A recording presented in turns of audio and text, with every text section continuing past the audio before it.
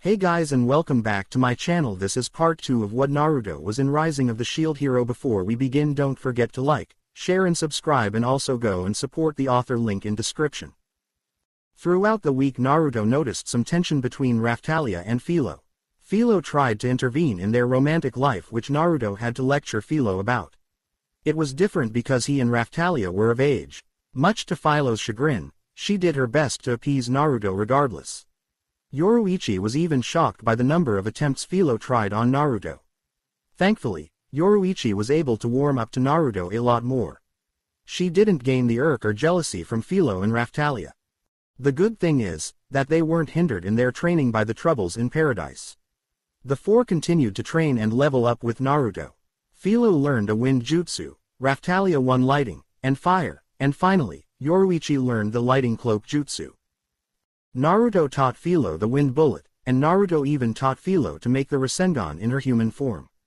Philo learned she was able to form a Rasengan with her talons when she lunged at her enemies. Naruto was relatively surprised how easily Philo learned the Rasengan while so young. It took Philo and Yoruichi the same time as it did Raphtalia when she learned it. Raphtalia ended up learning how to use the Great Fireball Jutsu, as well as a collaboration with Naruto and Philo using wind palm to enhance her flames. Yoruichi learned the Rasengan and began trying to add an element. She found little trouble in doing so, as if it was breathing for her. Naruto wondered if it was growth passive he has, that must buff Philo's, Raphtalia's, and Yoruichi's training in chakra. Yoruichi learned to add her lighting affinity, allowing her to toss the electrified Rasengan like a speeding bullet. Philo learned to channel wind into her Rasengan, but Naruto forbid her from even trying it. If it did the same effect on him without Sage Mode, he didn't want her using it. Naruto made sure to have Philo practice her regular chakra exercises before she dwelled too deep into her nature affinities. Though what did it matter when their chakra control was basically on par with Raphtalia's? Naruto would have to ask Tsunade for some more chakra control exercises for the girls to work on. Naruto had Philo learn to tree walk in both forms, and water walk in both forms. Naruto also learned the Shuriken Shadow Clone Jutsu, which really could be done with Shuriken or Kunai. Naruto could even do it with his Hiraishin Kunais too. Naruto also had Gamatsu get an order of those for himself to use. Naruto and his party soon found themselves letting Merchant travel with them. The man was wearing a red outfit. To be honest, Naruto thought he looked like a clown. The man smiled happily. "I can't believe I get to ride with our Kyuubi Sukunabaikona no Kami. A.N.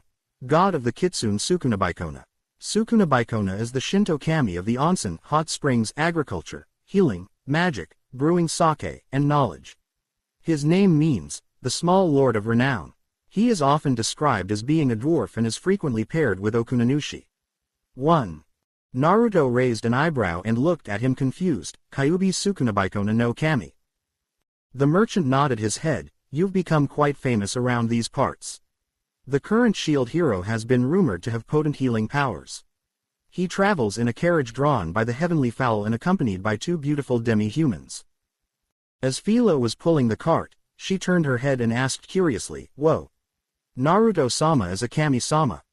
Just then Raphtalia placed her finger up to her mouth. "Oi.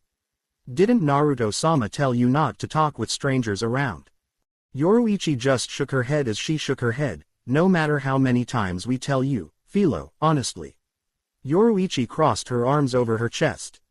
Philo turned back toward the road. "Oh, sorry." The merchant's eyes widened. "She can talk, too. That's the heavenly fowl of our Kyuubi-sama." Naruto shook his head and sighed. "I'm no Kami-sama or anything." Just then Raphtalia spoke up and said, "Naruto-sama, people are blocking the path." Naruto moved forward to get a good look. He sensed them earlier. They certainly didn't try to hide. "Whoa, stop right there." Naruto saw the muscle-headed men with grins on their faces. "Strange bird you've got there. We heard an accessory seller was hitching a ride with you. We know you're in there." The leader of the group of bandits called out with a smirk on his face. Naruto motioned for the merchant to stay quiet and stay inside. Naruto stepped out to get a look at them. Then a man with scraggy brown hair and a green shirt said, "Quietly hand him over, and we'll spare your lives, at least." Naruto landed on the ground and walked up until he was about 20 feet away. "You mean you'll take everything but our lives?" The bald one behind him smirked and said, "You're a sharp one, lad." The man then spotted Raftalia and Yoruichi. "Look at those two girls. They're pretty hot for demi-humans. Looks like we can have ourselves some fun tonight." Naruto grit his teeth as he felt his blood boil. If Naruto hates more than anything in any world are scum who abandon their comrades, and rapists. Especially ones who would target the people he loves. They all began to laugh and chuckle at the idea. Raftalia hopped off the wagon and drew her sword and she asked, "Naruto-sama, may I take their life?" Yoruichi punched her fist into her other hand. "Make sure to leave some for me." Naruto rolled his sleeve up as he said, "No, because I have a better way." Naruto's eyes shifted to the Mangekyo Sharingan. Naruto glared at them all. He pointed to them, "I'm not giving you any sort of mercy. You aren't leaving unscathed." Naruto looked at one guy and Naruto muttered Tsukuyomi. The guy Naruto made eye contact with fell Naruto and fell straight to the ground.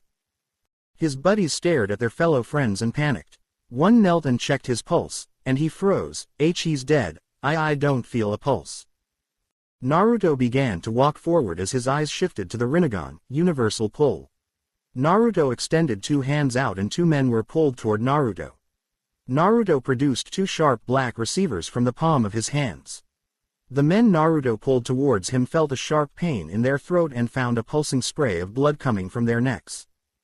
Naruto dropped them to the ground. Naruto made sure the black receivers were hollow, so blood squirted out in the rhythm with their heartbeat. That was already 3 down, 2 more to go. Naruto stretched his hand out as a truth-seeking orb appeared from his back and shot forward. The orb appeared in front of one man and stared at the orb with fear. His body shook, and he had a look of fear in his eyes. Yoruichi stared in shock and awe at Naruto's powers. Naruto was so caring for the people he cared about. This side of Naruto was completely different. He had no mercy towards the ones who tried to end theirs. Naruto lifted his hand as the orb went up and shrank to a small pill size. The orb shot into the man's mouth as it went down his throat. Naruto then muttered, "Expand." The orb shot out, but this time took the shape of a cross with the man's arms pinned out by the pole of the truth-seeking orb. His head was straight up as the pole stuck out of his mouth. Naruto watched as the man screamed in pain as blood ran out of the holes in his body. Naruto returned his gaze to the bandits. "One more, who's up next?"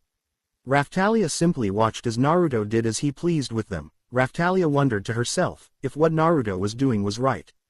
Killing them was one thing but torturing them was another. They all fell to their knees, with their eyes widened in fear. One screamed out, What the hell? Why you're a hero you're." Naruto narrowed his eyes and said, "I may be a shield hero by title, but that doesn't mean that I am a hero." Naruto took a couple of steps forward. "I could be a serial killer for all you know. I just so happened to be summoned as the shield hero." Naruto walked up to the bald guy who crept on Yoruichi and Raftalia. Naruto stuck his arm out as a kunai was lodged into his throat. Naruto raised a hand and snapped his fingers. The other 4 men who Naruto killed were next to Naruto passed out on the ground, though like I said earlier, I don't stand for rapists, so I only ended his life. The bald guy gurgled and choked on his blood. He fell to his knees and fell onto his face. He died. Naruto looked up at them and he gestured to Raftalia and Yoruichi. The two walked up to the past our 4 men and threw them at the group. "Now, are you done?" Naruto simply put everyone under a genjutsu to make the illusion he killed the 4. Though, he wasn't joking about the bald one he was going to kill. When Naruto dispersed the genjutsu, and even after killing one of them, the scraggy guy built up the courage and said, "We've got a class-upgraded bodyguard, so your little eye trick isn't scary. Sensei, show him who's boss." Soon a man came walking up. He was wearing a black cloak and had black hair. He had tear troughs like Itachi and a sword in hand. Naruto's eyes changed back to the M's, and the pinwheels began to spin as he said, "Fools, the lot of you. Tsukinami." Naruto muttered as all the men in front of Naruto's eyes widened. Quickly within seconds, they fell to the ground foaming at the mouth. Naruto closed his eyes and shifted them back to normal. "Raftalia, Yoruichi, Philo, try not to kill them." Naruto went back to the wagon as Naruto released them from the genjutsu. Naruto decided that having the girls kick their asses would be much more enjoyable to watch. With pleasure, Raftalia whipped her sword out and charged at them. "As you wish, Naruto." Yoruichi's body was engulfed in a pillar of electricity. Yoruichi narrowed her eyes and said, lighting assault mode. The electricity form on her arms and legs in electricity, and also covers her forearms past the elbow and her legs up to her thighs, each ending with claws made of electrical energy. Yoruichi launched at them on all fours with her claws pointed at her targets.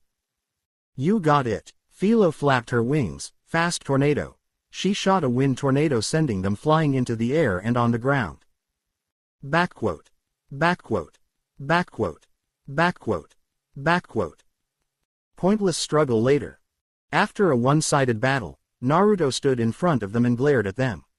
The same scraggy-haired man spoke for everyone, some other tea trader told us to mug tea the guy riding W with you. T that was because he was carrying a bunch of nice stuff. The broken scraggy man spoke, but the memories of that accursed illusion he was in had him on edge. I see then. The merchant sighed. Naruto then asked, what do you want me to do since they were after you? Naruto wanted to end them himself, but then again, he wouldn't be any better than them, but that one guy had it coming. The trader looked to Naruto and said, usually, you'd hand them over to the guards. Then the scraggy guy Naruto broke somehow grew a pair. It was obvious since you had no weapons, only a shield. Naruto smirked as he leaned forward holding a Hiraishin kunai to the guy's throat. Naruto then said, we're unlucky adventurers who were attacked by the cruel shield hero. Not only that but he killed one of our guys. That's what you tell the guards. The bald guy added, exactly. Naruto knew he had ways to work on that genjutsu so, he'll continue to work on it to make it as powerful as Itachi's.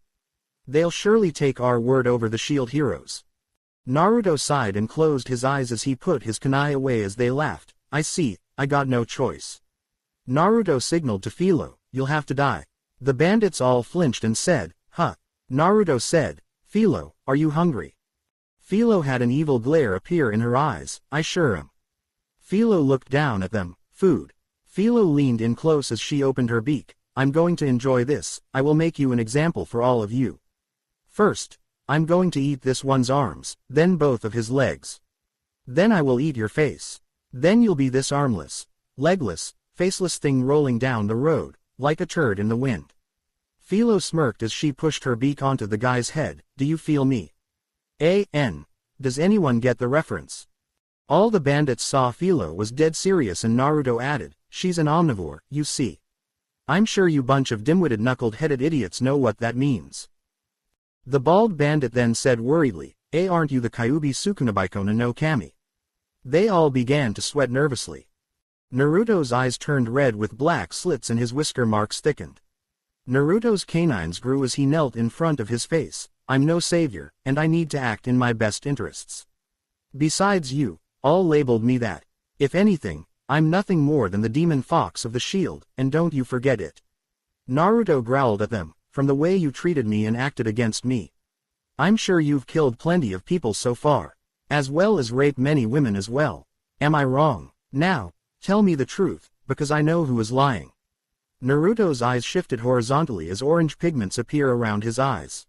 Wait, P please. Anything but our lives. The scraggy blonde-haired man pleaded, but Naruto had none of that. I'll ask again, have any one of you done it? Naruto asked, not wanting to hear any other answers. They all began to shout, I've never done such a thing. No way in hell I'd do it. They all argued and shouted for their innocence. However, Naruto grabbed one from the middle, grabbing the scraggy-looking man from before. Naruto slammed him on the ground. All right, shits for brains. Spill it. Naruto interrogated him as the scraggy man was crying for his life. P please. D don't kill me please. I beg you. Mercy. The bald man shouted for mercy. Naruto used his Sharingan to glare into his mind and pull the memory out. Soon Naruto flinched back as he grits his teeth. Naruto looked at his fellow bandits. Here, this is what he's done. Filthy animal. How dare this one begs for mercy, begs for me not to kill him, to not do it. Naruto turned his eyes to everyone and sent them the scraggy guy's memories. Naruto simply kneed him in the balls, causing him to scream in pain as his eyes rolled to the back of his head. The mother was about 25 to 30. With children, you made those children watch as their mother begged for you to stop. Mercy, how dare you ask me for that? Naruto stripped him of his clothing and left his underwear on. Naruto did crush his balls. This piece of shit was a real womanizer.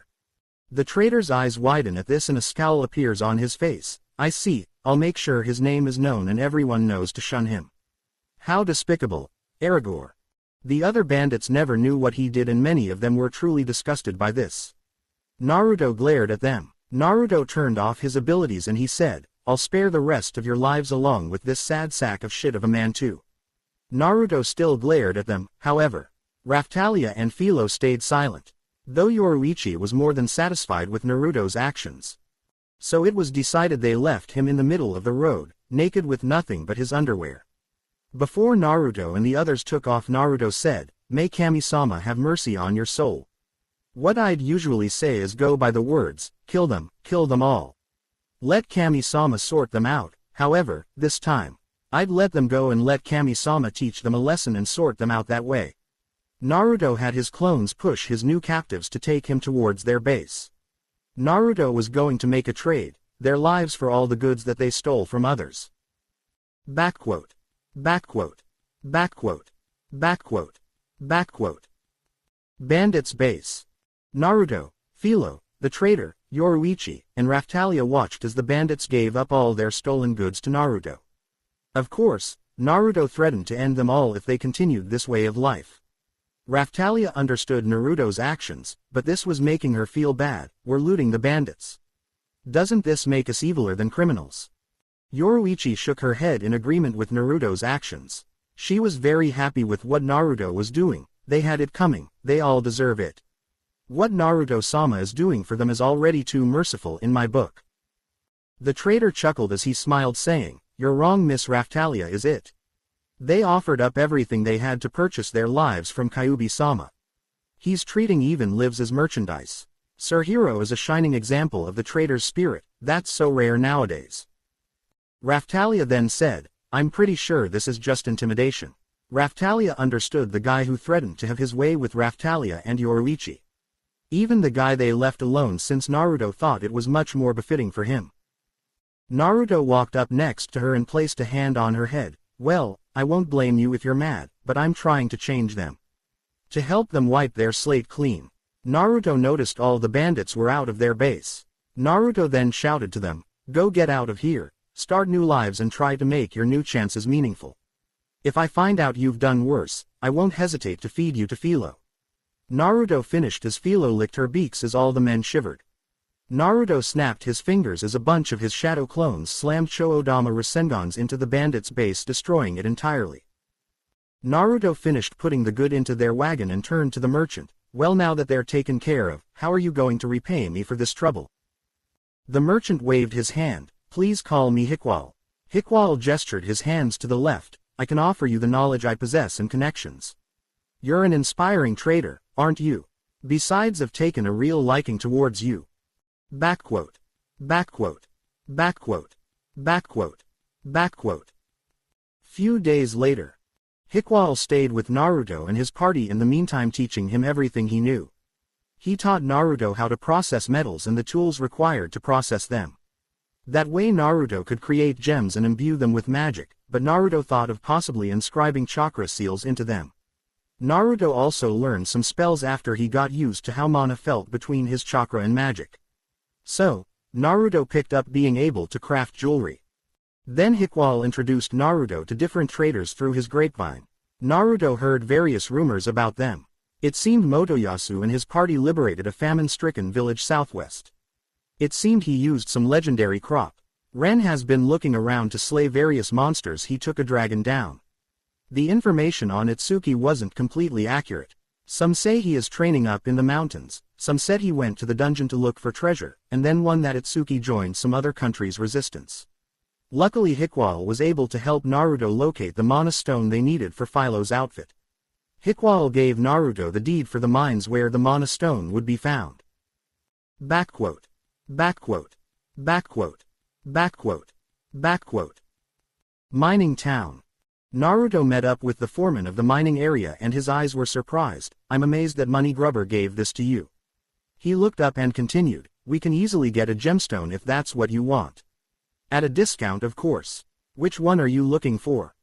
Naruto rubbed the back of his head and closed an eye. We're hoping to find a gemstone used to make magic threads. Backquote. Backquote. Backquote. Backquote. Backquote. In the wagon on their way to the mine, Naruto sat in front of the witch from the magic shop with Yoruichi next to him. I'm amazed you learned where to find the gemstone so quickly. Not only that, but you learned how to use the magic from those grimoires so quickly. Philo smiled and chirped out, Naruto-sama is such a great sensei, that's why. Yes indeed, Naruto-sama is very gifted at teaching. Raftalia turned her head with a bright smile on her face. Raftalia looked at Naruto who continued to converse with the witch. She was happy Naruto seemed so much more relaxed. Naruto waved his hand to the side. I'm not too worried, I heard the location is rather dangerous. Though, I'm sure it's something we can all get through no issue. Just then Yoruichi called out, Raftalia, Naruto-sama look. Everyone looked ahead to see the entrance to the mine, but it looked like a tomb of some sort. The witch recognized the tomb. I remember this, the temple was once a notoriously evil alchemist's base of operations. The witch directed them to a small cave that was on the side before they went into the actual tomb. I had no idea this tunnel existed. Naruto was holding a flame in his hand. The mining chief said that no one enters due to the monsters that have made their home here. The group continued to walk until they came upon an open chest. Yoruichi looked confused. The stupid chest is empty. Wonder if someone else got to it. The witch then interrupted and said, Dear, I think it's bad that we found it opened. It's ancient writing. It says, we pray this seed never makes it out of here. It is a twisted manifestation of our wish for nobody to starve. Naruto placed his hand on his chin and closed his eyes, the energies that were in here. Naruto opened his eyes. Well, that's not good. Naruto's eyes were yellow with horizontal markings in his pupils and orange markings around his eyes. I sensed that the spear hero along with his party were here, and they opened the damn chest and took the seed. Philo then called out, Naruto-sama, there is a path this way. Naruto turned to her, thanks, Philo. Let's get going. Though Philo called out, wait, Naruto-sama. Philo heard Naruto say, geez, if you aren't going to listen then, I'm not going to need you anymore. Naruto turned back to her. He could sense she was nervous. What's wrong, Philo? Well, there's. Philo could sense monsters nearby. Naruto looked at her confused, but he suddenly felt the presence of monsters. Philo, come here quick. Philo came running over as Naruto walked in front of the group. Naruto placed a hand on Philo, Raftalia, Yoruichi, and even the witch. The witch suddenly felt an energy spring up from within her after Naruto touched her. A red chakra cloak covered the head from head to toe. The cloak had 2 red ears, a single tail, and a claw for hands and feet. What is this? She looked at Naruto as he was covered in a golden cloak. Naruto's pupils consist of a cross of vertical fox slits with horizontal toad slits, and no pigmentation around his eyes would otherwise signify the standard sage mode. The whisker-like markings on his face become thicker to resemble the trigram, and the chakra shroud's shape alters to resemble a full-length haori. Naruto also had 9 black orbs behind him. Stay near me, but that cloak will protect you. Naruto warned them. Yoruichi held her fists up, Philo had her claws ready, and Raftalia drew her sword while the witch had her wand out. The witch knew what they were dealing with. It seems this cloak gives us the resistance to the monster's magic. The monsters have magic that makes you hear the last thing you would want to hear from the people you care about. Raftalia narrowed her eyes. How crude is that? The witch held her wand and she began her chant, as source of thy power, I order thee. Decipher the laws of nature and restore our sight. She held her wand straight into the air and shouted out, fast anti-bind. She then swung her wand down as a bright light illuminated the area. Naruto saw the bats and extended his hand out as arms appeared from his body swatting at the animals. Naruto turned to Philo. Philo. Now.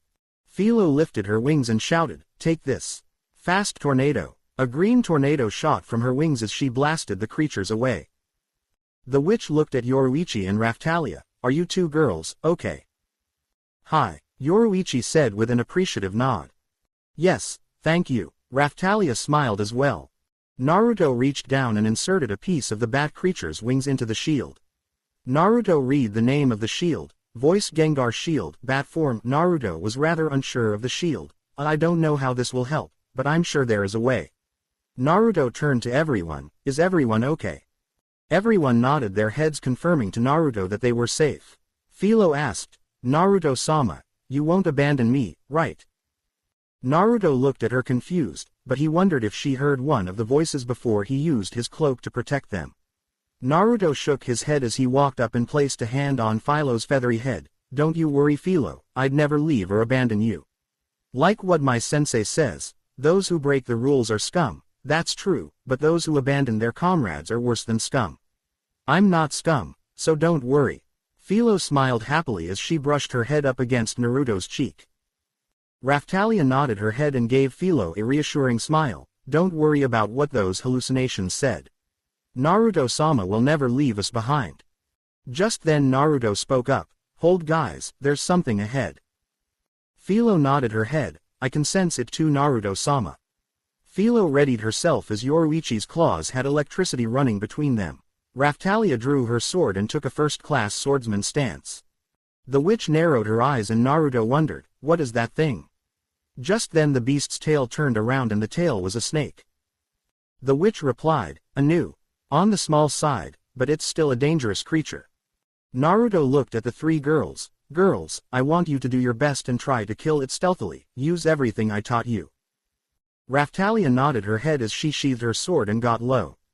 Raphtalia closed her eyes and chanted, As source of thy power, I order thee. Decipher the laws of nature and conceal me in a haze.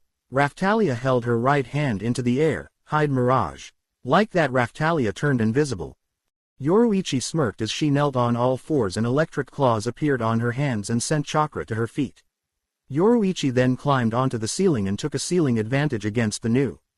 Philoda transformed back into her human form as she hunched down ready for Yoruichi or Raphtalia to attack first. Naruto and the witch waited and watched. Just then Raphtalia weaved through some hand signs and called out, Fire style, Great Fireball Jutsu. A large ball of fire came from Raphtalia's spot as her mirage went away. The snake looked at Raphtalia's attack surprised, and by the amount of heat being produced. The snake could not determine where anyone's position was anymore. Just then Yoruichi dropped down onto the Nu's back and slashed at the back. She dug one of her claws into it, allowing her to keep her hold. Then swung her other hand on its body, causing long gashes. Yoruichi stopped her momentum when she was on the side of the Nu and slashed at its right hind leg. The witch watched in shock at the girls' collaboration. Just then Philo ran forward in a burst of speed in her human form. She was fast and quick. She quickly transformed back into her philolial form with one talon stretched out. A ball of chakra formed from her feet as she slammed it into the Nu's left side. Rasengan. Yoruichi jumped off before Philo made contact. The Nu was sent flying into the side of the cave, letting out a roar of pain. However, it was silenced once Raphtalia appeared again from a mirage and swung her sword coated in lighting chakra. The head of the Nu fell to the ground, and then Yoruichi quickly slashed the snake's head off. Naruto smirked as he came walking out and began to clap his hands. The witch looked at Naruto in shock. She wondered what those spells they used. She recognized the mirage spell, but not all the other ones. Great job, ladies. You all did a fantastic job. Great timing with the Rasengan, Philo. Raphtalia, good execution, and Yoruichi, great job on attacking its leg. You all get an A+ in my book 1. Yeah, I did great, Philo chirped out happily. Thank you, Naruto-sama. Raphtalia smiled rather happily. Your praise is appreciated, Naruto-sama. Yoruichi felt her cheeks heat up with a light pink hue on them. Yoruichi went to stand by Naruto's side and give him a kiss, but she hesitated. Before she could do anything, Naruto went towards the mana crystals. Naruto didn't see she was trying to kiss him either. Not that he didn't want to, it's the fact he wanted to take their time. He didn't want to rush anything. Naruto walked over to the rocks and took out a hammer. Naruto hit it to break the gemstone off. Let's mine a bunch of these, seal them away then. We can sell them for a bunch later. Backquote. Backquote. Backquote. Backquote. Backquote. Back in the witch's shop. Philo was sitting on a chair wearing a red dress that was given her to wear. She was spinning a wheel that was taking her mana and turning it into a fine thread. Philo though have made quite a bit already, and she said tiredly, this is making me sleepy. The witch smiled as she said, "It's because you're converting your mana into thread. Endure it just a while longer." Philo looked at her mortified. The witch giggled as Naruto shook his head at Philo's complaints. "I'll give you a snack once you finish." The witch walked over to get some snacks for her. Naruto couldn't believe Philo sometimes, she was such a kid. "Wait, she is one. A yummy one. Then I'll keep going," Philo cheered out happily. Eventually, Philo finished and made plenty of mana thread for the clothes designer to make her outfit. Naruto, Philo, Raphtalia, and Yoruichi went to the clothes designer and handed her the threads. After a day of making the outfit, they returned, and Philo got to try her new outfit on. Once Philo got the outfit, she came walking out with the clothes designer in tow. Philo smiled brightly as she flapped her wings out and twirled in her dress. Naruto had to admit that Philo looked very cute in that outfit. Though Naruto seemed to have missed the pout look on Yoruichi's face, with Raphtalia's simple giggle. Philo smiled and asked, "Naruto-sama, how do I look?" Naruto walked over and messed with her hair. "You look so adorable, Philo. You look cute." Philo jumped in happiness as she wrapped her arms around Naruto's neck and clung to him. "Yay. Thank you, Naruto-sama." Yoruichi looked at her clothing. Should she get something cute herself? Would Naruto care if she— No way Naruto-sama looks at me like that. He has Raphtalia. Besides, Naruto-sama would say I looked beautiful in my outfit. Cute might be a bit weird. Yoruichi did herself to convince herself she was overthinking things. Clearly, Yoruichi didn't think of it right. Naruto thought they all looked very cute. Regardless of what they were wearing, Philo was just cute since she was a child. Naruto would say other choice of words for Raphtalia and Yoruichi. The clothes designer smirked as she raised her hands to the side. Naruto could see the sleep-deprived look on her face. Not only that, but her hair was a little disheveled. "I did my best to bring our every last." The woman placed her hands next to her face with a cheerful look. She then placed her hands on her hips as a proud look appeared on her face. Bit of Philo-chan's charm. Philo twirled around as she described what she did. "I used white as the base color, to go with her wings. I added plenty of frills as a nod to her feathers, too." She then walked over and gestured to Philo's bow, and since it'd contrast best with her blonde hair, I went with blue for the ribbon. Raphtalia chuckled as a sweat drop appeared on her head. All right, she was very enthusiastic about her dress. Naruto knelt to Philo's height. "As long as you like it, Philo, I'm happy with it." He again patted her head, which she smiled and leaned into it. "Yeah, I can't wait to show it off. Now let's try it." OU. Philo suddenly was engulfed in steam as she transformed into her Philolial form.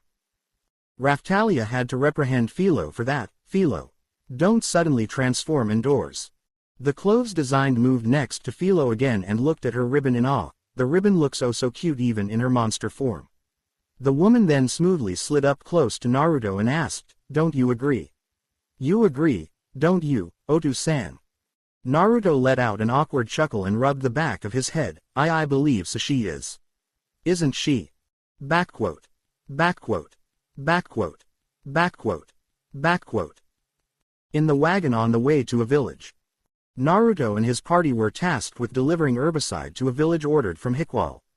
Naruto agreed to do it and get paid for the job. While traveling, Philo spoke up and said, "Whoa, there's so many plants here." Naruto stuck his head out to look along with Raphtalia. Yoruichi was currently driving the car. "Yeah, you would need a lot for this, but I might be able to make it go away using my wood release." Yoruichi looked back at Naruto. "Wood release?" Naruto chuckled and said, "I'll explain later. Philo, let's go." Yoruichi hit the reins as Philo sped up quicker to the village. Yoruichi was shocked at the scene. "Naruto-sama, look at the vines, they overran the village." Naruto focused his chakra onto the vines and everything, but whatever it was not responding to his chakra at all. It must be independently thinking and capable of not listening to Naruto's control. Philo chirped out, listening to Naruto's command, "You got it." Philo sped up trying to get to the village faster. Backquote. Backquote. Backquote. Backquote. Backquote. In the village. Naruto, Raphtalia, and Yoruichi stood in front of the village chief. This place was about to fall to the vines, too. Raphtalia was curious. You couldn't have burned the plants. The chief replied, we tried everything, but nothing was working. Our village was already overrun by vines. What's worse, is the plants turned into monsters and attacked us. Naruto narrowed his eyes and looked at Raphtalia and Yoruichi. Girls, that plant, remember what we found in that cave? That empty chest. The writing on it, we pray this seed never makes it out of here. It is a twisted manifestation of our wish for nobody to starve. I wonder if, did that idiot Motoyasu come through here? The spear hero. The chief was surprised at how easily Naruto was able to deduce who gave them the seed. Yes, it was. Our village was being ravaged by famine when the spear hero visited. When he heard our plight, he went to ruin and brought back a seed that was sealed there. He called it a miracle seed. Naruto gave them a dry look. Seriously, does that not ring any alarms? Sealed away, it meant people wanted to keep it away. A member who was part of the chief's circle spoke up. At first, we were overjoyed how quickly it grew and bore fruit. However, they grew too much and overwhelmed your village. Raphtalia finished his sentence. Indeed, you're right. The man looked at his feet ashamed. The chief added, we looked up our old history. We found out that the alchemist who'd set up shop in this area created the seed. Though, they sealed it away for some reason. Naruto, who was sitting on a wooden box, stood up and sighed. Well, we know the reason now, don't we? Hi, the legend said the seed overtook the region for a while. The chief was then cut off by Yoruichi. Honestly, you guys ignored the legend because you were desperate. Weren't you? Yoruichi crossed her arms over her chest. The three got down on their hands and knees. The chief held up money. Please, we'll pay for treatments, and the monster extermination, in advance. Please save our village. You are the Kyuubi Sukunabaikona no Kami. You even have the heavenly fowl pulling your cart. Along with 2 beautiful demi-humans with you. I'm so kicking his ass the next time I see his stupid face. Naruto took the money. I'll save your village and treat its people. Where are the sick? Please, this way. The chief stood up and gestured for them to follow them to the tents. Naruto made his way inside and found kids. They were all kids. They had vines growing off their bodies. These plants, they're parasitic. Naruto walked over to a child. He could see it was in pain. Naruto smiled out and said, hang in there, buddy, I'll make the pain go away. Naruto pondered for a second. He could try to use the herbicide in his shield. That way he could enhance its effect and cure people, at the same time making it safe to use on people. That, or he can use his 6 paths sage mode and use the sun mark to cure them. Naruto decided to go with the latter. He didn't want to use it if he didn't have to. Naruto took the herbicide and held it in his hand. He poured it into the kid's mouth and his shield enhanced the quality of it. Naruto then took the rest of the herbicide and threw it onto the child. Like that, the vines on the child died, and the child's skin returned to a normal color. The chief along with Yoruichi and Raphtalia looked at Naruto in amazement. Come on, let's get to the next. After spending a few minutes helping the sick, Naruto walked outside. Philo. We're going, let's get a move on. Naruto's party made their way through town and took out any nearby plant monsters. Yoruichi slashed them with her claws along with Philo. Raphtalia used fire jutsus to help burn the plants away. Naruto let them fight as he wanted to continue surveying the area. Naruto tried to continue to connect with the plant monster but was unable to. It was clear that it had its mind of thinking and would not respond to his chakra. The crew made their way into the middle of town and saw a giant tree, which also had a giant flower on it, that had an eye in the middle. That was probably the most disgusting thing Naruto has ever seen. Okay guys, engage, and watch each other's backs. Philo smirked in her philolial form. You got it, Naruto-sama. Philo took off. Raphtalia shouted out, Philo, we should be in formation. Yoruichi sighed annoyed. Philo. Come on, Raphtalia. Yoruichi jumped off with Raphtalia following in tow. Naruto walked forward and stomped his foot onto the ground. Wood style. Wood dragon jutsu. A giant wood dragon shot out from the dragon heading towards the monster tree. Naruto watched as Philo jumped and flipped through the air. To give her a boost, he extended his hand out and shouted, Airstrike shield. Philo landed on the shield and used it as a boost to launch herself at the plant. Philo clawed her foot at the eye, causing purple blood to shoot out. However, the eye quickly regenerated and shot out vines to capture Philo. Naruto ran forward quickly and swung his kunai down, creating a wind blade. It cut the vines, trying to capture Philo. Raphtalia landed next to Naruto. Naruto looked to Raphtalia. You two, work together. Raphtalia, throw the herbicide onto the eye. Yoruichi, watch their backs. Yoruichi took off next to Philo and Raphtalia after Raphtalia grabbed the herbicide and hopped onto Philo's back. The two shot off with Philo dipping and dodging the vines. Naruto meanwhile looked toward the vines, going after him as he extended his hand out. The wood dragon came crashing through as it bit through the vines, ripping them to shreds. Naruto then aimed it at the eye of the monster plant.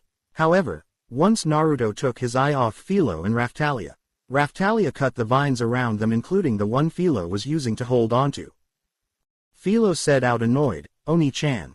Don't hold me back. Raphtalia shouted out annoyed, hold you back.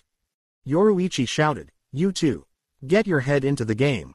Yoruichi lunged at them as vines wrapped around Raphtalia, causing her to get stuck. Raphtalia, Naruto shouted as he ran forward, but Yoruichi swung her claw out, shredding the vine wrapped around her. Raphtalia had to hold her skirt down, so she didn't flash anyone. Philo smirked as Raphtalia landed next to Philo and Yoruichi. Philo, did you just laugh? No, I didn't, but don't mind that. Get the herbicide. Philo said with a cocky tone. Raphtalia did so and spilled the herbicide on the plant's roots, which burned it, but began to regenerate. Yoruichi growled, this is annoying. It regenerates too fast. Naruto wondered, wait, I think I got it. Naruto jumped and landed on the roots of the plant monster.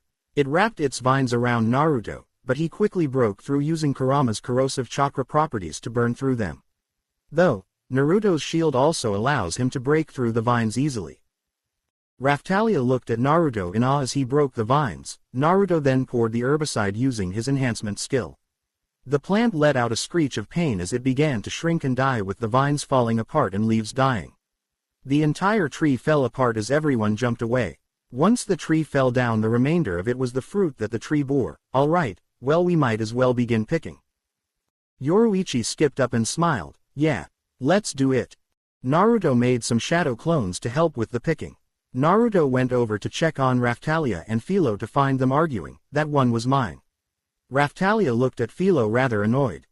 Philo looked back at Raphtalia and retorted, I got it first. Me. No, me. No, me. Me. Naruto sighed as he picked up fruit. He saw a new shield pop up, Bio-Plant Shield. Naruto saw the skill that came with it, Plant Modification.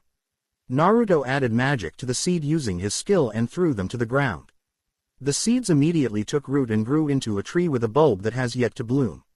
Naruto watched as the plant quickly withered and died, and Yoruichi walked up holding a basket of fruit. Naruto-sama, what are you trying to do? Raphtalia came walking up with Philo holding the fruits in their baskets. Naruto looked at Yoruichi and replied, I got a skill that allows me to modify plants. I tried to change the seed, but with no success. I don't want to try chakra, it might make the plant monster thing even stronger. Backquote. Backquote. Backquote. Backquote.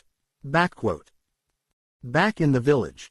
They arrived at the front gates with the chief and the townspeople greeting Naruto and his party. Thank you so much, our savior. No, shield hero. Naruto nodded his head, giving them a small smile. The monster is dead, the vines are all that's needed to be cleaned up. Naruto gestured to everyone, come, let's all get some rest, all right. Naruto let a small yawn out as he went to the wagon. He hopped in and changed his shield to a small one, which was much more manageable when wanting to sleep. When Naruto went to bed, he looked up at the white cloth of the wagon. Philo slept on his right side in her human form, while Raphtalia was sleeping on his left side close to him. Naruto lifted his head to see Yoruichi sleeping peacefully on her own on the side. Naruto laid his head back down and wondered to himself how things were going with Kasumi. There has been so much going on that he hasn't had time to stop and think. Naruto turned his head to Raphtalia to see her sleeping form. He leaned forward and placed a kiss on Raphtalia's forehead. I wonder how far we'll go, what lies ahead for us. Backquote. Backquote. Backquote. Backquote. Backquote. Spear Hero's Party. A girl was alone in a stable and plopped herself on some hay. She had bright blonde hair and reddish-brown eyes. She was a very well-endowed girl with floppy dog ears on her head and a blonde tail. The girl was wearing a white short-sleeved, no-shoulder strap, blue top with a green overall outfit that went over her shoulders. She had leather buckles at her midsection that also showed off her belly and green pants. I am using Roxanne's description from Harem in the Labyrinth of Another World. She had a clear slave crest on her chest. Motoyasu smiled and said, "Please, if there is anything you need, don't hesitate to call me, okay? I'll come running in to save ya. I can take care of myself," the wolf demi-human replied with an annoyed look on her face. Mine walked in. "Come on Motoyasu-sama, let's go try out the hot springs. She may be new, but don't ignore me over her." Motoyasu sighed and rubbed the back of his head. "Well, if anything call for me, okay Roxanne-chan. Are we sure we can't ask her to join us Mine?" Motoyasu waved as he walked off and Mine stood by. Kasumi turned her head away. "No thank you, I'm fine here." Kasumi immediately shut Motoyasu down. The now named Roxanne looked at Mine annoyed. "Don't give me that look you stupid demi-human. You're lucky that Motoyasu-sama even decided to purchase you. The only thing you're good for is being our shield. If you die you die. Be thankful for his charity. After all, we did go through the trouble of purchasing you this nice place to stay at." Mine chuckled as she shut the doors and laughed walking away. Kasumi growled out annoyed. She hugged her knees to her chest. She looked down annoyed. Naruto Oni-chan, if that's you, please, come save me." Kasumi looked down as tears ran down her cheeks. "Please, come save me." Backquote. Backquote. Backquote. Backquote. Backquote. With Naruto mourning. "Please, come save me." Naruto shot up from his sleep, as he held his hand onto his face. He let out rapid breaths as sweat ran down his face. Naruto felt his heart racing while hurting as well. I'm sorry, Kasumi, I'm sorry I wasn't strong enough back then." Naruto sighed as he created a shadow clone and replaced himself with it. That way he didn't wake anyone up. Naruto went outside and found the sun was slowly rising. He stomped his foot on the ground as small hole opened up. Raphtalia came walking out realizing her boyfriend left the wagon. "Naruto-sama, what are you doing?" Naruto dropped some seeds onto the ground. He had clones working during the night for him. Naruto covered the hole up. "Check what my clones figured out." Naruto sent the magic and chakra into the seed. A stem began to grow, and the sun began to rise from the horizon lighting up the wagon that Philo and Yoruichi were sleeping in. Naruto and Raphtalia watched as the plants grew to a normal height and bore fruit. There were no monsters that came from the plant. It worked. Philo then walked over and smiled. "Whoa. These look yummy." Before Naruto knew it all the villagers came by and Naruto explained what he did. "I went ahead and adjusted the seed. I increased their growth rate while notching the mutation potential. I lowered it to about nothing, about 0.02%, meaning they'll mutate for only weather conditions. Their growth rate was knocked down a significant amount too. I did increase the fruit growth and productivity of the plant." Naruto turned to the chief who looked in awe. "You'll never run out of food again, and never have to worry about famine." The chief cheered out thankfully. "Thank you so much, Sir Hero. Not only did you save us from danger but gave us a way to sustain ourselves." Naruto smiled and looked back at the plants. "Like they say, hunt and farm for a man and feed him for a day. Teach a man to hunt and farm, and they'll be fed for life." Naruto looked at the other seeds. "Why don't we cut a deal with the seeds? I'll sell some of them to you. If you can't pay for it, why don't you pay me using some of your goods? So, we'll exchange the fruits among us equally and you'll buy fruits with fruits. Regardless, they should grow well within the time before you run out." Yoruichi watched from the wagon as she leaned her cheek on the side of it. She smiled watching Naruto as the sun rays gently ran across his face. Yoruichi sat up and felt her heartbeat increase. For whatever reason, it reminded her of what he said to her when she told her life story to him, and how he comforted her. Promised her to find the people who did this to her and see if her old master was still alive. Backquote. Backquote. Backquote. Backquote. Backquote. Asterisk. On the road back to Hikkwal. Yoruichi looked at Naruto as she sat in the back of the wagon with him. "Who the heck is going to eat all of these? They'll rot by the time we get to them." Yoruichi threw one into her mouth munching on it. Naruto took a bite out one too. Well, Philo loves them a lot and we can always snack on them from time to time. Though I think Hikwaul might find a person to buy them. After about a couple of hours of travel, they arrive at Hikwaul's house. They were all inside with him as he inspected the seed. I see, what an interesting seed you have here. It's very impressive, I'll gladly buy it, including the produce. Naruto smiled. He looked over to Philo as she laid on top of a basket. We'll keep one, that way Philo and us can munch on some of them before they all go. Yeah, thank you, Naruto-sama. Philo ran up and wrapped her arms around his neck. She nudged her soft cheeks onto Naruto's. Naruto patted her head. Anything for you guys. Hikwaul continued and said, you placed several attractive products to create an advantage in the trading business. I love how you work Shield Hero-sama, or should I say Shield Wakaioji. Naruto waved his hands quickly. Please Hikwaul, none of that. Naruto is just fine. I see. No worries Naruto-sama, it's a pleasure dealing business with you. Hikwaul turned to get some papers, but he stopped and turned back to Naruto. Oh Naruto-sama, if I may, I heard some interesting news as of lately. Naruto raised an eyebrow waiting for Hikwaul to continue. It's on your way there and I think they're still there, but I have a request for a delivery. There is a hot springs town not too far from here, it's about 4 hours south of here. Naruto nodded his head. Yeah, we can take the mission, but what's the other information?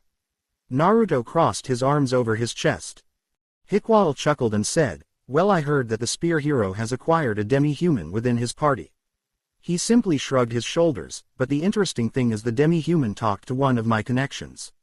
She requested that she deliver a message to you. It was for Naruto Uzumaki, Namikaze. That's all she said, was your name. Naruto looked at Hikwaul, floored by the news. Yoruichi and Philo both look at Naruto. He stood there frozen in shock. How do you know the name? N. Namikaze. That was my 2-chan's last name. Hikwaul shrugged his shoulders. Again, I don't know. The girl was a demi-human.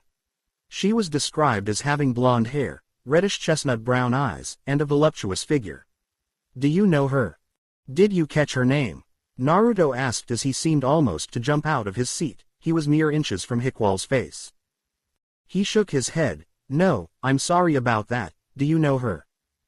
Naruto sat back down and coughed into his hands. Sorry, it's just surprising to think that someone I used to know is here, but who?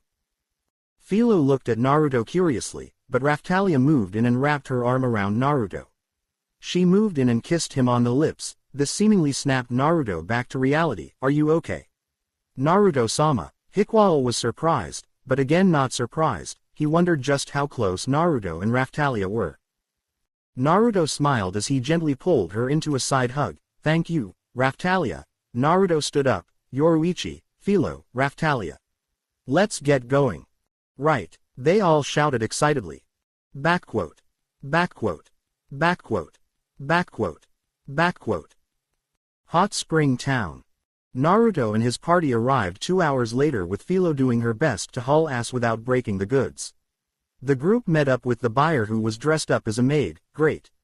The order is complete. Thank you for your business. See you. She handed Naruto the money as he stowed the money away into a seal. Naruto turned around as Raphtalia, Yoruichi, and Philo came walking up to Naruto. Naruto closed his eyes and absorbed the nature chakra. Naruto entered sage mode. He turned his head to the southeast and sensed Motoyasu and his party. Naruto gestured to the girls, come follow me. The shield party began to run following Naruto to see where the spear hero's party was at. Naruto then stopped as they came face to face with Motoyasu, mine, some girls, and one dog demi-human. Naruto turned off sage mode before they got there and stared at the demi-human slave that was with them. Motoyasu looked at Naruto annoyed. What the hell are you doing here? Criminal scum. He swung his spear from the left to the right. Naruto ignored the idiot and turned to the dog demi-human.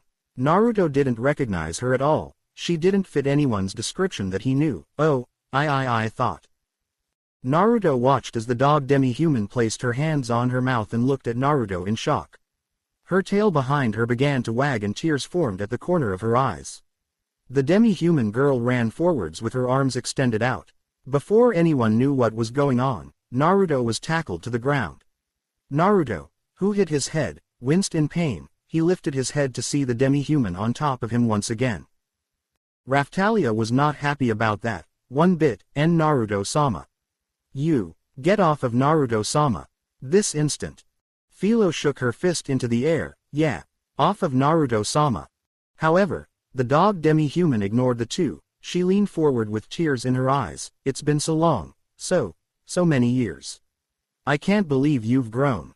Naruto Ni-chan, oh Ni-chan. Kasumi leaned forward and hugged Naruto tightly, not letting Naruto go. Naruto, who was frozen, didn't hug back right away. He slowly sat up as the girl continued to hold him, but something clicked within Naruto. Wait, it's not possible. She died. In my arms. That's impossible. She, K Kasumi, is that you? Naruto hugged back tightly as tears began to run down his cheek, he began to tighten his hold on Kasumi. Raphtalia's eyes widened as she relaxed at the same time. Yoruichi realized who she was, while Philo was clueless. Raphtalia had tears begin streaming down her cheeks along with Yoruichi. This was a sight to behold. Yes, it is. Oni-chan. It is me, Naruto. I've missed you so much. Kasumi cheered out as tears began to run down her cheeks. She didn't want to let go. She internally begged that if this was a dream, was to not wake her up. Please don't wake her up. Let her stay forever. Just then Naruto felt Kasumi flinch in pain as purple electricity shot off from her body. Naruto looked in horror as Kasumi began to flinch in pain. Naruto could tell that the setting of the curse mark was at level 3, a level Naruto never went to. Naruto angrily looked over to see Mine, standing there with an angry look on her face. Motoyasu looked at Mine confused. Wait, Mine, I thought I was her owner. Mine shook her head. You still are, but for now I took the reins. Motoyasu bought the lie as he rubbed the back of his head. Just then, before anyone could move, Mine found Naruto in front of her. Naruto stared at her with his own eyes wide. Mine stared at Naruto's eyes in shock. Naruto's eyes were filled with rage, anger, and hatred, and yet Naruto showed no trace of the said emotion on his face. Before Mine could say anything, she found herself flying into the wall. Bam! A loud smack went off as a ripple came out from the impact of where Mine was slammed into. Mine's eyes widened in pain, as she spat out blood, and more kept coming from her mouth. Blood ran down the side of Mine's face. She could not move, could not talk, and found breathing to be very painful. Mine looked up and saw lots of red as her blood covered her face. She was losing consciousness. Mine looked over to see Motoyasu running over towards, calling out for her. Mine. Mine. Mine looked back to Naruto as he stared at her with a hateful look in his eyes. A look promising her that he would make her life horrible, so horrible to the point that she would want to end her own life. She watched as Naruto walked over to Kasumi. He took out his shield. He created the slave shield and used his knowledge of the slave crest and Fuinjutsu. He broke their slave contact, and Mine's vision began to darken, but not before she saw Naruto stare at her. His hair covered his face. He stood there holding Kasumi in his arms like a princess who was passed out. Naruto lifted his head slightly to the right as his right eye began to glow red. 3 spinning black tomos appeared around his red eyes and black iris, then his eyes changed into a beautiful flower pattern. Everything changed when she heard him call out, Tsukuyomi. Malty looked around in shock. She looked up, down, left, and right. The world around her was in black and white. Where the hell am I? Where did you go, you damn demon? Malty growled out angrily. She raised her hand to make a fist. However, she looked at her hand and found it to be a stub. Her arterial blood shoots out of her arm in spurts. Malty's eyes wide, beginning to shake. What the how am I? Just then a hand was placed over her mouth. Geez, you're so damn annoying, also goddamn infuriating. Malty looked up as Naruto stood there in front of her with Sasuke's M's glaring down at her. Of all the things, you dare to do such a thing to my little sister. Especially after we reunited after she was taken from me. Naruto raised his hand and gripped it tightly. Naruto threw his hand to the side as Malty fell to the ground. The mouth that was over her mouth was gone. She quickly lifted her hand to find her hand back on her right arm. How did you? Just then something began to pour from Malty's mouth and she quickly threw up. However, when she looked at the stuff on the ground, she looked at it in disgust. What the hell is, blarg? Malty hunched over, throwing up even more than before. Naruto simply says, "Nothing much, just the amount of fucking dick juice you keep sucking off from Motoyasu, that's all." Naruto crossed his arms over his chest. "I've been enjoying this so very much so far. I know I may have removed Kasumi's slave crest. I will be but merciful just this once and only once. I will give you the money for her. 10 gold, nothing more nothing less, is that a deal?" Malty sat up as she caught her breath, and glared daggers at Naruto. "You damn criminal. Don't talk to me like you're better than me." Naruto pointed his finger at her. "Oh, I see how it is." Naruto snapped his fingers, and black and red figures of demi-humans appeared around Malty. Malty looked left and right. She tried to run away, but found herself immobilized. What the? Malty looked down to see that her legs were chopped off. My legs. How? Malty however felt no pain at all from her missing limbs. Naruto on the side was holding a sword in his hand. "You won't need those for right now." Naruto snapped his fingers as a wooden table appeared beneath Malty. Malty was hoisted up on the table, and leather clasps clamped over Malty's arms. "Hey, let me go. What the hell is this world? Let me out, let me out," Malty screamed out with a panicking look on her face. Just then a voice that came from the black and red beings that appeared before spoke. "Malty. Don't worry, I'll come to save you." They both took a step forward, but what Malty saw was not Motoyasu, yet it was. It was Motoyasu, but he had a monkey face with ears, and a tail swaying behind him. Malty realized that Motoyasu was a demi-human. No. Stay away you damn. No. It's Motoyasu-sama. But you're a demi-human. How? Malty watched as the others surrounded her with stupid monkey looks on their faces. Naruto smiled. "Come now dear Malty, it's your precious Motoyasu-sama. So please, make sure to please him with that body of yours." Naruto turned to walk away and he disappeared, and Malty watched helplessly as the Motoyasu demi-humans had their way with her. For Malty, it felt like hours passed as she screamed out, "Please. Save me. Please someone get this filthy demi-human off me." Malty couldn't stand it. These demi-humans that looked like Motoyasu did what they wanted to her. Just then Malty stopped and smiled like a crazy woman. "Please. Save me, Sir Shield Hero. You're a hero, right? So save me, please. I'll do anything. Just save me." Malty screamed out in terror. She tried to break through the restraints that kept her down. Naruto, who was floating above her, had his arms crossed over his chest. Only Naruto's glowing red eyes were visible, only his silhouette was visible for her to see. Naruto simply chuckled. "Hey, and save you. I'm no hero, remember. I'm a criminal, so I do things the way I want. If you think about it, in this world, I am not a king, I am not a hero, I am not a criminal. In here, I am God." Malty's lips began to shake, and she tried to worm her way out of the board she was tied down to. So, please. Let me devote myself to you. Please, please have mercy on your servant. I'll worship you every day to you. Naruto stuck his finger out and pointed at her as the M's began to spin, and a god's job is to make their sinners repent, and repent you shall. Now don't worry. You still have 71 hours, 59 minutes, and 59 seconds of repenting. Perk up. It'll be over before you know it. Backquote.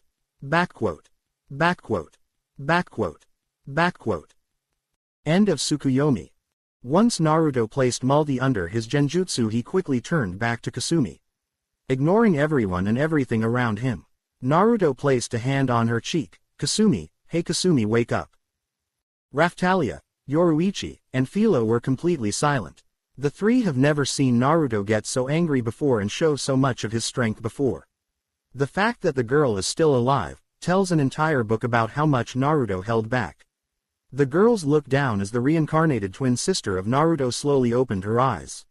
She looked up and smiled as she placed a hand over Naruto's hand that was on her cheek. She leaned into it. "Naruto ni, is that you? Is it you?" Naruto smiled as a tear ran down his cheeks. Naruto felt as if weights of planets were lifted off his shoulder. Naruto nodded his head as he leaned his head down. "Kasumi, I'm so sorry. I'm so sorry. I'm so sorry." Naruto had warm tears run down the side of his cheeks and they dribbled onto Kasumi's face. Kasumi gently rubbed Naruto's hand and brought her other hand up and gently rubbed Naruto's cheek. my dear Nisan, you must have been through so much. It must have been hard. Kasumi smiled happily as Naruto began to hug her tighter. It felt as if the world stopped moving, and the two twins reunited in this crazy world. Somehow, by some chance, the two came together again. Some people would call it fate, some people would call it a coincidence.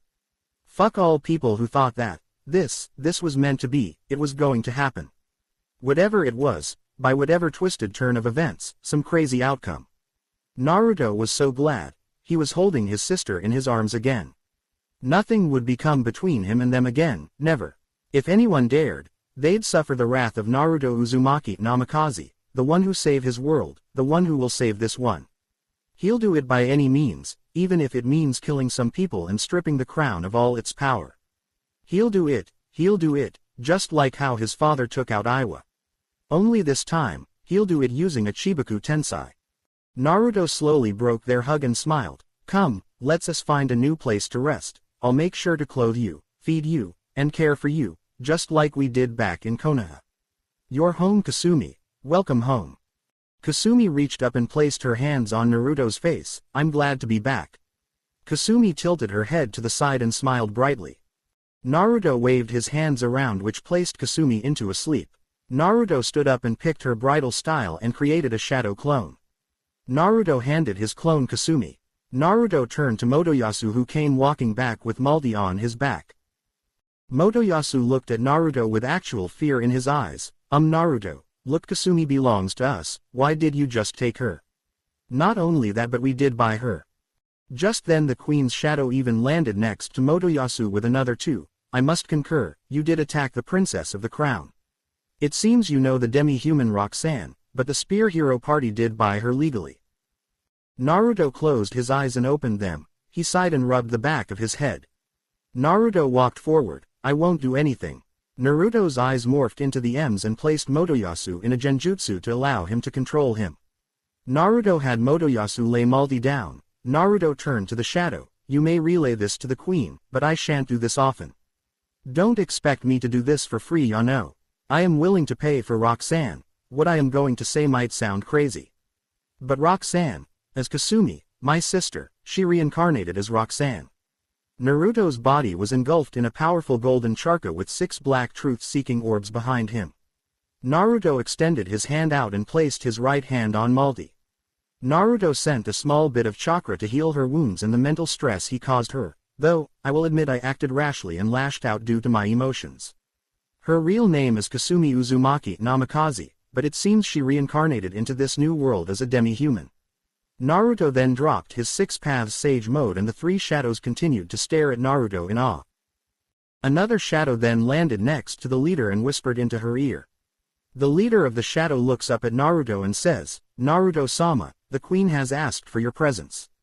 We will recall the spear hero along with Maldi. Your party and Kasumi will be brought to the castle as well. Naruto released the genjutsu on Motoyasu, allowing him to snap back to reality. He looked down at Maldi and saw that she was completely healed. Naruto then said, I healed her, I'll admit I may have gone overboard. Naruto turned around and left to walk back to his party. Naruto might have to explain to the queen, someone who he doesn't even know, about why he attacked her daughter and the spear hero for almost no reason, as well as taking their slave without asking and even dispersing the slave crest. Naruto will admit he acted how the king and Maldi tried to do to him. Naruto just got so angry that he lashed out, and understands he was in the wrong. At least just for this go around. But that doesn't mean he feels guilty about it. The bitch and dumbass got what they deserved, they had it coming for a long time. Backquote. Backquote. Backquote. Backquote. Backquote. Queen's Palace. Naruto and his party made their way to the palace, which was about an hour away. Before everyone knew it, everyone was sitting in a room waiting. Raphtalia and Yoruichi were standing guard next to Kasumi as she slept on the bed. Philo simply sat on the edge of the bed and kicked her feet back and forth. Naruto stood by a window. He felt uncomfortable being in a castle like this. Just then the door opened with the queen's shadow walking in. Naruto-sama, the queen requests your presence along with your party. Naruto stood up and walked over to Kasumi. He knelt over and placed a hand on her head. Naruto released her from the genjutsu, and she simply opened her eyes. Kasumi's eyes fluttered and they focused on the person standing above her. Kasumi saw Naruto's blonde hair and whiskers. Tears began to form once again. She shot up and wrapped her arms around Naruto's neck. It wasn't a dream. It truly wasn't a dream. Thanked Kami. The queen's shadow watched quietly as Naruto wrapped his arms around Kasumi. Kasumi simply tucked her head in his chest and Naruto gently rubbed her back. It wasn't a dream, it's real, I am real, so don't fret. I am not leaving you, not ever, we'll be together now and forever. Now come, the queen wants to speak with me. Naruto pulled Kasumi to her feet. She stood up next to Naruto. She stretched her hand out and took Naruto's hand. She didn't want to let go. The group was escorted down the halls and to a room. Naruto expected to be taken to a throne room, but he was taken to her quarters instead. The shadow knocked on the queen's door. Queen Morelia-sama, Naruto-sama is here with his party. Come in. The voice behind the door called out. The group walked in, and then the shadow disappeared. Naruto looked towards the window and Queen Morelia smiled and opened her fan over her mouth. How very astute. Then again not surprising, you seem to be of a much higher caliber than many adventurers and even the other 3 cardinal heroes. Naruto turned to her and answered back, yes, I can sense where they all are. They're hidden good, but they can't get past me. Naruto was on edge, and Queen Morelia could see that. Kasumi, who was holding Naruto's hand, could feel how tense he is. Raphtalia, Yoruichi, and Philo stayed silent when in the presence of the queen. The queen chuckled a bit as she folded her fan away. Naruto's eyes widened a bit when he saw the face that belonged to the Queen of Melromark. Morelia is a beautiful, fair-skinned woman with purple hair tied in a bob with collarbone-length bangs, purple eyes, and pale purple lipstick. She is normally in her intricately decorated royal gown, with what appears to be a bronze breastplate. Naruto could tell she has a regal presence that commands the attention of everyone around her. Oh, did the Shield Prince just give me a once-over? Queen Morelia giggled, which caused Naruto to blush. What? No. Just I didn't expect you to be this pretty. Naruto turned to the side as he muttered, I can see where Maldi got her looks, but her personality is much to be desired.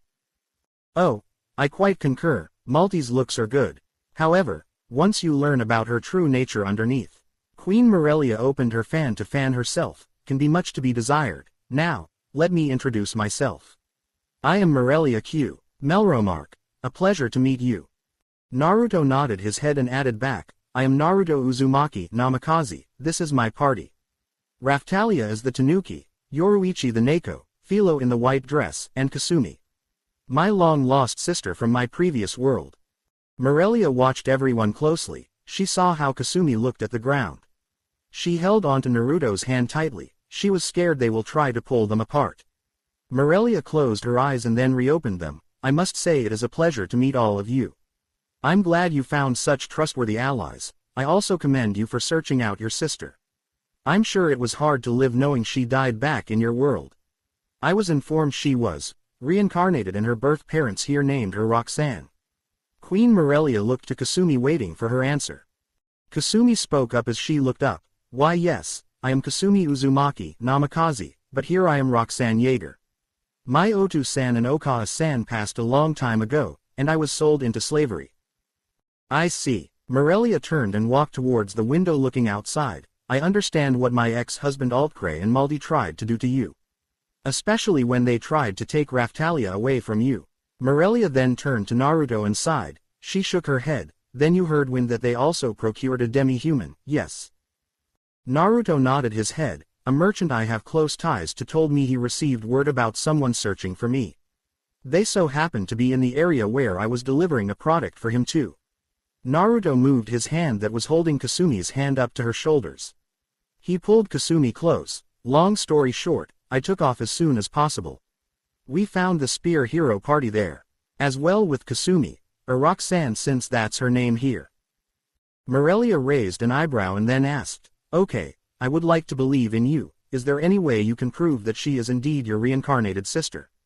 Morelia wasn't trying to be cold, but this girl could be playing with Naruto's heartstrings. Naruto nodded his head and turned to Morelia as his eyes morphed into the EMS. Naruto said, I'll pull everyone but Kasumi into this, Tsukuyomi. Then turned to his party to pull them all in, but Kasumi was. Naruto waited for a few seconds. In the Tsukuyomi world, he had everyone dive into memories of himself to clarify what happened. Before they knew it, a second passed until everyone returned to their bodies and woke up.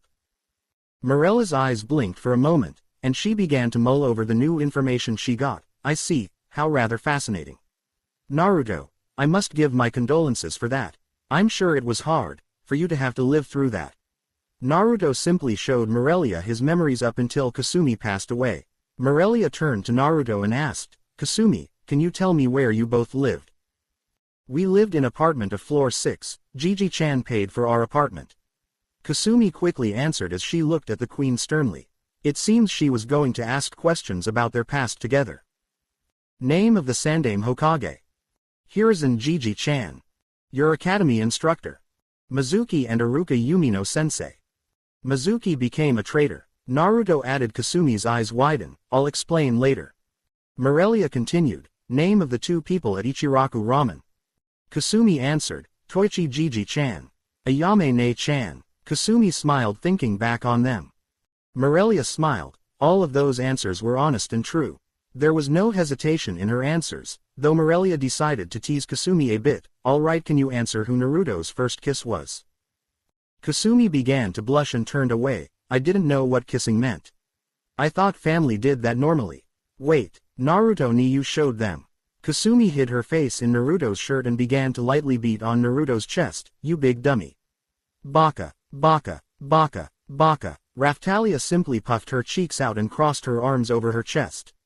Yoruichi seemingly felt a little annoyed too, but then again, they were alone their entire childhood lives, wouldn't be surprised if Kasumi felt something towards Naruto. Morelia let a chuckle out, but then she began to laugh out loud. This shocked everyone as Morelia quickly did her best to pull herself together. Morelia took a few deep breaths and shook her head. All right, I confirmed it. Roxanne, you are indeed Kasumi Uzumaki Namikaze. I am willing to overlook the actions you took against Multi and Motoyasu. In all honesty, I think they both needed a wake-up call. Morelia continued to walk towards the door passing Naruto. Now please, follow me, I have people waiting in the throne room. I have an important announcement to make. The group followed the queen as Naruto looked at the queen rather strangely.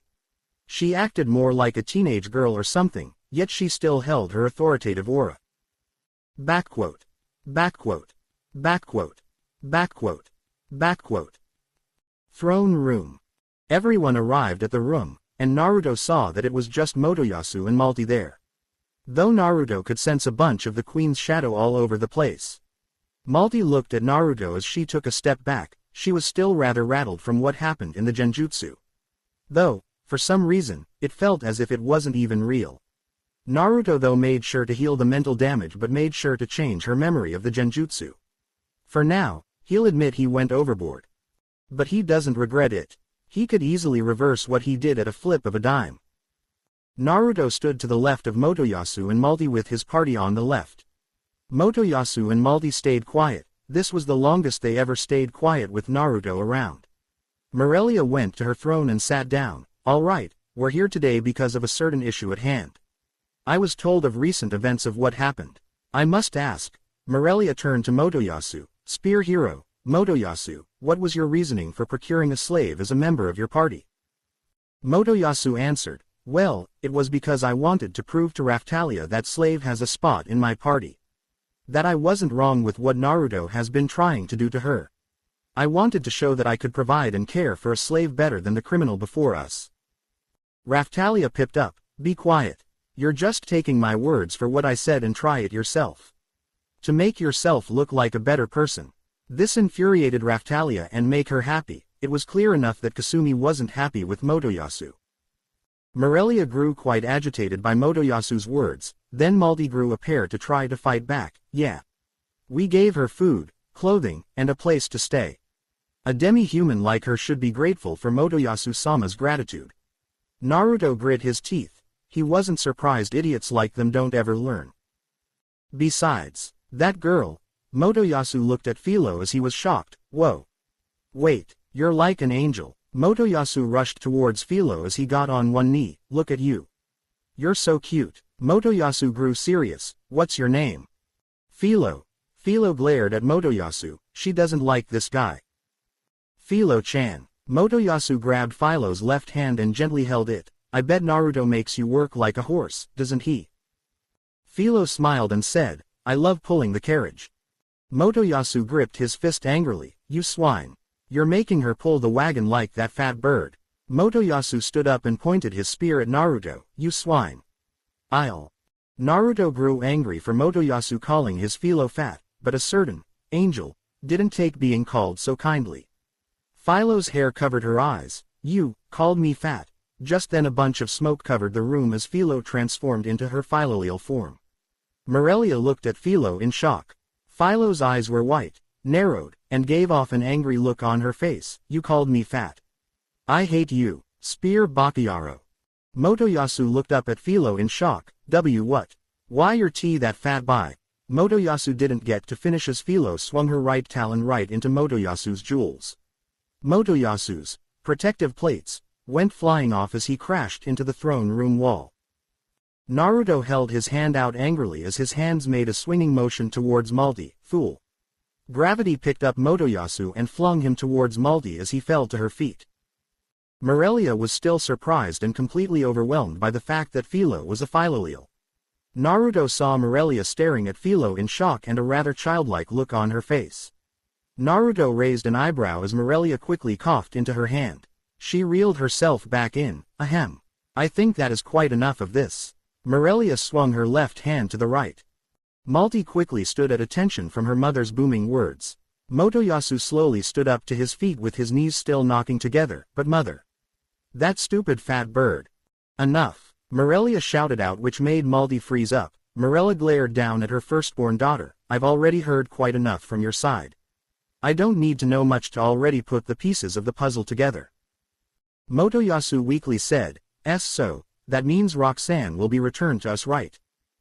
Morelia looked towards Roxanne, and asked, Roxanne, or Kasumi, was it? Would you like to go back to the Spear Hero Party? Morelia gestured to Motoyasu and Maldi, as she then gestured to Naruto, or stay with the shield. Naruto ni. I want to stay with Naruto ni. There was no hesitation in Kasumi's voice as she quickly turned to Naruto and shoved her face into his chest. Naruto wrapped his arms protectively around her. He wouldn't dare let anyone lay a finger on her. If someone tried, they better start praying to whatever their god is. You traitorous demi-human, how dare you? Maldi screamed out angrily as she looked at Kasumi staring daggers at her. Morelia slammed her fist onto the arm of her throne, causing cracks to appear on the ground. Silence at once, Maldi. Morelia stood up and began walking towards her daughter as Maldi tried to argue. But mother, that criminal, that damn demi-human, I oughta. Maldi was glaring hateful looks at Naruto and his party. She was going to make sure that demi-human would be punished severely. Slap! A smacking sound rang out in the throne room as Maldi's face was turned to her left. Courtesy of Queen Morelia's left hand. I said that is enough, Maldi. How many more times will you keep disrespecting another person who is of noble birth? As well as my orders. I don't know where you got your arrogance. But that is enough. You already caused a tremendous amount of damage. Morella threw her hand into the air. Take her and the Spear Hero back to Melromark this instant. I can't stand to see her face. Let it be known that Spear Hero is nothing but a brainless idiot and a dog who follows around Maldi. Let it be known that Maldi is nothing but a conniving traitor. I'll descend my verdict on your and Altcray on another date. Naruto could see the sadness in Queen Morelia's eyes as she disowned her daughter. Maldi, you and your father are to be stripped of your royal status. Your father has also been removed as king. He is no longer my husband either. He has disgraced me and this kingdom far too many times now. Morella turned and began to walk out of the throne room. Shield Hero, you may continue on your journey. But before you leave, spend the night. I wish to have dinner with you and your party. Queen Morelia turned her head to Naruto, his party, Maldi, and Motoyasu with her arms opening doors. I'll have maids set up rooms, and make sure you're comfortable. I will need you to return to the castle within a week for my foolish family to stand trial. Shadows, take the Spear Hero and Maldi to the kingdom at once. They appeared next to Maldi and Motoyasu and said, Yes, milady. They placed a hand on their shoulders and teleported them away. Naruto and his party's eyes widened at that. Naruto had to admit by now that Queen Morelia was no pushover. She even was placing her own family on trial for their actions. She was a strong woman indeed, in heart and mind. Yet, he could still see the pain in her eyes to make her daughter succumb to this. She must be disappointed as a mother, she must feel like she failed as a leader, a wife, and as a mother. Naruto for whatever reason felt empathy for the queen, though he was sure she would want none of it. Just then a woman came walking back into the throne room. She was wearing what looked like a general's uniform, and Naruto could tell she was relatively strong. She has butt-length strawberry blonde hair that has a chest-length hair strand hanging on the right side, blue eyes, and she has a face that could rival Raphtalia's, Yoruichi's, and even Kasumi's beauty. The woman placed her right hand over the left part of her chest. She gave a polite bow. "Hello Naruto Wakaioji, my name is Eclair Sieto. I am the queen's second in command, a pleasure to meet you." Naruto waved it off. "Please, Naruto is just fine Eclair. Is there something we can help you with?" Eclair once again placed her hand over the left side of her body. "I've heard how strong you were, I've also heard you've yet to have your members get a class up. What do you think?" Naruto looked at everyone's level once again. Raphtalia was still at level 40, Yoruichi was at 39, and Philo was also at 39. Naruto placed a hand on his cheek. "Well, Philo and Yoruichi are right now sitting at 39. Level 40 seems to be the level cap until they do a class up." Eclair clapped her hands together. "Well, we have time before dinner will come around. Why don't we all do a little bit of grinding to get everyone up to speed?" Naruto looked at Kasumi and asked, "Would you like to come with Kasumi?" Kasumi nodded her head. It was nice to hear her old name be used again. "Yes.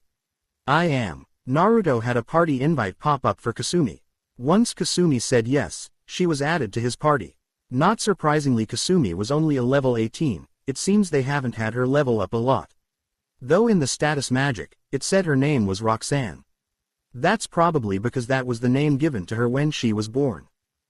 With Naruto's party, even Eclair joined in on the short little training that everyone did. Though, what everyone saw was rather different than usual. Raphtalia, Yoruichi, Philo, and Eclair finished up with their short farm. Yoruichi and Philo got to the max level of 40 and now could do their class upgrade to move past their class level.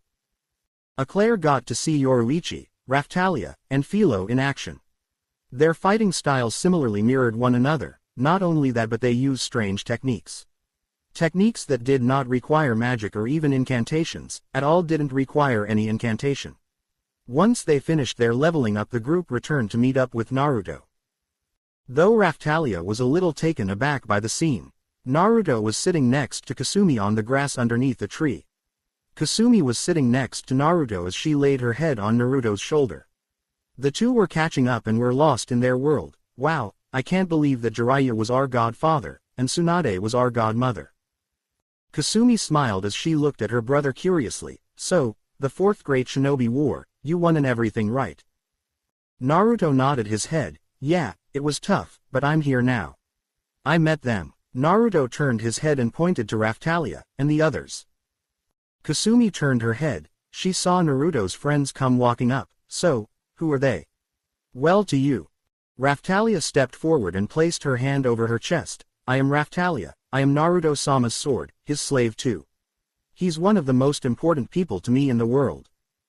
Philo ran over and slid on the ground, cuddled up on the other side of Naruto. "Naruto-sama is my Gushujin-sama too. I love him so very, very much." Philo nuzzles her face into Naruto's chest, which made Kasumi raise an eyebrow, rather shocked. Yoruichi walked over and placed a hand on her hip. "We might not seem like much, but we're all in debt to Naruto-sama. He's taken such great care of us. Naruto-sama is important to me as well." Kasumi turned and let go of Naruto's arms and looked at them seriously. "Naruto-ni, why do they seem closer than a normal master and servant?" Raphtalia blushed as she turned her face to the side. As well as Yoruichi did, she was silent as well. She moved her arms behind her back. She lifted her foot and began to twist her toe into the ground. Raphtalia placed a hand on her cheek and said, "Well, a Naruto-sama is my. Eclair looked at Naruto, Raphtalia, and then Yoruichi. Eclair went back to look at Naruto as his face began to heat up. "Well, Raphtalia is my girlfriend, we're dating. Yoruichi and I are beginning to warm up to one another." She and I are still brand new to our new relationship. Naruto scratched his cheek sheepishly. Kasumi was happy for Naruto. I'm so glad, thank you for watching out for Naruto ni. Kasumi's eyes opened slightly, and a small frown appeared on her face. She quickly shook it off and returned to her smiling. Raphtalia and Yoruichi saw through Kasumi quite easily. She clearly might feel something more for Naruto. It was just a hunch, and the hunch was quite strong. It was clear that Kasumi would want Naruto right now. Kasumi definitely wouldn't mind if she got into a relationship with Naruto. They haven't related by blood anymore. Besides, she has been wanting to make Naruto happy. Ever since she could remember when they were kids. It was always Naruto who took care of her, and made sure she ate, was fed, clothed, bathed, and was healthy. Kasumi wanted to do something in return for her beloved ex-brother. Naruto stood up with Philo hanging on Naruto's neck. He moved his arms to support Philo as he held her. Come, it's late, we should turn in for the night. We don't want to keep the queen waiting. Backquote. Backquote. Backquote. Backquote. Backquote. Castle dining room. Naruto and his party were seated at the table with the queen at the head of the table, which was direct to the right of Naruto. Naruto had from his left Kasumi, Raphtalia, Yoruichi, Philo, and then Eclair was across from Naruto on the other side of the queen. So, might I ask why you decided to call me back to the castle? The queen, who was already eating, took a moment to chew and then swallow. It was when you attacked Malty and Motoyasu. It seemed unlike you to lash out like that. Then again, it almost sounds like they had it coming. With that said, there is something I've been aware of lately. Naruto raised an eyebrow out of curiosity. I've heard of a recent nearby village that was being plagued. Many are getting sick, some have already died. I've sent my best doctors and mages to find the cure, but no luck. Rumor has it, it's coming from something from the mountains, exactly where Ren-sama slayed a dragon. Naruto nodded his head. All right, is this something you would like for me to take a look into? Since I have a strong affinity for healing magic and such things. Ideally, yes, I'll make sure to compensate you before you leave. I'm sure you'll succeed, I have no doubt. The queen resumed her meal as she listened to Kasumi talking. Whoa, that's so cool. So, Naruto ni really can mop the floor with everyone. Kasumi's ears twitched, and her tail wagged around excitedly. Hi, he's been teaching us well, he has us trained the way of a kunoichi. Raphtalia took a bite of her meal, chewed, and swallowed. I've been practicing more on kenjutsu, he calls it. He's been teaching me a style called the flying swallow. A technique he said that an Anbu he knew named Neko used. That sword style was your Ka-san's original sword technique. Whoa, really? Kasumi turned to Naruto and smiled. So you know it, don't you? Naruto nodded his head, confirming it. Yes, Yugao-sensei taught me the sword style. I learned my fighting style using the from kunite. I prefer to use hand-to-hand more anyways. I just haven't been able to pick up a sword because of the shield. Naruto took another bite of his meal once again. Cool. So, what techniques have you guys learned? Kasumi looked back at her fellow female party members. Philo cheered out. Naruto-sama taught me a bunch of wind jutsus. I also love using the Rasengan. Yoruichi nodded her head. Yes, Naruto's Ama helped me learn my lighting assault mode as well as the Rasengan. Yoruichi turned to Naruto. Naruto-sama is a great teacher. I'm sure he'll do well to teach you as well. Naruto-sama is also helping me with genjutsus as well. I have an affinity for illusion magics, so it makes sense. Raphtalia took a bite of cake that was just placed down. Naruto-sama, try the cake, it's so delicious. The group continued to talk as the queen got to learn more and more about her prince's consort. Naruto was a very interesting person. She was beginning to like him more and more.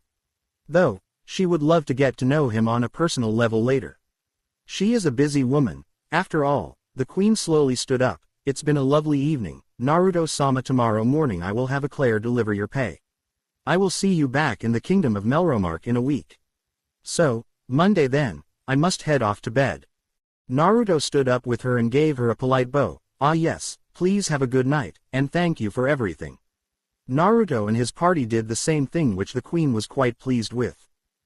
Morelia walked over and stood next to Naruto. Morelia was a relatively tall woman. She is about 5 feet 10 and Naruto was just a couple of inches taller. Well, do have a good night, dear. Safe travels. Morelia gave Naruto a flirtatious smile as she turned and began to walk away. The girls, beside Philo and Eclair, noticed Morelia's extra sway in her hips. Naruto turned to everyone else and saw they have finished up their meals for tonight, so, should we all head to bed then? Come on, let's. Kasumi jumped from her seat and grabbed Naruto's arm. She began to pull him towards the bedroom. Raphtalia watched as the two walked away. Yoruichi walked up and placed a hand on Raphtalia's shoulder. Just give it some time, Kasumi is just really happy to have her niece-san back. Raphtalia nodded her head, giving a smile out. I know, it's just a bit annoying is all, but it's also his sister. I can't separate them from that, they've been through a lot together. Raphtalia lowered her head. She felt horrible for feeling jealous of Naruto's sister. Yoruichi placed a hand on her hip. I think Kasumi might like Naruto more than just a normal sister should. Raphtalia looked at Yoruichi in shock. What? No way, that's his sister. Yoruichi kept her right hand on her hip, raised her left hand, and raised her pointer finger. Always is the key word here. She's reincarnated, she may still have the memories. But she is also Roxanne at the same time. She grew up differently than Kasumi did, and not only that but had different parents than Naruto. So, in turn, they haven't related anymore, just by their memories. Their souls aren't even related anymore. Reincarnation is an interesting thing, don't you think? Philo cocked her head to the side, confused. I don't get it. Does Kasumi-ne-san also like Naruto-sama? Yes, Kasumi, I think she does. Yoruichi lowered her left hand and began to walk towards the rooms. Come on, let's give them some privacy. Yoruichi continued to walk down the halls with Raphtalia and Philo following suit. Once they got to the rooms, Yoruichi turned to Raphtalia and said, I want to get closer to Naruto-sama too, but this puts a halt on mine and Naruto-sama's relationship. But I'm relenting right now because they used to be siblings and have been through a lot. Raphtalia simply nodded her head. She walked up to her room, opened it, and then shut it. Backquote. Backquote. Backquote. Backquote. Backquote. With Naruto and Kasumi. Kasumi trotted into the room, dragging Naruto to the bedroom and the bed. Come on. I want to sleep together. It's been so long since we've done it together. Naruto chuckled as took his left hand, which was free, and began to pat Kasumi's head. Well, why don't you get changed? I want to go say goodnight to the others. Kasumi had a light frown appear on her face. She wanted to have all of Naruto's attention for now. Kasumi then asked, You do care about them, don't you? Naruto, who almost left, turned his head to her and smiled. Of course I do, they're some of the first people in a long time I've ever trusted. Plus, me and Raphtalia are a thing. Well, Yoruichi and I are just beginning to start our relationship too. Naruto gestured a wave to Kasumi. I'll be back soon, I promise. Naruto left through the door and shut it. Kasumi simply puffed her cheeks out and crossed her arms over her chest. Though, ended up smiling regardless. Naruto-ni is lucky to have found those girls. To find love. I'm glad. It seems he forbids himself in our world to have that. Though I definitely wouldn't mind if he doted on me a bit more. I got 13 years of him doting on me to catch up on. Kasumi took off her shirt and pants. She walked over to a dresser and found clothes in there. She put on a pink nightgown, reached back, and unclasped her bra, which dropped to the ground. Kasumi picked her clothes from the ground, folded them up, and tucked them away in the dresser. Kasumi made her way to the bed and lay down. All she had to do now was wait for her brother to return. Backquote. Backquote. Backquote. Backquote. Backquote. With Raphtalia and the others. The girls were all in one room but had 3 separate beds. Raphtalia was sitting on the bed and she was wearing a purple's nightgown. Yoruichi was sitting on her bed with her knees to her chest. Philo was just laying in the bed, kicking her feet into the air. There was then a knock on the door. Hey guys, it's me, can I come in? Raphtalia's ears and tail twitched in excitement. Naruto-sama. You can come in. Naruto opened the door and walked through. Naruto had a light smile on his face. Sorry about things so far, everyone. I feel like I haven't been spending a lot of time with ya guys. Raphtalia placed her hands up quickly. Oh no. Naruto-sama, please, don't apologize. Kasumi is your long-lost sister. I couldn't imagine what it is like to reunite with her after what you have both been through. Yoruichi raised an eyebrow as she looked at Raftalia. Naruto chuckled as he walked over and sat next to Raftalia. Naruto gestured to Philo to his lap, and Yoruichi to come to sit to his left. Philo ran over and jumped onto his lap as Naruto placed a hand upon her head. Like I said, sorry for not giving you three enough attention. I know Kasumi has been taking up the majority of it. It's just, I can't tell you how happy I am to have her back. Naruto looked down at the ground, but he could still see the tuft of Philo's blonde hair. Raftalia nodded her head. I would be lying if I said I wasn't jealous, just we've been going so strong together, and suddenly your sister joins us. Raftalia leaned her head onto Naruto's shoulder. Naruto smiled as he turned to Yoruichi. I know we just started to try our relationship, the only question is when you're ready, Yoruichi. Naruto gave her a small smile which caused Yoruichi to blush. Shut up. Yoruichi smiled back as she leaned forward and placed a kiss on Naruto's lips. Naruto leaned into the kiss and Yoruichi fluttered her eyes open from the kiss. Well, if I get more of that, I won't complain. Yoruichi smiled as she leaned her head onto Naruto's shoulder. Naruto turned to Raftalia. Once we get on the road things should begin to adjust to our newest member. Don't worry, we'll continue our journey and relationship. I remember you told me on the side there were things you wanted to tell me too. Naruto placed a kiss on the top of Raftalia's head, which she simply giggled at. Remember, don't forget, I love you both very much. Raftalia reached up and claimed Naruto's lips for her own, and the two held it there for a moment. Philo puffed her cheeks out. I wanna grow up quick. I wanna be with Naruto-sama too. Philo swung her hands in the air angrily. Naruto sighed as he patted her head trying to calm her down. Philo, you're far too young, you have to grow up before that. It says here you're, wow, already 15 years old. Then again, leveling up like this, I'm not surprised though. Besides, you need to grow up not just physically but mentally too. Naruto leaned forward and placed a kiss on the top of Philo's head. Besides, I don't want to seem like a child predator.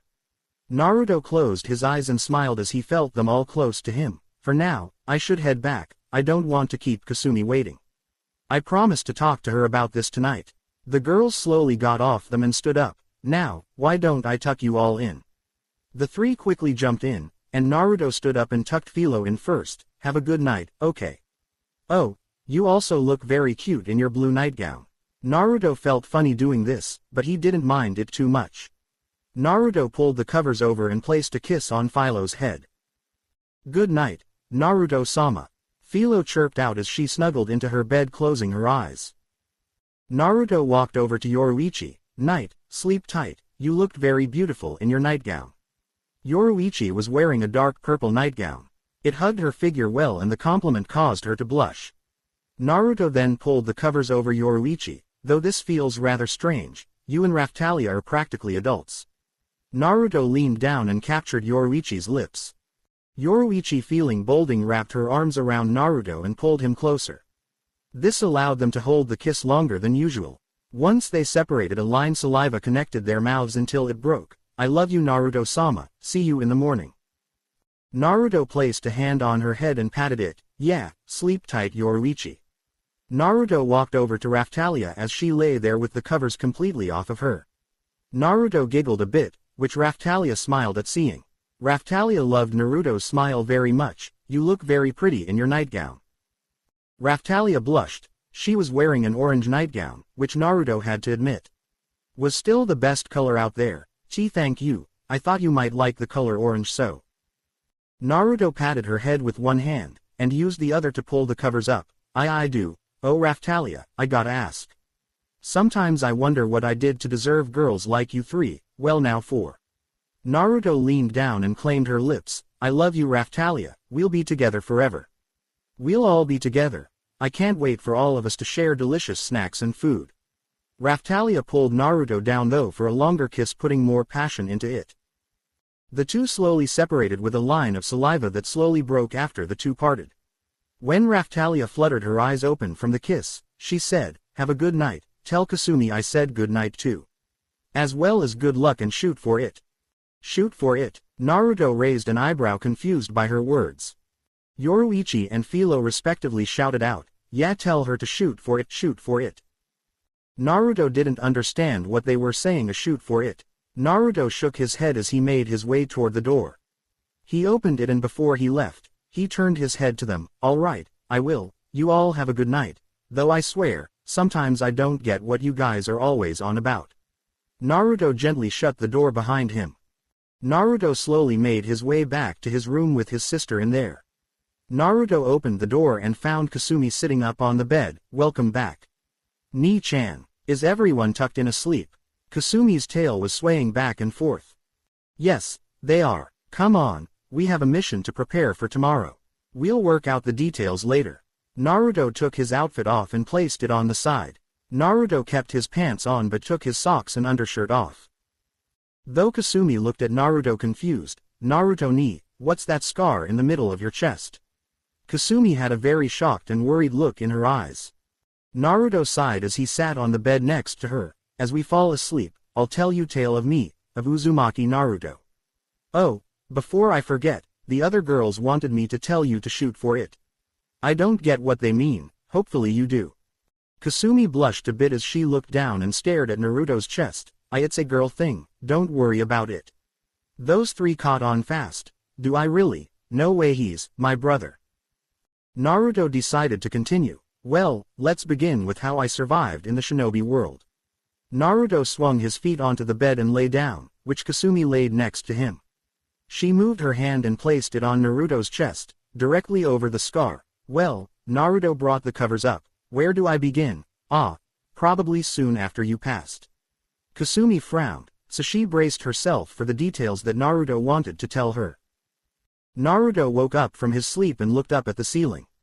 However, Naruto had a weight on his chest.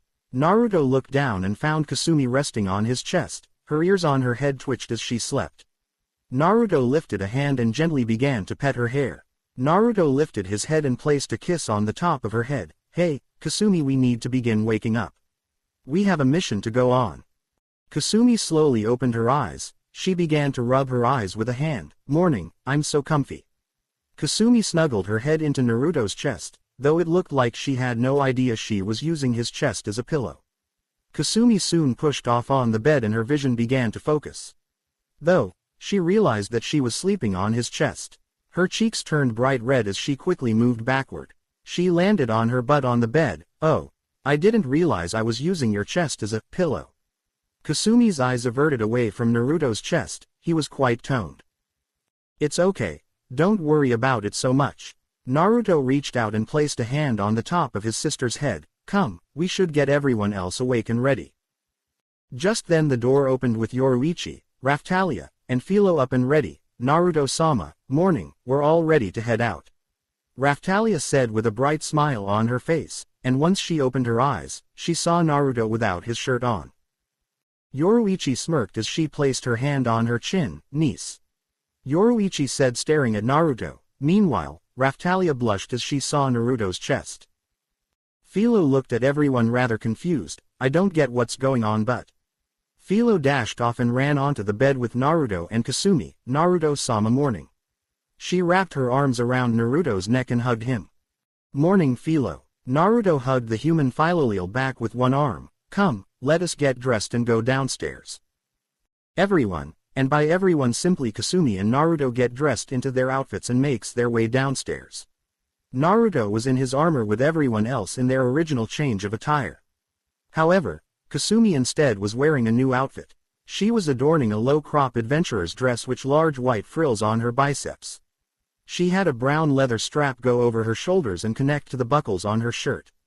She had on long brown light combat pants, combat boots, a sword at her hip, and a brown headband on her head. Once they were there, Eclair and Queen Morelia met up with everyone. Morelia handed Naruto a pouch of 250 gold coins for the job. Here is your payment, with an extra 50 gold to add up the total to 250 gold coins. We have paperwork and everything filled out where Kasumi is officially your slave, Naruto-sama. Kasumi however pipped up and asked, I appreciate everything you've done for me, Queen Morelia-sama, and you as well, Eclair. Kasumi looked to Naruto and his other group and says, I appreciate everything, but I have one request.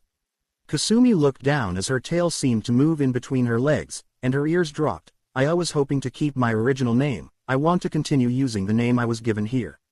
It's important to my Ka-chan and Otu-chan. They're the ones who raised me after all. Kasumi gave a small smile. Naruto looked at her rather surprised. So yeah, is it okay if I continue going by Roxanne? Naruto smiled and understood his sister's plight. Well, she used to be his sister. So, she isn't technically his sister anymore since she reincarnated. That's a weird thing to think about. Naruto went into the party system and changed her name to Roxanne. Roxanne, of course, we can continue to call you that. Philo jumped and hugged Roxanne. Welcome to Naruto-sama's party, Roxanne. Nay. Roxanne simply hugged the human Philolil back, and Raphtalia, Yoruichi, and Naruto all joined in on the hug together. Roxanne's ears twitched and her tail wagged with excitement and relief. Thank you for having me aboard. Naruto's party slowly broke their hug. Naruto went to turn to Eclair and Morelia. Morelia was already making her way towards Naruto, and Naruto said, Queen. Naruto was stopped as Morelia placed a finger on his lips. Please, no need to call me in such a formal matter. Morelia is just fine, or Meyer-chan if you feel bold. Morelia gave Naruto a sultry look with her lips making a small O and winking one eye at Naruto. Naruto was a little taken back by this. He felt a shiver run down his back. Morelia was up and close to Naruto's face, her chest even pushed up against his chest. Naruto went to leave until Morelia grabbed his hand and turned him around. Naruto looked at her with a rather shocked look on his face. Raphtalia and Roxanne looked at the scene rather annoyed watching the queen trying to hit on Naruto. No, scratch that, she was trying to seduce him. Yoruichi on the other hand didn't mind whatsoever. Philo didn't get it, thanked Kami for that. Queen Morelia simply gave a slight kiss on his cheek, and then blew a bit of air into his ear. Naruto couldn't help but feel a slight rush of blood to his other head. He looked at Morelia and said, this isn't by chance because you divorced your ex-husband, you're, looking at me as a... Morelia simply gave a nod as Eclair looked at her queen rather shocked. Morelia smirked as she got closer and said, I know there's a bit of an age gap between us, after all, I'm only 38. I might be old, though for now, I don't mind being yours. I'm mostly hoping you'll get together with my second-born daughter who will inherit the throne. Naruto looked at her like she was crazy, and he placed both hands up. Whoa, wait a second, first of all. How old is your daughter? Morelia smiled and answered, she's 10, I know you're 18 as of right now, an age gap. However, when it comes to royalty it is fine. Marrying young is often more times than not seen as fine here. Naruto placed both his arms up to make a big X. Okay, sorry lady, but I don't marry or more or less date girls that are frickin' children. Morelia, who was calm, collected, and willing to converse on the topic, says, simple, that's why I'll take your hand, and you'll marry her when she's older. She's already fist in line to be queen. Naruto went to argue but found himself stopping in his tracks. It wasn't a bad tactic, but wouldn't it make her second-born daughter his stepdaughter? Then marrying her later, isn't that technically him marrying his stepdaughter? That can't be right. Wait, are you implying that I'm going to marry her, make a family with her after you've already become my husband? If that's what's bothering you, then don't worry about it. Our customs here are very much different from the world from where you come from. Morelia crossed her arms over her chest. If I wanted to, I could have an entire harem at my beck and call. I can marry and divorce as I see fit, and I see the current king as unfit. I find you a rather fine person for the job. Naruto continued against this whole idea. This isn't right though. Marrying your wife's daughter isn't. You came from a world of shinobi and clans, right? Morelia unfolded her fan, placing it in front of her face. Marrying family there is considered okay in the eyes of the clans. It's simple as it's fine here, but on a much larger scale. Especially when it comes to the ruler, and I am that rule of this kingdom. Meaning I make the rules. I could rule this land with an iron fist if I wanted to. However, that's not the way to get your people to respect you.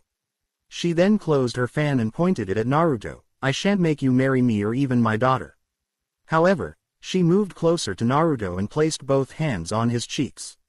She pulled him in for a searing passionate kiss, which Naruto's eyes widen at. The way Morelia claimed him, it's not the fact she was trying to dominate him. It was more or less a standing that she is firm on what she wants. She wants him for herself and her daughter in the future. She has no qualms about doing everything and anything to get what she wants. She could demand he bow to her and lick her feet for all she wanted. In the eyes of the public, he could be viewed as a criminal who defied the queen.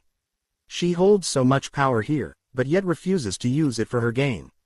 However, when it came to the heart of one's desires, it seems she was willing to do anything to get him. In short, she wanted him. She wanted to feel every nook and cranny of Naruto's body. She wanted to learn everything about from what's in his brain, to how he thinks, acts, talks, walks, and even sings. Once she broke the kiss and saw the shocked look on Naruto's face, that doesn't mean I give up that easily. She placed her hand on Naruto's chin and lifted it a bit. Queen Morelia will win you over, body, mind, and soul. Queen Morelia turned and began to walk back to the throne room. Claire wondered to herself, how the hell are any of us supposed to go up against someone like her? Wait, why am I picturing myself with him? Well, does have a relatively strapping body. Wait, since when am I a pervert? Naruto was floored. Never had he met such a woman as Morelia. Roxanne puffed her cheeks out along with Raphtalia, seeing Naruto's dumb look on his face. The two simply turned their heads away in an annoyed fashion. Philo, again, still doesn't get it, but Yoruichi clenched her fist tightly, holding it up in the air. Yoruichi then shouted out, "That's some damn bullshit. I ain't losing to no old hag." Yoruichi pointed her finger out towards the back of Morelia. "You may have won this battle, but the war is far from over." Roxanne and Raphtalia quickly added in, "You got that right. We aren't gonna lose." Raphtalia called out, to which Morelia kept walking towards the double doors to the throne room. Roxanne added her 2 cents, "We'll beat you to Naruto's first time. So, you better watch it." Queen Morelia opened one of the doors, but before she went through all the way, she simply turned her head to the left, unfolded her fan, and held it up to her face. She smirked at the 3 girls and said, "Oh, I can't wait, bring it on. You 3 are bringing the cavalry, but me." Morelia looked straight and folded her fan, putting it away. She walked through the doors, and as the doors began to close behind her, she said, "I'm bringing the army. So, you girls understand, I am that army." Naruto watched from the side with Philo next to him, and Philo looked at the 3 in confusion.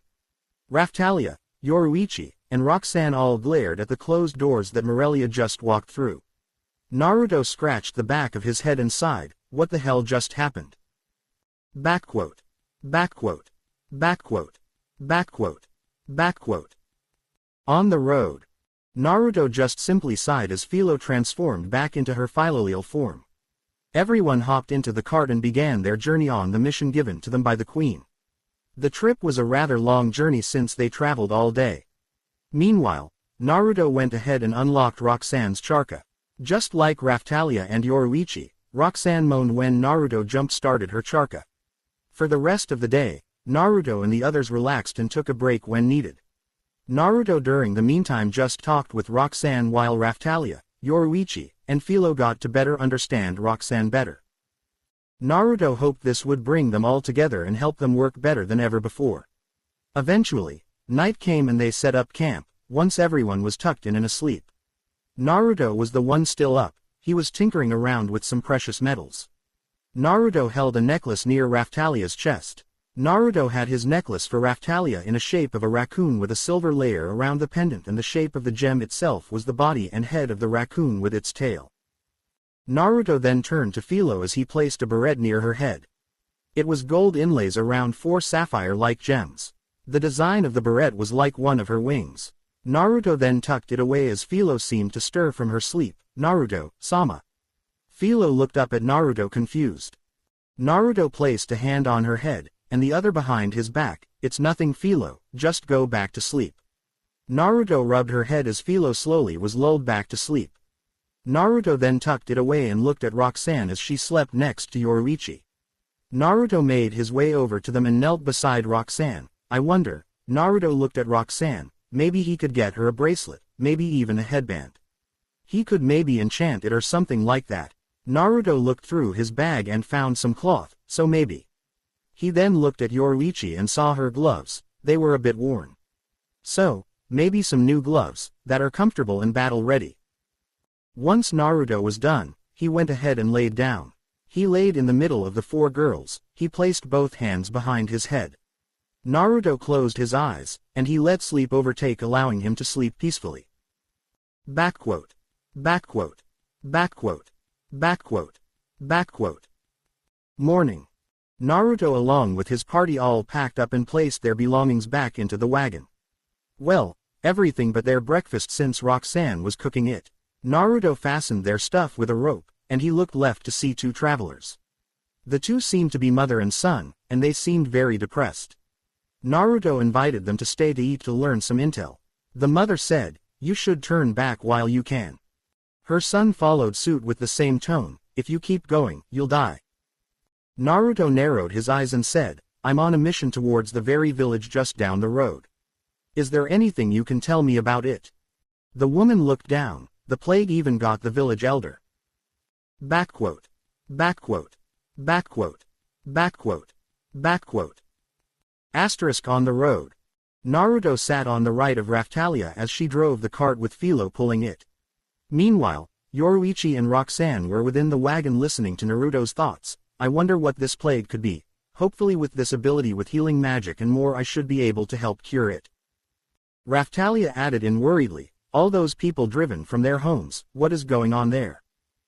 Yoruichi leaned her elbow on the wagon and rested her cheek on her hand. "I don't know, it's a real coin toss as to what's going on there. Hopefully, we can figure this out." Roxanne nodded her head, "Yeah, with all of us. I'm sure we can figure it out." Eventually, Naruto and his party made it to the village with Naruto at the front holding Philo's reins leading her. An elderly man came out of his house. "What are people like you doing here?" Naruto replied, "I was sent on a quest here by the queen herself. I heard you people need help. I'm a traveling merchant, and I can help treat your sick." The elderly man looked at Naruto and his party and saw Philo and then recognized Naruto's face. "Wait. You're the shield hero. I recognize your face and that Philolil. The Kyuubi Sukunabaiko no Kami." Just then the man took off into town shouting, "Doctor!" Before Naruto knew it, everyone was dragged inside the nearby hospital. Though, Philo stayed in her Philolil form and stayed outside. The doctor looked at Naruto and asked, "If I may ask, are you?" Naruto just sighed and lifted his hand to explain, "I'm here to help cure the sick and find the cause for all this. I was already paid in full to do it, so I'm here to do my job." Naruto turned to the girls, Yoruichi and Roxanne, "Go join Philo outside. I don't want to crowd the place here too much." "Hi, we'll be outside Naruto-sama." Yoruichi did a polite bow and turned to leave. Roxanne nodded her head in understanding, "We'll be waiting for you, and good luck." The two left and Naruto was escorted by the doctor to the sick with Raftalia in suit. A nurse who was working there had short pink hair. "Doctor, who are they?" The doctor replied, "Oh, this is the Kyuubi Sukunabaiko no Kami. He was paid to help us and cure everyone." Naruto got out his bottles of medicine from his seal and created a bunch of shadow clones. This surprised the doctor and nurse as Naruto went to administer the doses to everyone.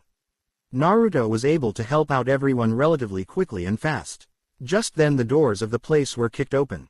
Everyone turned their heads to see a mother carrying her child in her arms. "Please help my baby. Please somebody save him." The mother screamed out with tears rolling down her eyes. Naruto quickly made his way over and said, "Give me your son, I'll treat him." Naruto gently took the child from the mother and placed him on an empty bed. Naruto could tell this was an ordinary disease or anything of that sort. Naruto examined the child, doing his best to come up with an idea of what was going on. Thanks to all the practice he has become more and more of a medic expert.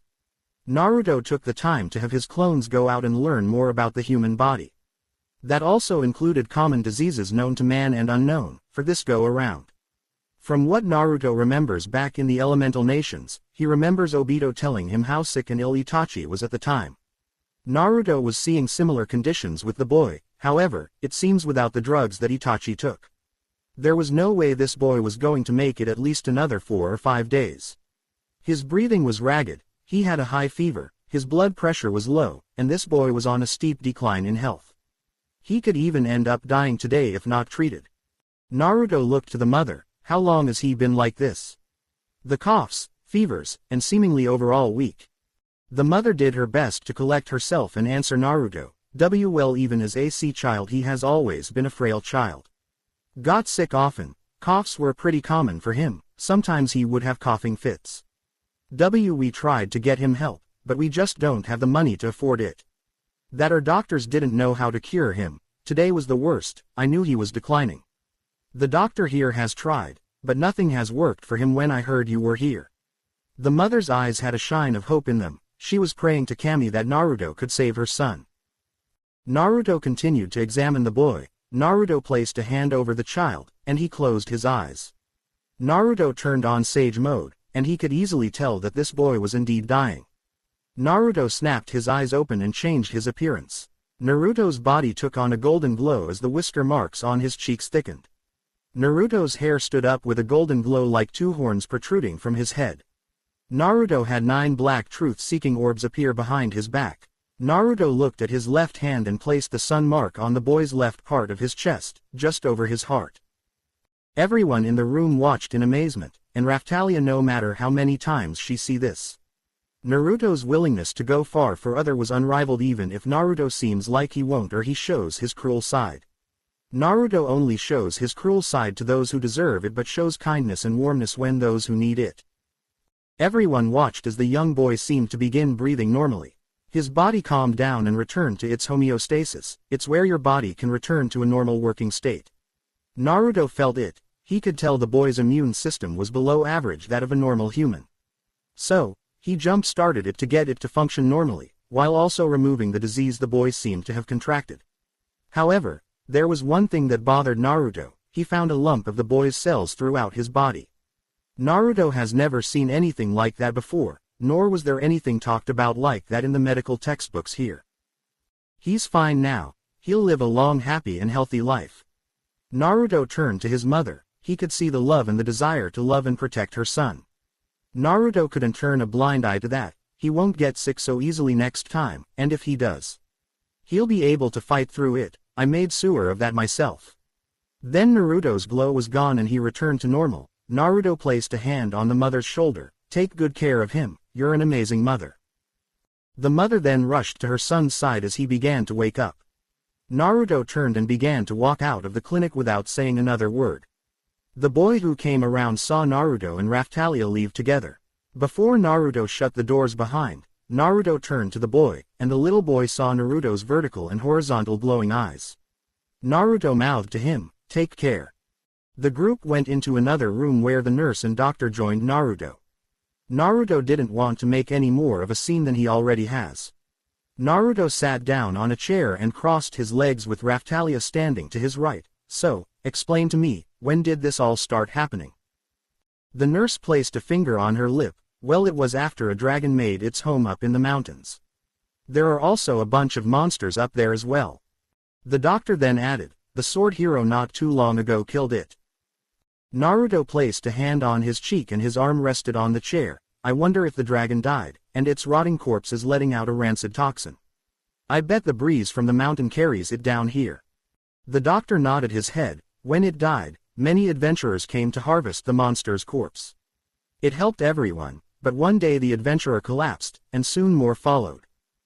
Naruto wasn't surprised. Flesh rots after a few after the body of a monster dies. Careless. Anyone should know when an animal, person, or in this case a monster dies. It rots to high hell. Of course, it'll stink like crap. To think it would have a poisonous smell to it, should have been more thoughtful about it. Damn it, having to clean up after others is troublesome. Naruto closed his eyes and added, "Everyone when they got here mentioned that this was like some sort of video game. Whatever the hell that is, but from what I got the games they were talking about is something that wasn't real. So, he probably thought the monster would simply despawn.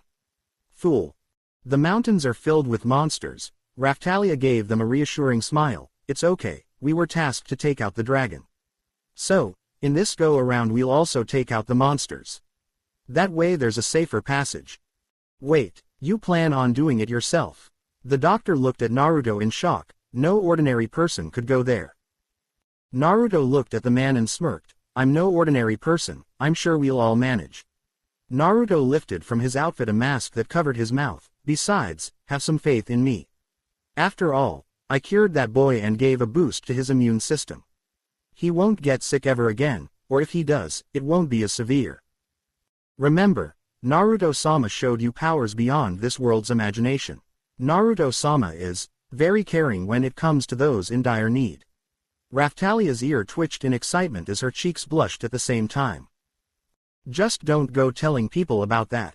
Naruto stood up and began to walk out the door. I'll take that as payment for taking out the extra monsters. Backquote. Backquote. Backquote. Backquote. Backquote. Mountain. Everyone was in the wagon and Naruto had his Chimera shield equipped with poison resistance. It wasn't for himself. When he had the shield equipped, it buffed everyone. The last thing he wants is for everyone to get sick from the poison. Everyone had on similar masks going up the mountain except for Philo. It seemed her being part Philolele must have helped give her some extra resistance to the poison along with his shield. Raphtalia asked Naruto, "You told them their silence was their payment for us taking out the smaller monsters. Was it because you don't want them to see you as a savior?" Naruto nodded his head. "My services are never free, it's the way of the shinobi. I always expect a payment. I don't do things out of the goodness of my heart. Never have, never will." Naruto narrowed his eyes. It was easier that way. He didn't want people to look up to him like a god or anything. He hated the moniker Kyuubi Sukunabaikona no Kami. He is no god, and he'll never be one. "I see. I guess it makes sense, Naruto-sama. You don't want others to think you'll just do things out of the kindness of your heart. Even if you already did."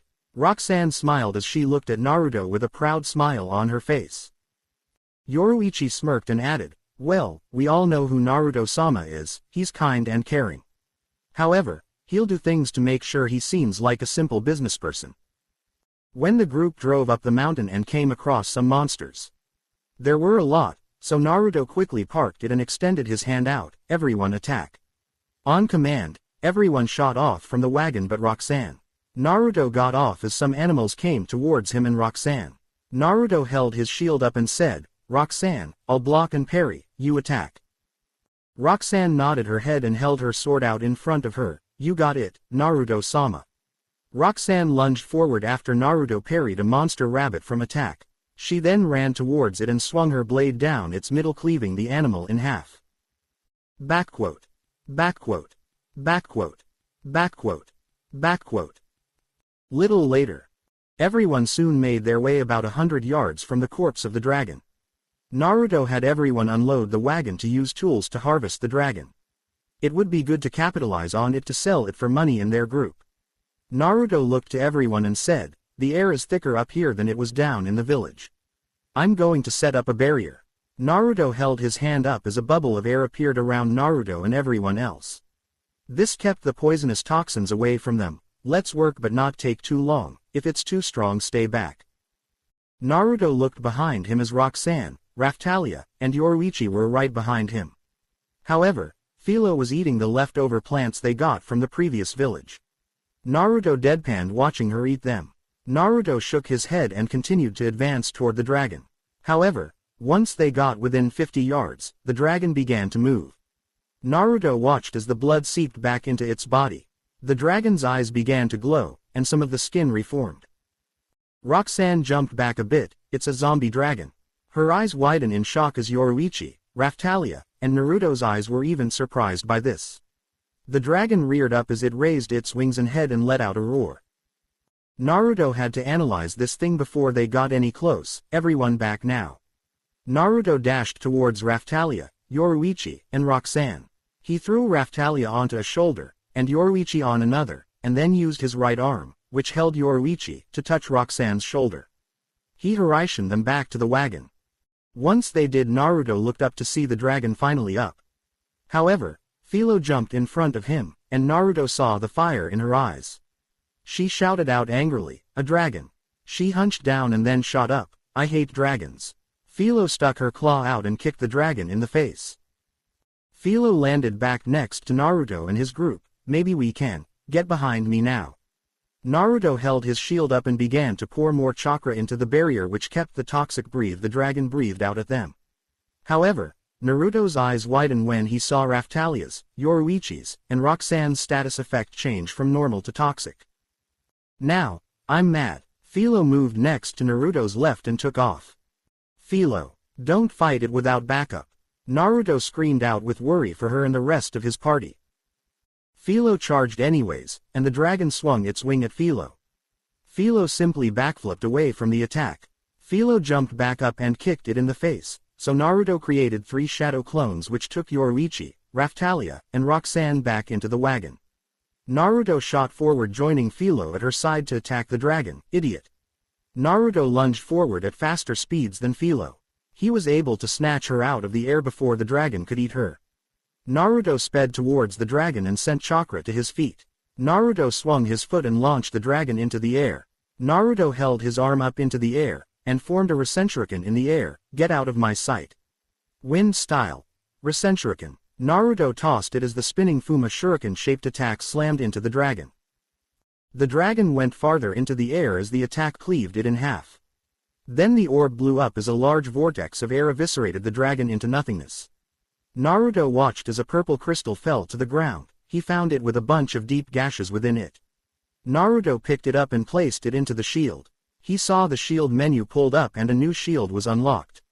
When Naruto read it, his eyes widened in shock. He didn't smile. He simply saw Rage Series. He didn't know what it was. Though, it seemed it was an ability he could tap into if he wanted to. Naruto turned to Philo and frowned. Philo, that was very reckless of you. Naruto began to reprehend her for her actions. I commanded you to retreat when Yoruichi, Raphtalia, and Roxanne were poisoned. Even with the number of air currents I put up and used my poison resistance shield. Somehow the poison still got through, even though I don't understand it. Come, we need to cure them. Naruto turned and decided to dwell on the issue no more. Philo simply frowned as she followed Naruto. She was sad because she disobeyed his orders. Naruto got back to the others to find them simply resting as his shadow clones used the Mystic Palm Jutsu, as well as the healing spells he learned from the shield. Naruto sighed as he relaxed knowing they were going to be okay. Naruto figured because Philo went to attack the zombie dragon, maybe his focus wasn't entirely on protecting everyone. Naruto ordered his shadow clones to set up Kame and get a fire started. Later Naruto sat in front of Philo who held her head down. I'm sorry Naruto-sama, I just thought I could. Philo, Naruto said sternly, which made her stop talking. She looked at the ground upset. She angered Naruto. Yoruichi, Roxanne, and Raphtalia were worried about what Naruto was going to do. It's not like he would punish her severely, but he had to reprehend her for her actions. Naruto got up and walked over to her. Philo, I am very disappointed in you. I wanted to retreat so we could regroup and figure out a strategy. Instead, you went head-on and fought on your own. Naruto stated sternly as he then raised his voice. Do you know how angry I am at you right now? Naruto's heart was aching more than it was in anger. Philo's hands clenched together wondering what he was going to do.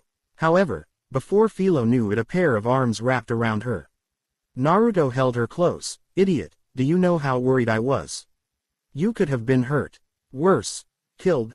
Naruto placed a hand on Philo's head as he rubbed it. I can't do it. I can't lose another person again, Philo. Don't be so reckless like that. Philo stared at the rocks behind Naruto as tears welled up in her eyes. I'm sorry and Naruto-sama. Sniff IJ just thought. If I could sniff beat it UW would praise me more. Philo began to cry as she hugged Naruto back with all her might. Naruto simply shook his head. I am still angry you ignored me, and continued.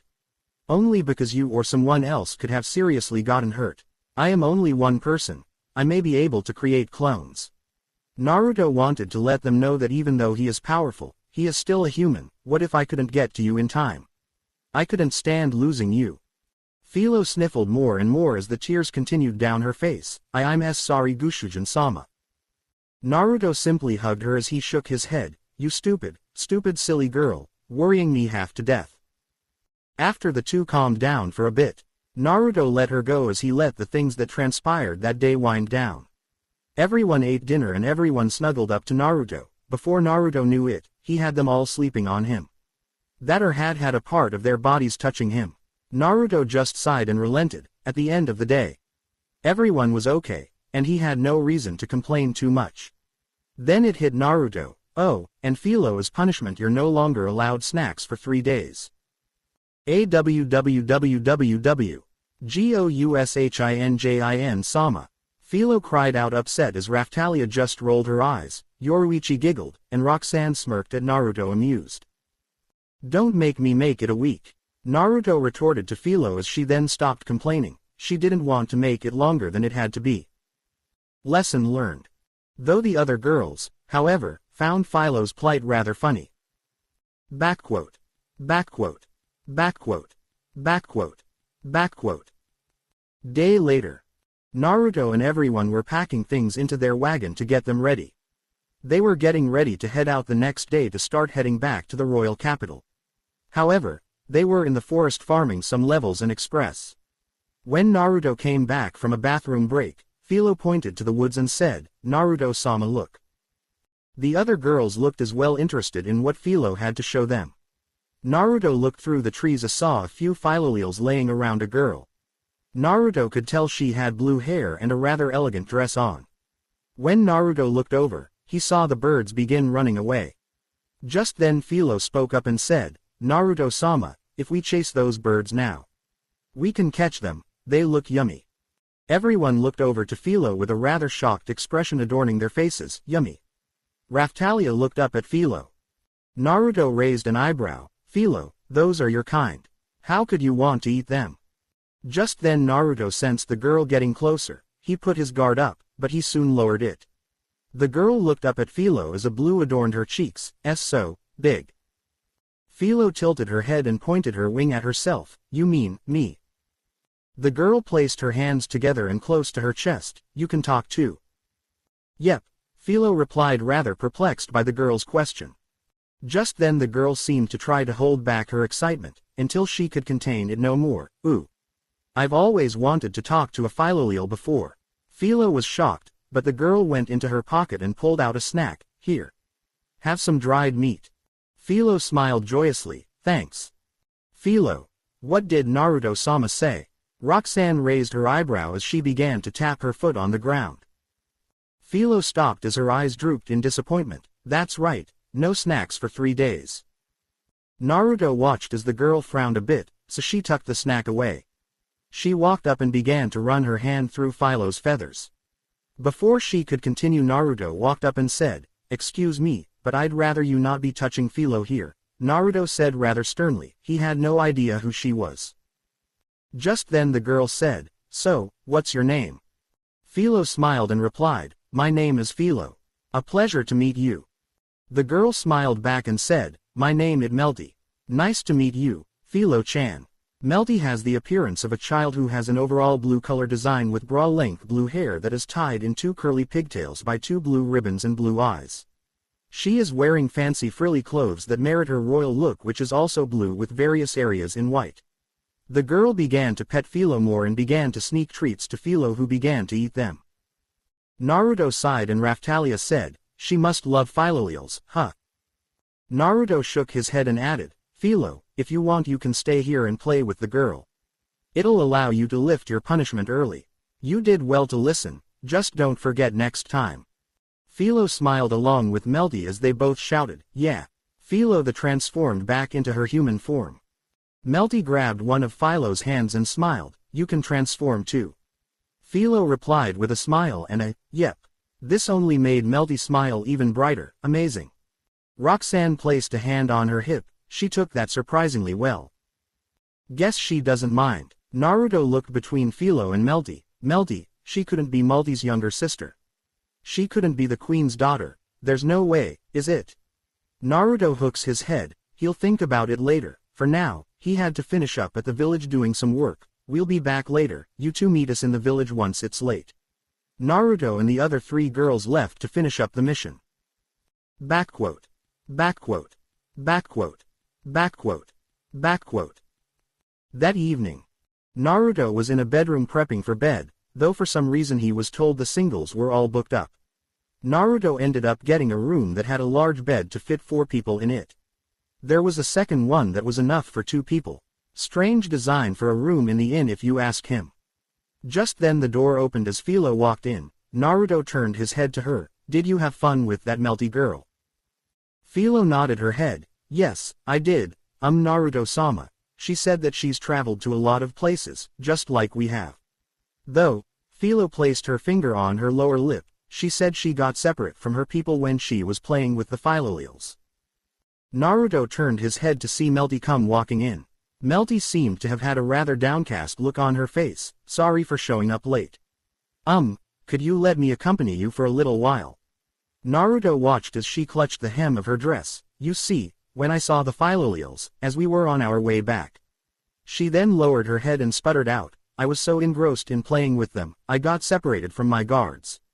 The girl then began to twirl her finger through a strand of her hair. I was hoping you could let me join you, savior. Naruto crossed his arms over his chest. The villager must have been talking a lot about me. I'm aware that I'm making a selfish request. I am begging you though. Please help me out, I must return to the capital. Naruto sighed as he rubbed the back of his head. I don't mind truly, but as long as I get something out of it. I don't mind. Backquote. Backquote. Backquote. Backquote. Backquote. Next day asterisk. Naruto and everyone were outside packing things into the wagon getting ready to leave. Naruto was in the driver's seat with Philo hooked up to the carriage. The village doctor smiled again at Naruto. That is everything we could offer you, we promise to keep our promise as well. Naruto smiled as he sat on the wagon's driver's seat. Yeah, just don't forget it. Naruto sensed the queen's shadows nearby, though it was interesting. They sometimes come and go to check up on him, so he wasn't sure if they were there for him, or Melty. Naruto was having a rather sneaky suspicion that Melty was Morelia's daughter. With that, soon the group took off making their way back toward the royal capital. They stopped every so often to fight some beasts to help Roxanne level up. Everyone else besides, Naruto and Roxanne, were at max level cap and waiting for a class up. Naruto watched how well Melty got along with everyone, even Raftalia, Yoruichi, and Roxanne loved her. It was strange, but it was almost like she was always part of the party. Naruto of course added her to the party, which Melty didn't mind at all. It was clear Melty was all caught up on who the shield hero was. They stopped and caught fish to make for dinner. Meanwhile most of the time Philo and Melty played a lot. Naruto was glad that Philo was able to make some friends. Naruto guessed that was something he always regretted in the beginning. It was Philo who never had any friends, or even Raftalia. Naruto never was able to let them play with others. Then again, not a lot of people wanted Naruto around. At night, once everyone went to bed, Naruto deadpanned when he saw Melty jump into Philo's feathers. She then tossed her cloths off so she could go to bed in Philo's warm feathers. Before Naruto knew it, everyone else reached into Philo's body and found there to be a lot of room. Philo became a giant pillow for everyone to sleep on. Yoruichi and Roxanne both joined soon, sleeping on Philo, allowing them to get a good night's rest. Backquote. Backquote. Backquote. Backquote. Backquote. Less than a day later, royal capital. Eventually, everyone got to the royal capital where Naruto was escorting Melty. Everyone in the group was walking together until there was a shout. Naruto! Naruto, and everyone looked up as Motoyasu spun his spear in the air. He then went to stab it into Naruto, but Naruto simply blocked the spear with his 2 fingers. Naruto held him in midair as Motoyasu looked at Naruto in shock. What the? How did you? Naruto glared at him. You imbecilic. There are bystanders. Why the hell are you attacking me out in public? Motoyasu jumped back and shouted, Where is Roxanne? Where is she, as well as that cat girl slave? He then charged at Naruto, ramming his spear into him. Naruto simply parried the attack with his shield as he grits his teeth in annoyance. You never learn. You idiot. Motoyasu growled at Naruto and activated an attack, Chaos Spear. He threw the attack at Naruto and he quickly extended his hand out, Shield Prison. Naruto's spell intercepted his attack, causing no collateral damage in the surrounding. Naruto then removed the top of the shield prison so the attacks went up into the air and dispersed. You moron. Naruto disappeared and appeared in front of him. Naruto slammed his fist into Motoyasu's gut, denting his armor once again. This sent him up into the air and arching backward, falling onto his ass as he held his stomach. Then the crowd around them began to tell them to stop fighting or to keep fighting. Before everyone knew it, the civilians were out into a brawl. Just then Melty appeared with the royal guards behind her. Funny enough, Naruto ordered Yoruichi, Raftalia, and Roxanne to protect Melty. No one saw Melty because she was behind those three. Melty watched all while enraged by her sister's stunt. For now, she had to confirm it was her. Naruto growled out and shouted, "This isn't a place for a duel. There are." Naruto was interrupted by Melty as she said, "It is now." She had a cocky smirk on her face. "Surround them," Melty ordered. The soldier behind her sighed and said, "Men, draw swords." He said it with a lot of regret in his voice. Melty held up a scroll and said, "Ladies and gentlemen, I declare this an official duel between the Spear Hero and the Shield Hero, with the authority vested in me by the crown." Just then Melty had enough of this. This was the final straw that Mother sent a letter to her about. Enough of this. Put away your weapons at once. She came walking up from behind Raftalia, Yoruichi, and Roxanne when the guards saw her. They immediately went onto one knee. "I will not allow the heroes to fight among themselves." Melty looked at Melty shocked. What are you doing here?" Melty was disappointed. "It's been a long time, Nay-san." Philo, Raftalia, Roxanne, and Yoruichi's eyes widened, while Naruto stayed emotionless. Naruto had a feeling she was Morelia's daughter. The looks were uncanny, and the names too. Melty then continued and said, "Please don't think your the hero's privilege can cover up this mess." Spear Hero. Motoyasu relaxed as Melty spoke to him. "Look around you, starting a civilian all-out brawl. You cast a magical attack that could have harmed innocents. Who would call a man that puts lives at risk a hero?" Melty walked closer as Motoyasu put his spear down, not knowing what to say. "Nay-san, your fun and games have gone too far." Melty tried to back herself. "I'm simply doing my job as the hero's aide." Melty retorted, "Is making him fight in a public place your idea of aid?" Melty flinched and retorted, "You dare defy me, your older sister." "It doesn't matter if you are older, I am the one next in line. If need be, I will let Mother know about." "Scratch that. She already knows about this." Melty looked at Melty disappointed. Melty, defeated, angrily let out a tch. Melty walked up to Naruto and said, "Shield Hero, no Naruto Wakai Oji, I need to speak with you." Backquote. Backquote. Backquote.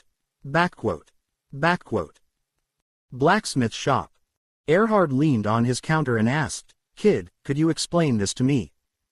"Sorry Erhard, but there wasn't a better place than here. Besides, our Royal Highness has a few words with us." Naruto wasn't completely untrusting, but he was weary. Though, it seems like Melty wasn't bad as her sister was. Melty placed a hand over her chest. "Pardon my late introduction. I am first in line to the throne of Melromark, second Princess Melty Melromark." Erhard shouted out, "T-throne." Roxanne looked at her shocked. "Whoa. Wait. Ahead of your older sister." Raftalia nodded her head too. Roxanne took the words right out of her mouth. Melty nodded her head towards Roxanne. "Yes. My sister has always been a problem child due to her personality." "That's the understatement of the century," Naruto added, which Melty didn't argue. No one did. Melty looked at Naruto and said, "I'll be honest, I had no idea you were the Shield Hero. You keep a low profile, and my mother never told me who you looked like. Though this timing could be perfect." Just then one of Melty's entered the blacksmith shop. "Melty-sama, His Majesty has called for you."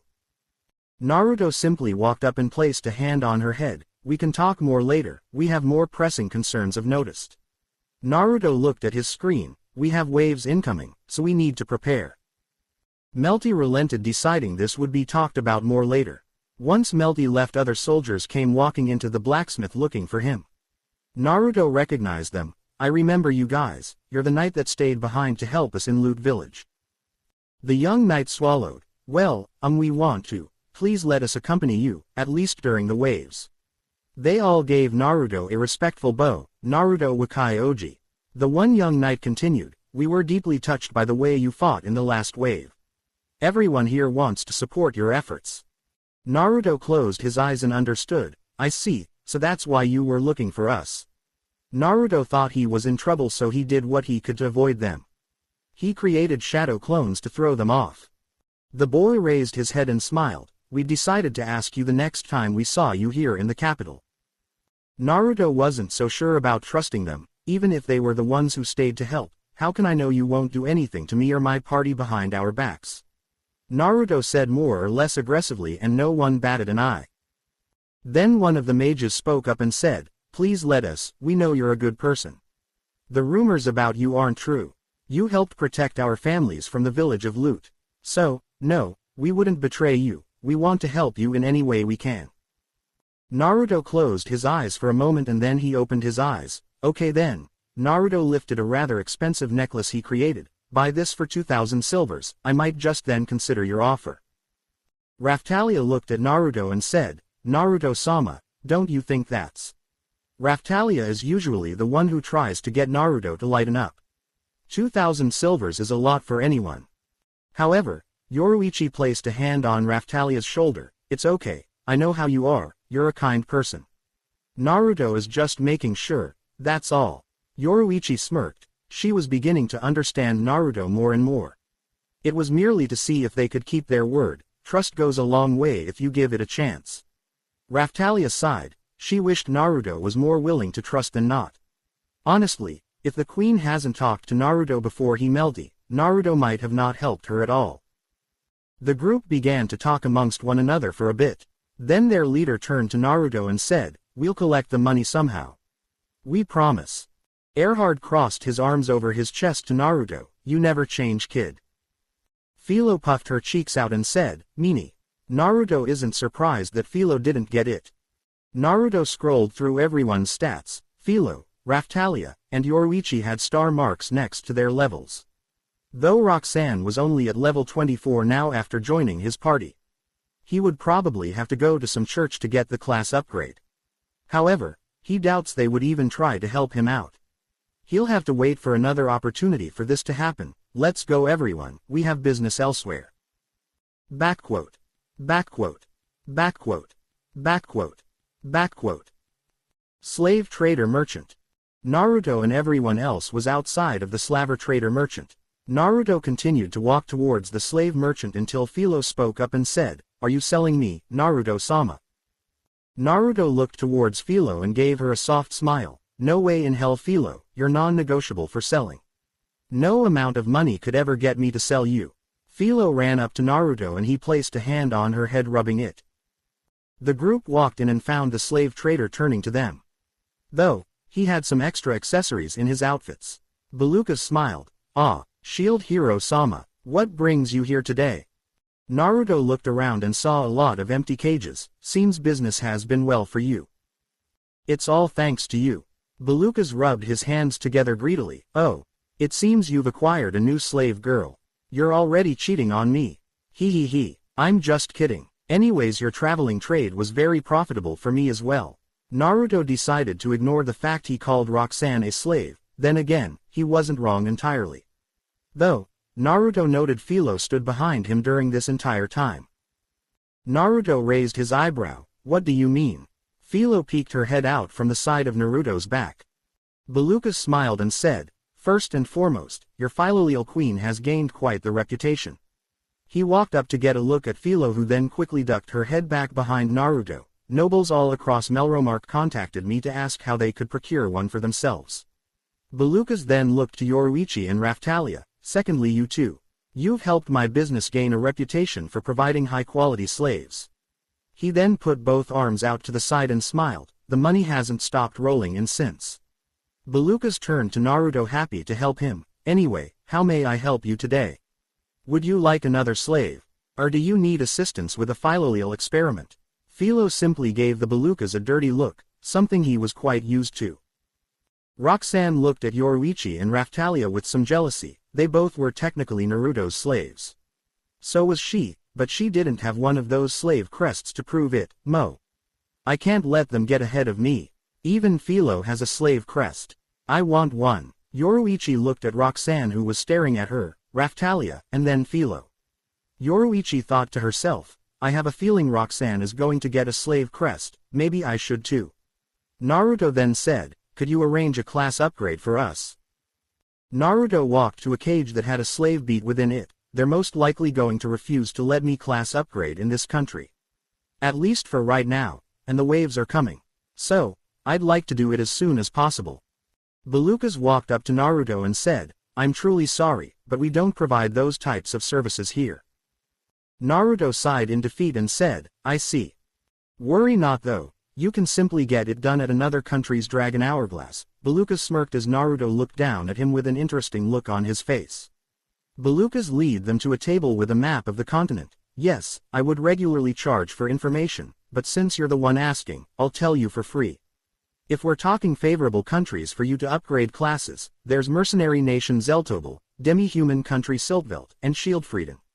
For a country of demi-humans, it's very welcoming to humans. Naruto asked curiously, how long will it take to get there? By ship, 2 weeks. And wagon, a month. Belucas finished. It's far, Raphtalia added. Sounds like fun. Yoruichi smiled, she always wanted to be on a boat. Philo, don't eat the eggs. Roxanne reprehended the girl as Philo frowned and Naruto even gave a look to Philo who simply began to pout. Naruto shook his head, it's far, I could probably get there in a day. Belucas looked at Naruto with interest when he said that. Belucas then said, how about, for now, we equip your Philolial queen with a weapon. Philo turned to Belucas with a smile on her face, a weapon for me.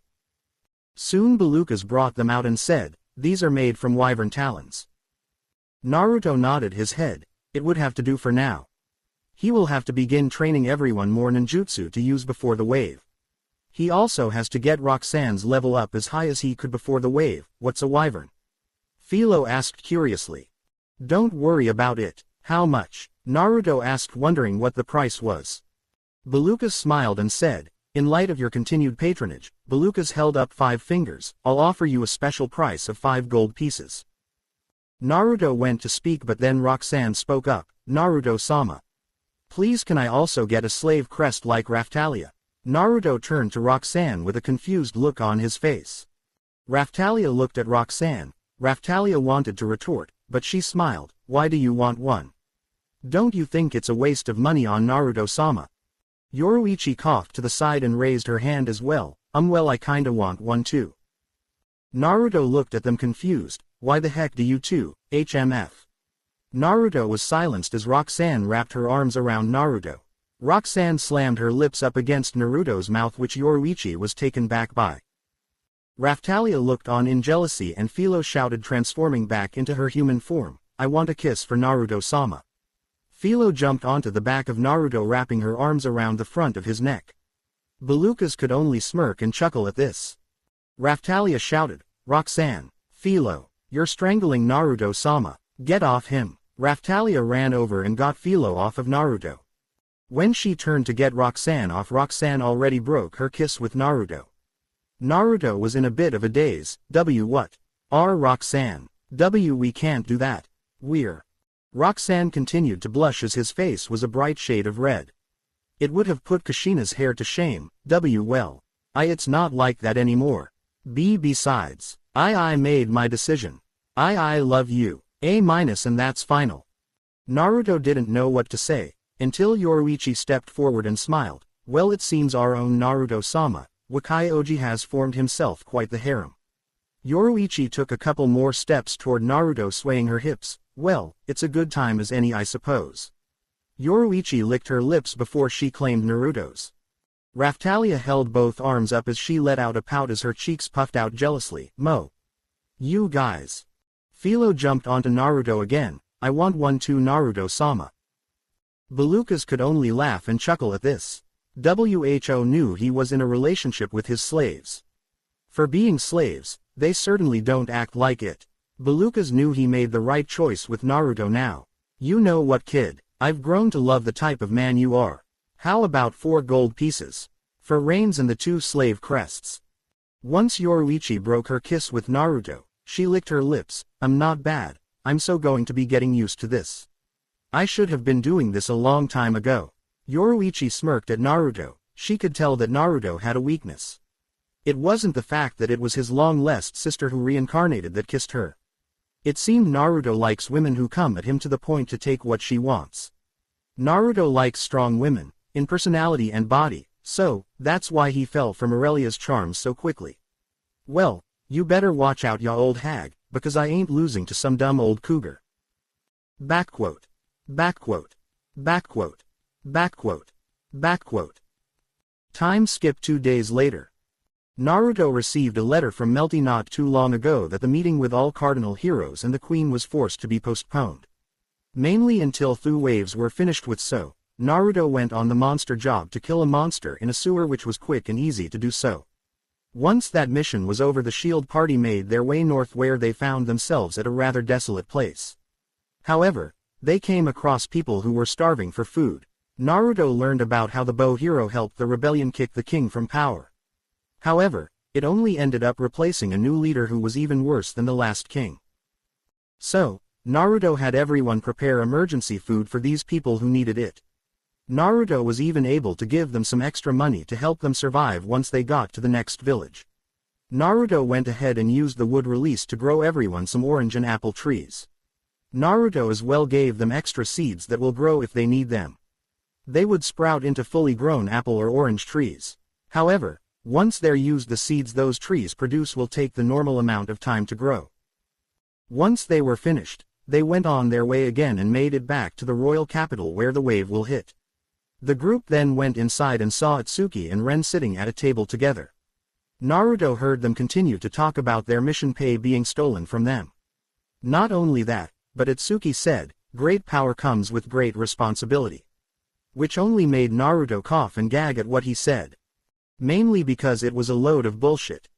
Before Naruto and his party knew it, Ren and Itsuki were right by Naruto, asking, "What is so funny?" Naruto simply sighed and said, "The fact that you were conned." Just then Itsuki began to accuse Naruto, "You're the one impersonating us, then stealing our jobs and rewards." Once he said that Itsuki felt the glares from Raftalia, Yoruichi, Philo, and Roxanne. Naruto narrowed his eyes and said, "Why would you think it's me?"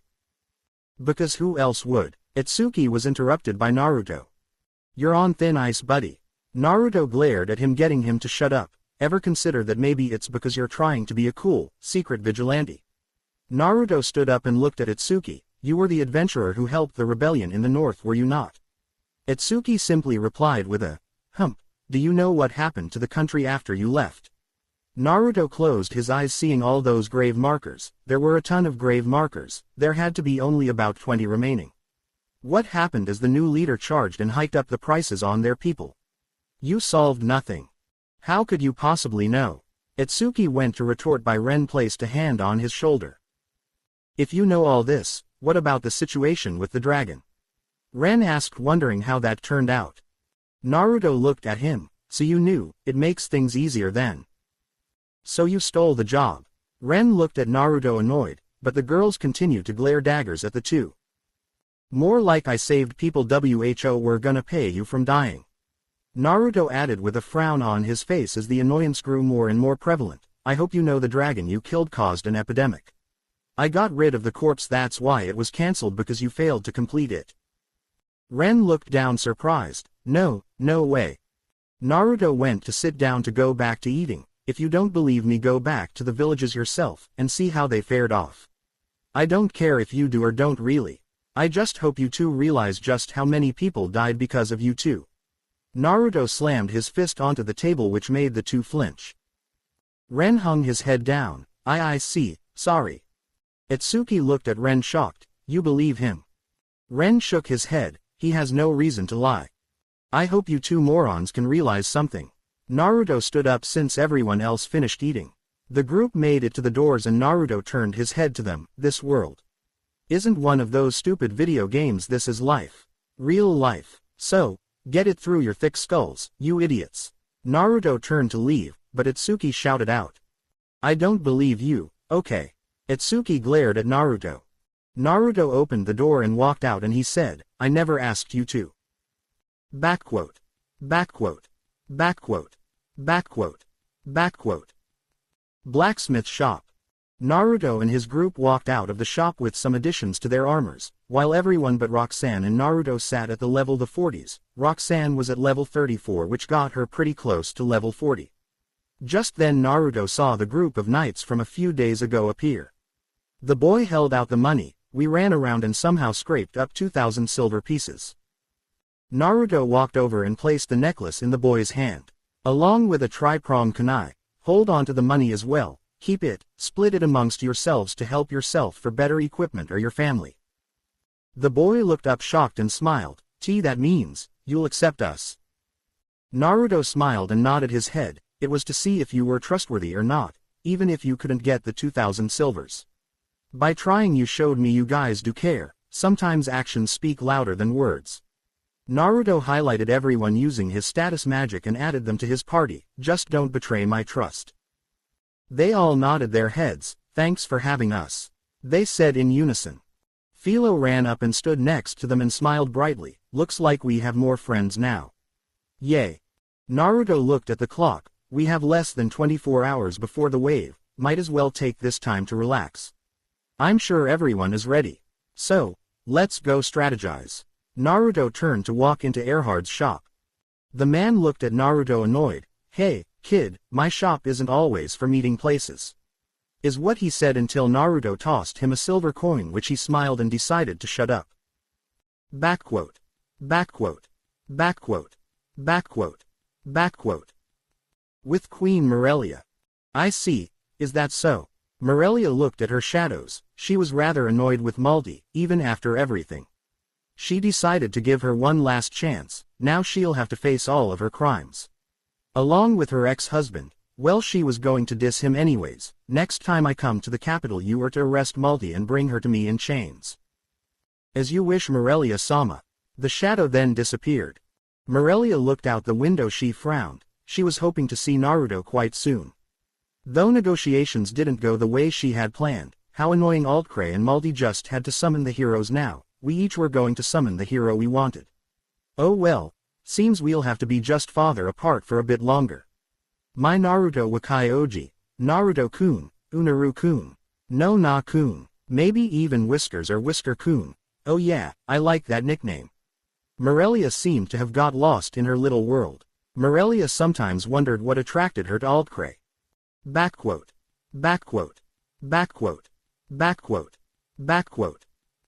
Day later during the wave. Naruto had everyone split up into groups. Roxanne stayed by his side with Raftalia, and a knight and mage with him. Meanwhile, Philo with Yoruichi, 2 knights and a mage, were with them. Naruto ordered Yoruichi's team to be the ones who evacuate while he and his team attacked. They were only in Phase 1 and most of the civilians were evacuated. Yoruichi's team was to help protect the stragglers until they got back.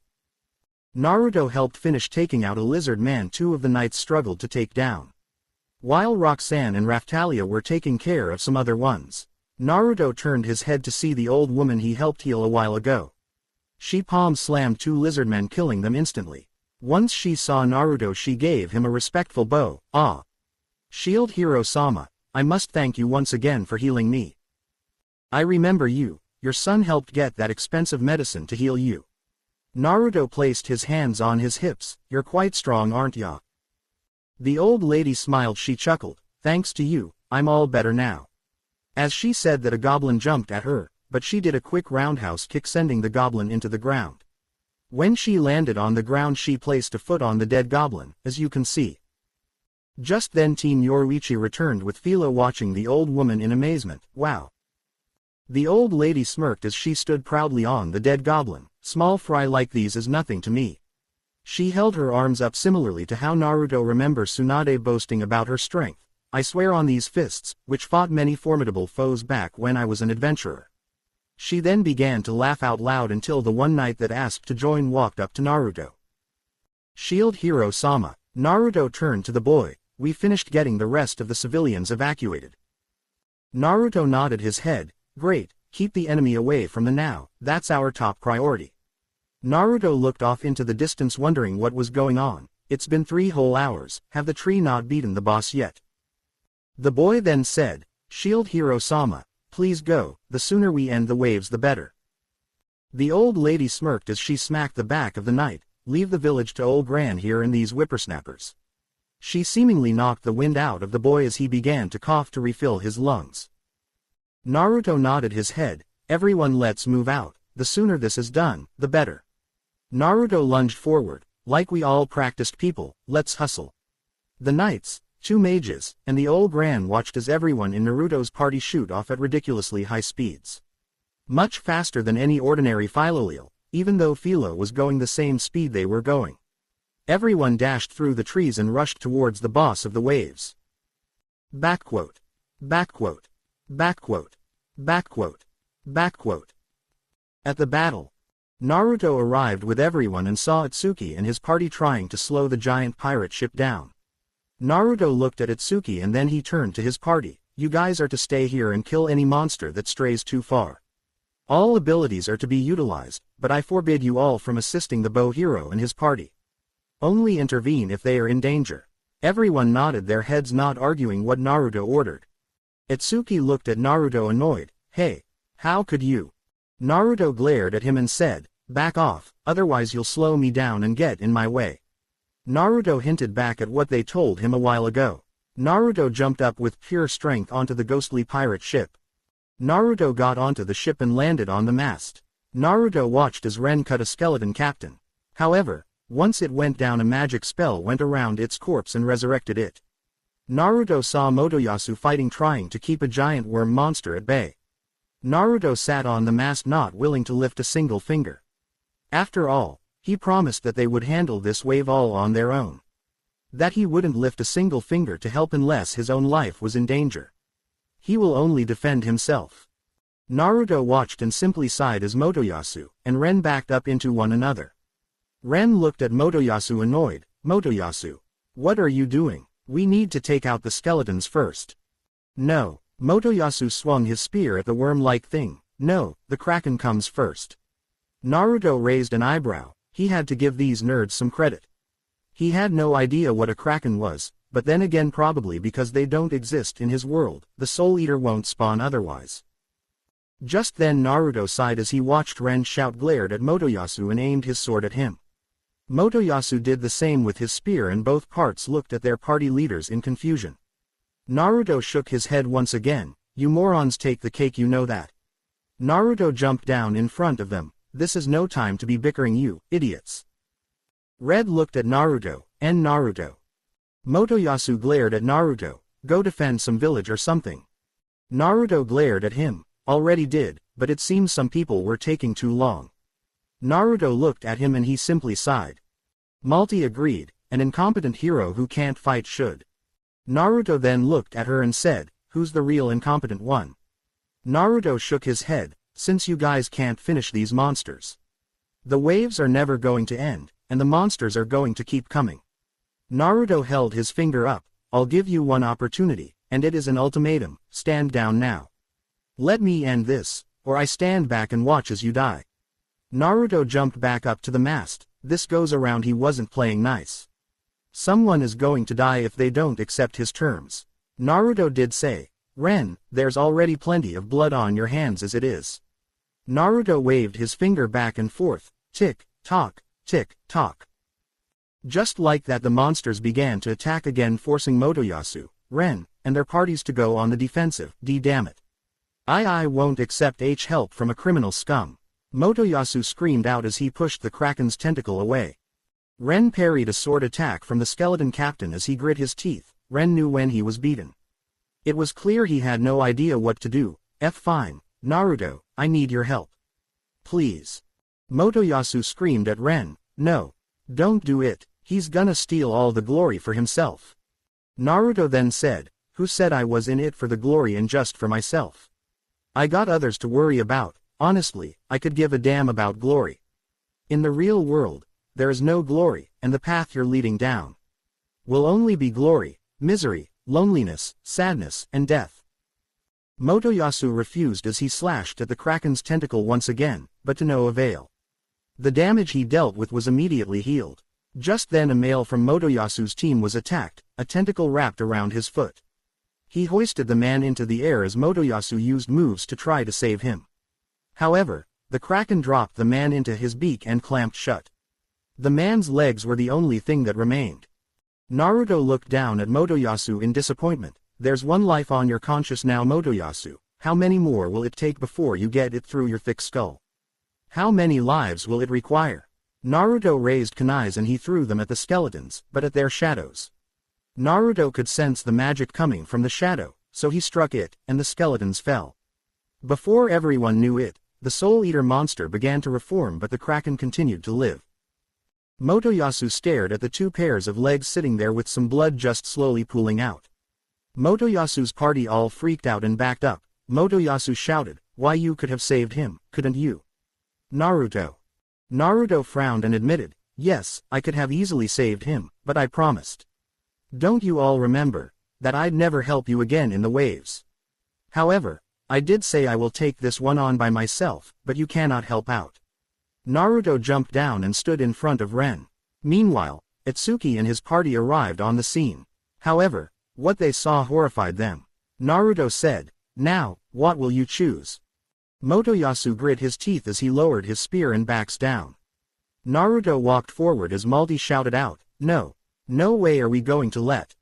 Naruto snapped his fingers, "Shut it, bitch." Naruto undid the Tsukuyomi seal he placed on Maldi's memories, causing her a ton of mental pain and strain, forcing her to her knees. Naruto threw another kunai at the shadow of the Kraken, causing the rest of the Soul Eater to leave. It formed into one giant Soul Eater. Naruto decided to try the new Rage Shield. He's had it since he's gotten here, might as well try it out this time around. Naruto equipped it, Wrath Shield. Naruto summoned a dark black shield with armor that surrounded his body. Naruto could feel anger, hatred, disdain, and more strong negative emotions. This was indeed a very scary and powerful ability to have. Naruto for this go-around wanted to test this. Naruto found a skill to use with this shield, Shield Prison. Like that shield that came together as a ball with chains trapped the Soul Eater inside of it. Naruto shot his right hand out to the side, chained shield. Spike within the prison shield stabbed into the Soul Eater. Naruto's voice was mixed in with Kurama's voice, since he even felt some of the old residual evil chakra of Kurama. It seemed this shield converted the normal Kyuubi chakra back into its original state. Naruto then had a red chakra cloak cover him as his skin peeled off as he got to the Seven Tails state. His eyes were white, his mouth white, and his teeth were razor sharp, the deep red chakra around his body. Naruto hasn't felt this in forever. Naruto began the chant, "Within this virgin of cold ore, who shall swallow even your screams with her embrace, suffer in anguish as your entire body is stabbed and skewered." Iron Maiden. Like that, the red gem on Naruto's shield began to glow. From above, the clouds dispersed as a metal Iron Maiden descended from the sky. It opened its chest cavity, revealing a ton of long sharp spikes. The trapped Soul Eater was pulled into the Iron Maiden as its chest closed in on the creature. Naruto held his up and closed it as the doors on the Iron Maiden shut. The eyes on it glowed until it dispersed in a green light, revealing the now dead Soul Eater. Its corpse began to fall beside the ship, so Naruto opened his mouth in his tailed beast state and charged up a tailed beast bomb. Everyone held their hands on their ears as they heard an ear-piercing ringing sound coming from Naruto's attack. Everyone watched as red and blue orbs of magic or whatever came to the entrance of Naruto's mouth. Naruto moved his head forward and bit down on it, then opened his mouth and aimed it at the corpse. Naruto fired a tailed beast cannon that eviscerated the Soul Eater completely. Everyone watched in awe as Naruto's 7 red tails began to recede into his shield. Naruto was back as his Wrath Shield disappeared. Naruto did fall onto one knee. However, he took a deep breath and stood back up. Naruto saw his shield menu pop up, his curse series went from red, and it changed. It then said, "Bless series." Naruto wondered if it had to do something with a cardinal hero who went through the curse series. They got the Bless series. Then again, it was only a hunch, and Naruto probably won't use it again. He just wanted to see what it was like. Just then Naruto turned his head as Yoruichi, Raftalia, Philo, and Roxanne appeared on the ship after jumping. Everyone was curious about what Naruto's shield was. Philo smirked as she transformed back into her human form. Motoyasu sighed as he said, "Things will be different next time." Philo smirked as she looked at him and said, "Hey, sore loser, much."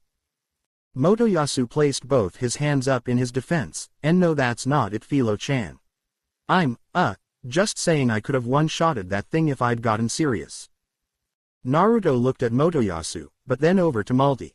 She was on the ground being cared for by the people of Motoyasu's party. Naruto turned the other way, not caring, but Naruto noticed the wave didn't end. Naruto then summoned a truth-seeking ball to his side as he made a spear out of it. He then pushed it forward, impaling surfacing Soul Eater. Naruto looked at it as his truth-seeking orb immediately killed it. Naruto turned his head to the top of the ship's mast and he called out, "By the way, you can come out, I've known you've been here this entire time." Naruto looked up as a lady came jumping down. Naruto's eyes met with hers. She is a beautiful young woman with long black hair trimmed and styled after a traditional Japanese princess haircut. She is wearing a jet black kimono with silver embroidery like those worn during a funeral. She has pale skin that is slightly translucent due to her racial characteristics. She looked at the sword, spear, and bow hero. "You three, have you had trouble with such weak monsters? I can't believe you three are of 4 heroes who hold the world's fate in their hands." She walked forward and said, "It seems there is only one man here who is worthy of even being called a hero." She looked to Naruto. "What is your name?" Naruto narrowed his eyes at her. "You're supposed to introduce yourself before asking for someone's name," Naruto retorted. The woman closed her eyes and smiled. "Oh, where are my manners? My name is Glass." She then opened her eyes and held her fan up to her face. "However, feel free to consider me your enemy." Itsuki shocked looked at her and mumbled, "Enemy?" Naruto looked at her ready to fight if they had to. "Naruto, Uzumaki Naruto." Glass looked at Naruto and said slowly, "Naruto, is it?" She then unfolded 2 fans. Then, "Shall we begin?" She then aimed one at Naruto, the true battle of this wave.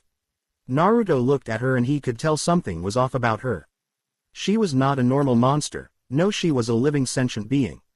However, she was not human. She reminded him a lot of Hagoromo, the sage of 6 paths. Glass frowned. "Aren't you going to attack, Hero Naruto? Why not send those servants of yours at me?" Naruto placed a hand over his mouth. "Grrrmk." Naruto did his best to hold it in. Ren frowned as he said, "Servants." Itsuki had a scowl on his face. "Did you just call us Naruto's servants?" Motoyasu finished as the 3 drew their weapons to attack her. "Screw you," they all shouted in unison. Their party members also surrounded the girl to prevent her from leaving. Ren charged up his sword, Meteor Strike. Motoyasu did the same with his spear, Meteor Thrust. Itsuki drew his bow back, Meteor Shot. The 3 combined their attack as it hit Glass dead on. Glass simply said, "Is that all you got?" Naruto watched as her fans began to glow along with her body. She then shouted out, "Zero Stance Rondo, reverse 4 seasons." She then did a bunch of swings at her fans and she fired off multiple shots of magical blade attacks. She immediately took the 3 cardinal heroes' parties out cold. Glass simply smirked, "So you are but mere servants." Itsuki slowly sat up. "She's strong." Naruto began to walk forward as he examined her. The more he thought about the more it sounded real. Naruto didn't prepare to attack. He held his hand out towards his girls. "Stay back, all of you." Naruto looked at Glass intriguingly. "Those fans, they're just like our weapons. Are your fans a cardinal weapon?" This made everyone's eyes widen in shock, wondering if what Naruto was saying was true. Glass looked at Naruto rather surprised. He was very smart to make such an interesting proposal. "Cardinal weapon? No, I am the vassal weapon holder of the fan." Naruto looked at her unamused. "Just go home. If I fight you can guarantee you this, you won't beat me." Naruto got into a fight stance ready to fight if he had to. Naruto summoned 9 black truth-seeking orbs and Glass could feel almost nothing coming from the orbs. Just then Glass came at Naruto at a very high speed. However, Naruto saw every strike. He simply parried each one with a kunai in his hand. Naruto raised his knee and kneed her in the stomach. He raised both hands together and did a sledgehammer. She was sent straight to the ground on her stomach. Naruto moved away as he walked next to his party. "The fight is over, leave from wherever you came from." Naruto didn't understand why she was attacking. It made no sense. "You can't beat me." Glass looked at Naruto with a frustrated look. "We'll meet again, Shield Hero. Naruto, we will meet again." She jumped into the air, and she disappeared in a bright yellow light. With that, the waves were over. Naruto decided that it would be best if he and his party returned to Loot Village. Backquote. Backquote. Backquote. Backquote. Backquote. Loot Village. Naruto sat on a rock as he let a tired breath out. The Wrath Shield was a bit more tiring than he thought.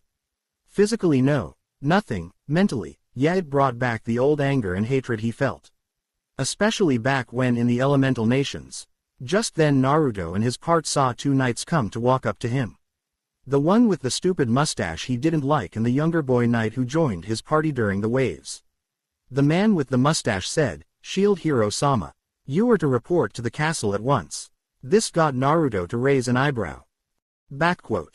Backquote. Backquote. Backquote. Backquote. Castle. Naruto sighed as he stood there listening to the foolish king. Altcray cleared his throat. "I saw what happened in the crystal ball." Naruto was the only one in the throne room. The new king's assistant said, "I hate to admit it, but you did a good job. You handle the wave yourself. I have a question for you. How did you obtain such strength? You possess power unbecoming of the shield hero. You must reveal the secret behind it. Now spit it out, and don't you dare lie to me," Altcray said with a rather serious tone. Naruto simply held his up and flipped the king the bird. "I'm sorry, but I don't have to answer to you. You brought me here, and you decided to fuck with me when you just were doing better.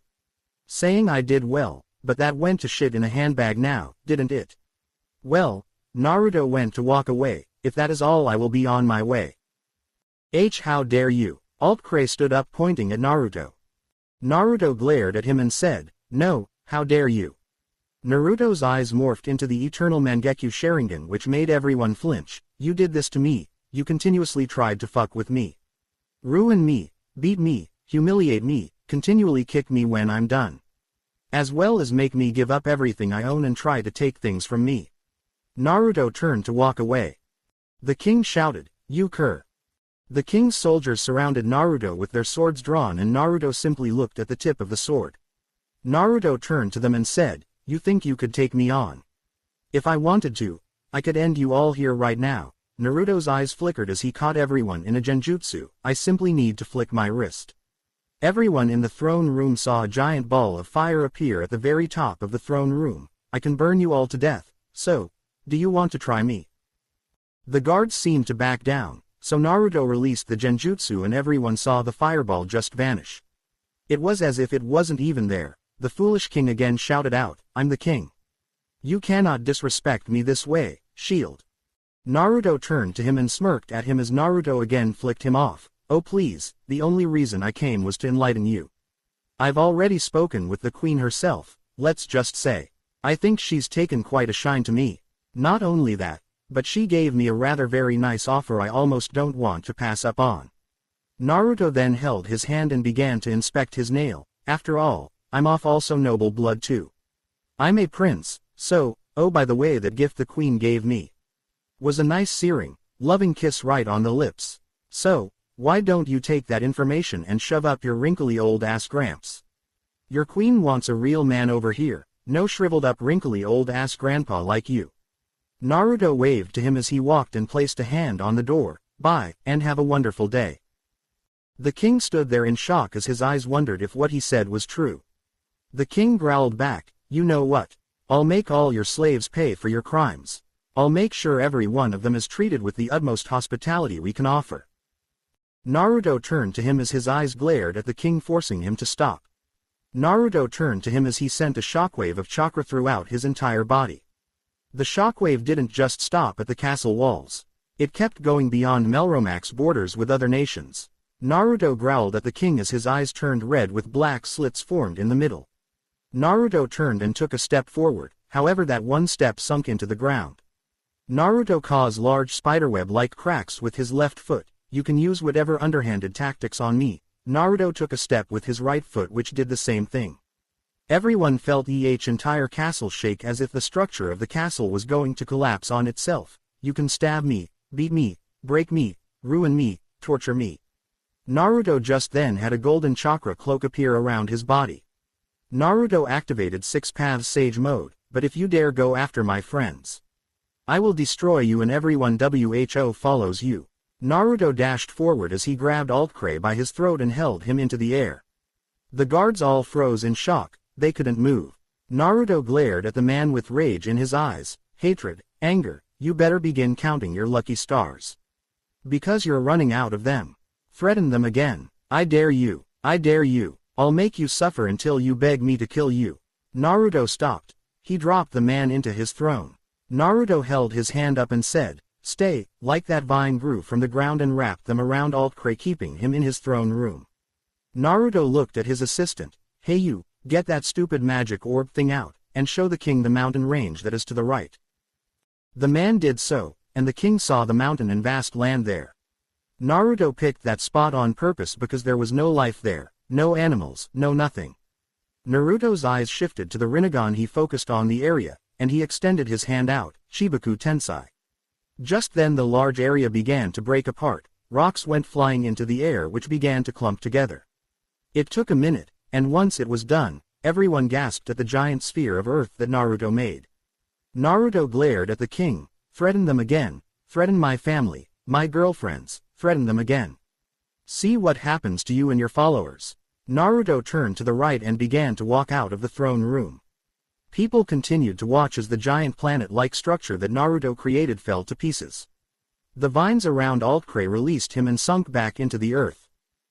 Naruto, who was still in his six paths sage mode, heard a man say, what, no, who did we anger? Before Naruto left, he glared at them as he said, a god. He slammed the doors, leaving the throne room. Naruto went walking down the stairs as a woman who looked like a noble showed Naruto a necklace. Backquote. Backquote. Backquote. Backquote. Backquote. Back in the throne room. Melty came running as soon as she heard shouting and a lot of shaking on the ground. Altcray stood up when he saw his daughter. Ah. Melty, what can I do for you? Ignoring the way her father reacted to her, Melty simply said, you once again angered the shield hero. I know it didn't go well. As well as it ends in a very hostile manner. I'm extremely disappointed in you, father. Altcray had nothing to say as he sunk into his chair with a long look on his face. Melty continued, Father, you keep angering the shield hero. He's so much more powerful than any of the other cardinal heroes. If he were to leave Melromark and defend other nations and ignore ours, it threatens our entire country's safety. His shield is one of the best ways to protect our country. Not only that, but he has otherworld abilities and powers we've never seen before. We may very well lose our home if we continue to push him away. No, we will lose our home if we push him away. Altcray slammed his hand on his chair. I will never forgive that swine. Melty was surprised by her father's sudden outburst. Oh, Melty, I'm not mad at you. Melty collected herself and asked, why do you hate the shield hero so much? Altcray looked to his left and said sadly, if I let him and his demi-humans do as they wish, I'll lose my family again. Backquote. Backquote. Backquote. Backquote. Backquote. Later on the road, Naruto had everyone get their things and they got the hell out of Melromark. Naruto did not want to be there anymore if the queen wasn't there. However, even when they got far away and got new items from Erhard, he was stopped by some knights, and it so happened to be Melty. Naruto and everyone else was just simply taking a break after traveling for a while. Melty stuck her head out the side of the carriage. Hey guys. I caught up. Philo's smiles widen. It's Mel-chan. Hey, long time no see. Naruto waited to see what she wanted as Melty came walking up to them. Melty walked up to Naruto and said, Shield Hero Sama, I'd like you to return to the capital and meet with King Altcray once more. Naruto, without hesitation, said, I refuse. When he said no, Melty had to collect herself. I want you to apologize for your conduct and reconcile. Naruto growled out and said, my conduct was well handled, I'm sorry for the property damage. I'll pay for it later, but his actions and words do not mean he gets a pass. He threatened my party, he threatened my girls, I won't stand it, nor will I return until Queen Morelia returns. King Altcray has too much power to his head, I don't give a damn for his reasoning.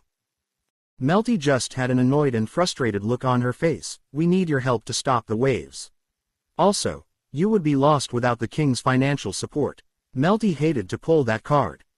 Naruto smirked as he placed his hands on his hips. Support? Hell, I never got any support from him. I'm the one graciously working with you a lot until the waves are gone. Besides, I asked that no one interfere or get in my way during the waves. If they didn't, they don't get my help. Melty hung her head annoyed as she said, why do both you and my father have to be like this? Melty began to almost have a tantrum. A hero and the king can't be fighting among themselves. Not She then began rubbing the back of her head confused. Mel-chan. Philo looked at her best friend concerned. Naruto interjected and said, I won't, and I refuse, end of the story. The king has done too much damage, he has hurt us way too much. I wouldn't forgive him even if he cut his own throat in front of me. That's how much I hate him. He threatened to put my crimes on my friends, and if he ever goes. God save the king. Again, these crimes aren't even real. They were forged. Raftalia chimed in as Yoruichi began to nod her head agreeing along with Roxanne. However, Naruto looked ahead and saw how the guards were all standing in a strange formation. One had a crystal ball in his hand while the other stood around him. Something isn't right, the way they're looking at me, it feels like. One of the knights began charging at them and his blade was aiming for Melty. Naruto suddenly pulled Melty into his arms and raised his shield and blocked the knight's sword swing. Naruto then pushed the guy off of his shield and shouted, What the hell are you doing? Melty looked behind her to see that one of her soldiers attacked her. Just then the knight said, Curse you! How dare you take Princess Melty hostage? Naruto looked at him confused as he said lowly, Hostage. The knight held his sword up and aimed it at Naruto, fellow knights. Justice is on our side. Destroy the devil of the shield. Naruto frowned as he said, Devil. Fine. Naruto's eyes shifted to the Rinnegan as he stuck his hand out. If that's what you want. Naruto narrowed his eyes, that's what you'll get. Naruto looked to the girls, Raftalia, Philo, Yoruichi, and Roxanne. Behind me now. Naruto then trusted his hand towards the ground as a massive pressure of gravity forced everyone to the ground. Naruto gently released Melty. Raftalia, watch her for me. Naruto moved Melty towards Raftalia who pulled her protectively behind them. Naruto walked forward keeping his hand out as he watched two knights from the back. One holding a crystal ball, and another his hand ready on his sword. So, what type of game is this now? Attack your own queen's daughter. Naruto began to close his fist as the gravity around the soldiers increased. They began to hear the armor creak under pressure and the ground began to sink in taking to their body's shape. The guy with his hand on his sword then said, Come on. Get up, retreat. The two then began to turn and run away, but before they could leave, their fellow knights did not stand up. Hey! Get up, we need to retreat. Just then Naruto said, Foolish knights. He suddenly disappeared from their sight and appeared behind them. Just what are you up to? Naruto then said angrily as he glared the two down. The two knights slowly turned around and began to shake. Naruto then said, Prostrate yourselves. The two suddenly felt a heavy gravity forcing them to do as he said. Naruto picked up the crystal ball and began to analyze it. Naruto looked to the men and quickly switched back to the Mangekyo Sharingan. He simply said, Tsukuyomi. As he knocked them all out, and decided to rewrite their brains thinking that their plan succeeded. As well as a delayed Tsukuyomi in the soldier's eyes who was holding it in his hand. The program was simple, when they showed the clip to everyone when the queen was present. The video played would be the real thing, all who lays on it besides himself, his party, the queen, and Melty will see an entirely different story. For now, Naruto had to know who was behind this, who was trying to kill Melty. It was clearly from someone on the inside. Naruto dropped the crystal ball when Naruto trapped them in the Tsukuyomi, he dropped the heavy gravity at the same time. Naruto began to walk back to the group, we're all getting back into the wagon, we're leaving. Melty, I think you'll have to come with us, in case someone else tries to harm you again. I don't feel good about leaving you alone. Naruto watched as Melty fell to her knees with her eyes widening. First, she has never seen Naruto display his powers like that before. They were, well, how could she put it? Godly. Then he simply knocked them all out with a glance of red and black glowing eyes. This was too much for her. She fell to her knees, but then looked up as she knights all began to wake up and run away. Philo asks, should we go after them? Naruto shakes his head, no, as I said, we're leaving. No one said anything, as they could all see an already angry look growing on Naruto's face. Naruto reset their memories thinking the plan succeeded. However, when he saw them leave, it was clear they had their intentions, and recording them with that crystal ball was it. Backquote. Backquote. Backquote. Backquote. Backquote. A few days later. Before Naruto and his party knew it, They were wanted fugitives, rather ironic that the taping they had was already false. Good thing, everyone knew the transformation jutsu, and even Roxanne learned it. It didn't take long for her to also get acclimated to using chakra, so it made things much easier. Philo even learned to transform into regular-sized Philoleel to help keep up their fake identities. The group was outside in the forest in their makeshift camp, and Naruto remembered that woman from before. Before he threatened the king with the balls of planetary destruction. He held up a rosary and sighed. He looked at Melty and said, "See, this is why I hate your dad. Can you see what he has done to us? TCH, thinking I'm some goddamn rapist and kidnapper. Making me out to be some predator. I will enjoy roasting his ass alive." Just then Melty stood up annoyed. "No way. My father couldn't be part of this." Just the Yoruichi piped up and said, "Yes, maybe not directly, but he is indirectly part of this even if he was being used." Yoruichi narrowed her eyes as she looked up at the sky. Who else gets to put these decrees out? Who allows Malty to do what she wants to cause us havoc and problems? In case you haven't gotten the memo, little girl, the king hates us, and he jumps at any opportunity to make our lives miserable. Even if he is just trying to protect you, there is no one else who can dictate what is going on. Mainly until the queen returns. Melty closed her eyes and relented. "It probably is my sister." "Filthy skank," Roxanne added in as she growled out annoyed. "The second princess, who so happens to be the oldest, is trying to kill her younger sister who is next in line for the throne. Someone's a little jealous." Melty shouts out, "I don't get it. I don't. This is no time to be fighting among yourselves." Just then Naruto turns to Melty and shouts back, "Okay, tell me then. Am I to return? What good will happen? He hasn't even once tried to listen to me. Not once. If he were to, I bet his words were to lock me up and take everyone I've ever cared about. Sell them to slavery again, or be thrown into a dungeon, where his scumbag soldiers will rape and torture them. Like hell I'll let that happen. I'd rather see this country burn to the ground before I raise another finger to help. Unless your queen can amend your father's and sister's unjust wrongs, I'll never forgive them, never work with them. Your mother's body and life would never be enough to right the wrongs they did. Your father and sister are horrible people, but your sister is worse. Your father blindly follows orders. If she were to ask him to eradicate an entire village for looking at her wrong, I wouldn't put it past him to send his army to go do so. Regardless of morality, Daddy's little princess gets everything she wants. While me, I have to work hard, train hard, and earn what I get.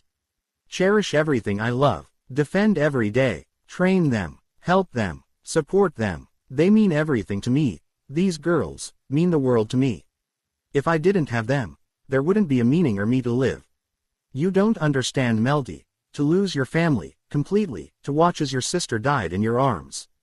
Because you were both hated for something that was far beyond your control." Naruto's hair covered his face as he turned and began to walk away.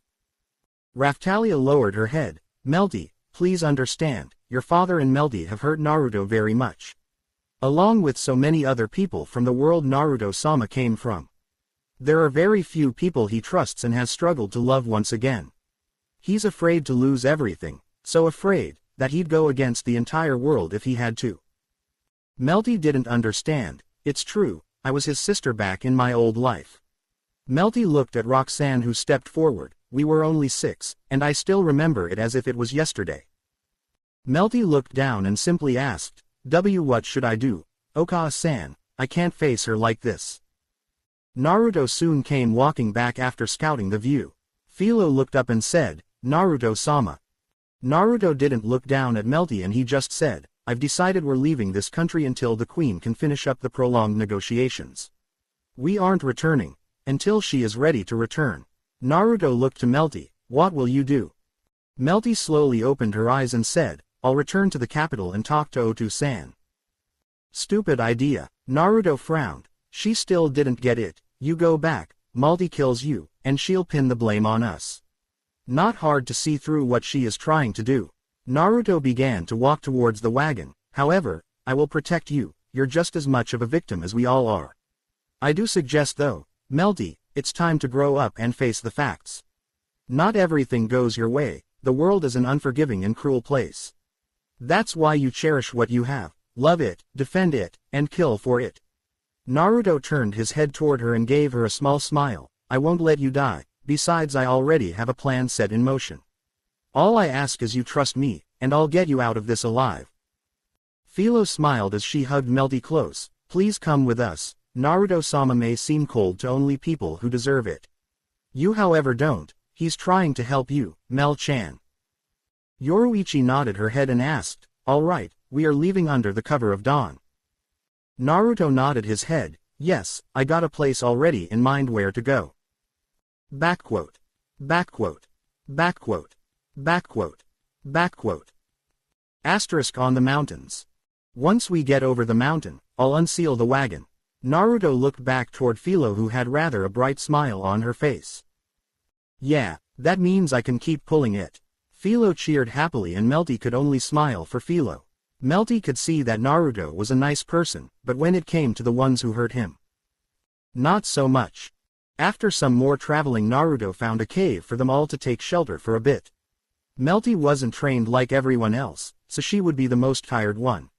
Naruto motioned for them to go inside as he placed a hand on top of Philo's head. Come, let's take a break and rest inside. Naruto looked at Melty and asked, how are you holding up, Melty? Melty simply gave him a small smile. All right, I guess. Melty went inside and Raftalia, Yoruichi, and Roxanne looked at the back. Melty was concerned. It seemed like this whole mess is beginning to take its toll on her. Before they went in, Raftalia asked, Naruto-sama, of all the places, why go to Siltveld? Naruto closed his eyes and then slowly opened them. For safety purposes, at least while there we should be treated well. Honestly, I should have gone there a while ago, but the only thing that kept me here was mainly the Queen's promise to right the wrongs of the father and firstborn daughter. But for now, safety. Yoruichi then said, hence why they're looking for us so hard, they're trying their best to stop us from going there. A little fishy if you ask me. Naruto turned to Raftalia and gently leaned into them to kiss her. Maybe that way we can see your hometown and see how it's going. I was thinking, maybe it is a nice place to set up a home. This time, Naruto gave Raftalia a thumbs up. We can defend it, together, and stop what happened so long ago from ever happening again. Raftalia smiled brightly as her ears twitched back and forth, and her tail swished left and right. Yes. Let's do it this Naruto-sama. Raftalia jumped at Naruto, wrapping her arms around his neck and pulling him into a kiss. Yoruichi smirked. This was all beginning to come together. She placed a hand on her hip. Well, Raftalia, make quick moves, I see. Don't worry though, you won't outbeat me, so I have nothing to worry about. Once Raftalia pulled her kiss away from Naruto, Yoruichi slid next to Naruto, placing an arm on his shoulder. Roxanne puffed her cheeks out. No fair, Yoruichi. We're all supposed to share, Naruto-sama. Naruto looked at the three begin bickering as a sweat drop appeared on his forehead. Hey, let me have my moment with Naruto-sama. Raftalia interjected between the two. Oi, I've been the one who's been easy between you two. I want some Naruto action. Yoruichi quickly wrapped her arms around Naruto's neck, pulling him rather close to her bust. She said with a sultry tone in her voice, come on Naruto-sama, wouldn't you like us to service you as real slaves should? Naruto's face blushed as he quickly broke the close contact, and now isn't the time for messing around. Naruto turned and walked into the cave as Yoruichi smirked, watching Naruto leave. Yoruichi turned to Roxanne and Raftalia puffed their cheeks out at her. Yoruichi simply shrugged her shoulders. All is fair in love and war. Even when our main adversary is the Queen. Roxanne added in to remind the two just how dangerous she was. Raftalia agreed as she nodded her head. Yeah, it's bad enough that she has her eyes set on Naruto-sama. Yoruichi giggled and snickered. Oh come on guys. Lighten up. Yoruichi looked back off into the distance as the wind blew into her hair. She may be our adversary, but she'll end up being part of our little group of harem sisters. Raftalia blushed as she mumbled, harem, sisters. Yoruichi nodded her head as Roxanne's face began to heat up. Oh come on. After everything Naruto-sama has been through, worked for, trained for, fought for, I think he deserves a little bit of love. Yoruichi turned her attention back to the girls with a smile across her face. I don't intend on stopping that. If he loves us as much as he loves the Queen, Melty, and maybe even Philo when she is older, I don't have any qualms with it. Roxanne sighed as she placed her arms over her chest with her hands clasped together. I can't argue with that statement. As long as Naruto ni is happy, it's all I could ever ask for. Even if I'm not one of those people who have to be like that for him. Raftalia looked at Roxanne with a frown, but don't you want to at least try, Roxanne? Roxanne could only give the small smile on her face. The fact that my Ni-chan had to suffer being all alone after that fateful day. Having to watch as Kasumi Uzumaki slowly died in his arms. Tears slowly began to roll down her cheeks. It pains me to constantly think that I had to leave him all alone. It was supposed to be us, together, we were one another's pillars. His entire world came crashing once Roxanne was stopped after Raftalia placed a hand on her mouth. Raftalia looked at Roxanne with a serious look on her face. That was then, and you were kids back then. There's nothing more you could have done. I understand it hurts, but all you can do now is be there for him. Whether it's being there for him as Roxanne, or being there as Kasumi Uzumaki, that is up to you. We all deserve happiness, Roxanne, no matter what form it comes in. Especially love. Naruto-sama deserves it, and so do you. Yoruichi stated as he placed a hand on her shoulder. Don't think you're being a burden or being too much. Naruto-sama wants you to be happy as well, even if it meant you're alongside him for the rest of your life. Yeah, well, put, Yoruichi. Raftalia smiled brightly at her along with Roxanne, who began to wipe her tears. Yoruichi raised her fist into the air and said, we ride this out until we hear the ringing of wedding bells and the cries and coos of children. Which then presumably causes Roxanne and Raftalia to begin blushing up a storm and steam to exit the top of their heads. Backquote. Backquote. Backquote. Backquote. Backquote. Meanwhile inside the cave, Naruto sat across from Melty as she looked at her pendant of her parents. She then looked up at Naruto and asked, I need to know, what happened between you and Otu-san? Naruto began to explain everything, a word from word, down to every last bit of detail. He didn't leave anything out, but he did leave his moveset and abilities up in the air. Melty shook her head confused, but Okawa-san said to treat the shield hero well. Naruto raised his eyebrow and asked, your Okawa-san said to, not of your own volition. Melty shook her head, well, no, I mean yes. But not in that way, I mean you aren't a bad person, Otu-san keeps bad talking. Melty hung her head down. Naruto then said, I've spoken with your mother, she's a nice and graceful woman. Naruto looked at the fire and narrowed his eyes, just how much did she tell you about what happened to me? Melty shook her head, not much, she said you were a kind and gentle person when it came to the people you care about. As well as those who seek out your help and do their best to earn your trust. Melty placed her finger on her lip, that's about it. That conniving woman, I wouldn't be surprised in some way she planned this, or hoped that Melty would meet me. After, she did want me to marry her, which isn't something I'm too keen on. Then again, Naruto made sure to put that to the back of his head. Just then everyone heard the fluttering of birds, which meant people were nearby. Naruto narrowed his eyes, we need to get moving, I can sense them on their way. It seems magic has helped them get ahead of us too. Everyone got up and began to gather their things, but the girls were still outside and came inside ready to go silent. All right, everyone, it's time to get out of here. Naruto stated as he picked Melty up carrying her in his arms. Naruto said, all right, let's move. Everyone sent chakra to their feet and began to jump through the air, kicking up the speed of their movements. They soon arrived at a crevasse which they all saw they could jump over. Naruto stopped so everyone could catch their bearings since they were able to avoid detection. Just then Naruto turned his head once again as he narrowed his eyes, again. How the hell do they keep getting past my senses? This is ridiculous, it should be impossible.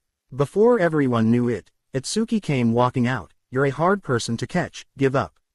You're surrounded. Naruto just then made a bunch of shadow clones which caused a bunch of smoke to fill the air. Some of them also transformed into perfect copies of the girls at himself once again to throw everyone off. Itsuki looked left and right and grit his teeth, cease your resistance and release Princess Melty at once. Naruto argued back, release. Bit of a harsh word when the person isn't even tied up. Motoyasu and Ren came waking up to Itsuki and Motoyasu smirked and said, quit lying. We have all the proof we need.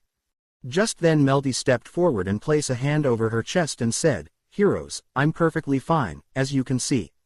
The shield hero even kept me safe when my knights tried to attack me." Ren was confused. "Hang on. Didn't Naruto abduct you?" Melty looked at the other three heroes with sincerity. "I asked him to take me and protect my life." Protect? Ren looked confused at Melty. "Indeed, what does he have to gain by abducting me? The shield hero has informed me about the use of recording technology that would fabricate what was seen." Melty glared at the knights behind them. "I know mages are using it to recreate the scene of shield hero Sama massacring a group of knights. The queen told me. Don't worry about the extra, they aren't ever going to work well with me." Naruto interjected, "Let's keep it short and simple as well as make sure we get what we need to say done." Just then a voice spoke up. "Don't listen to a word he says." Everyone turned to look to see Melty standing there. "That devil possesses a brainwashing shield. That accursed shield lets him take over one's mind just by talking to them." Raftalia recoiled at the blatant lie. "Wah, who would believe such a lie?" Melty extended her hands out to the side and lifted them into the air. "The Three Heroes Church has found that heretics who worship the shield have started popping up in the past month." Naruto scratched his head and said, "Hey dumbass, we've been talking and conversing this entire time. Don't you think if I could brainwash you, I would have done it already by now? Mainly to prevent a fight from breaking out." Melty grew quiet and everyone looked at her rather curious about what she had to say. "You are just saying that to try to make my claims false. Don't try to weasel your way out of this one." Yoruichi raised an eyebrow. "Wow, if anyone believes that lie, I'll kiss Naruto-sama for every person that does." Melty then placed her hands up together and said, "Melty, you poor thing. I see the devil of the shield has already brainwashed you. So much for the Kyuubi Sukunabaikona no Kami." Motoyasu smiled as he stepped forward. "Then Raftalia-chan, Philo-chan, Yoruichi-chan, and Roxanne-chan are brainwashed by Naruto too." Raftalia shook her head in defense of Naruto. "No. That's not true. Naruto-sama has no such ability. Even if he did, he'd never use it on people." Ren narrowed his eyes at Naruto. "How can you prove this to us? Do you have a way?" Naruto's eyes flashed to the Mangekyo Sharingan as he simply muttered, "Tsukuyomi." Like that, both Itsuki and Ren were shown the real event that led up to this mess. This also knocked out all the other soldiers who looked directly into Naruto's eyes. Though, Melty avoided his gaze by sheer luck, since she was eyeing Melty this entire time. Not out of admiration or love coming from such a family member should have for family. "Here's the thing, can you even guarantee her safety? Because I sure well can." Naruto looked at the group with seriousness as Ren and Itsuki wondered if they really could. Just then Melty began to hand on to Ren. "You're right, Ren-sama. Melty's safety comes first." Melty saw the fakeness coming off of Melty's facial expression and body language. Melty reached up and grabbed Naruto's outfit tightly, signaling she did not feel safe with the idea. Melty held her hand up to Melty. "Now, come home, Melty Imouto." Melty hung her head in shame for her sister's acts. I can't. If I go home, I'll be killed." Melty did not say this out loud. She only had a shred of hope that Melty wasn't behind this. It was only the sake because she was family. "Naruto-sama, please help me." Melty smiled again and said, "Come now, Imouto." Naruto looks over to Ren and Itsuki. "Ren, Itsuki, I hope some of you understand what's going on here. However, I cannot accept your offer. Leaving Melty in the hands of this woman would mean most certain death for her, and do you want to risk that? Just because they're family, doesn't mean the love goes both ways." "What are you talking about?" Melty asked, confused, trying to act coy. However, Ren and Itsuki saw what Naruto showed them. However, it also made them wonder what Naruto showed them was false as well. However, he even informed them of a time-delayed cover he placed on the recording that would show the real tape once certain people were present. "Melty is my dear Imouto, I couldn't possibly want to." Naruto interjected and swung his right arm from the left side of his body to the right. "Dear my ass." Naruto growled out at her. "How horrible. You just want her out of the way, so you're a crown princess. You want it so badly, that you're willing to kill your Imouto for it."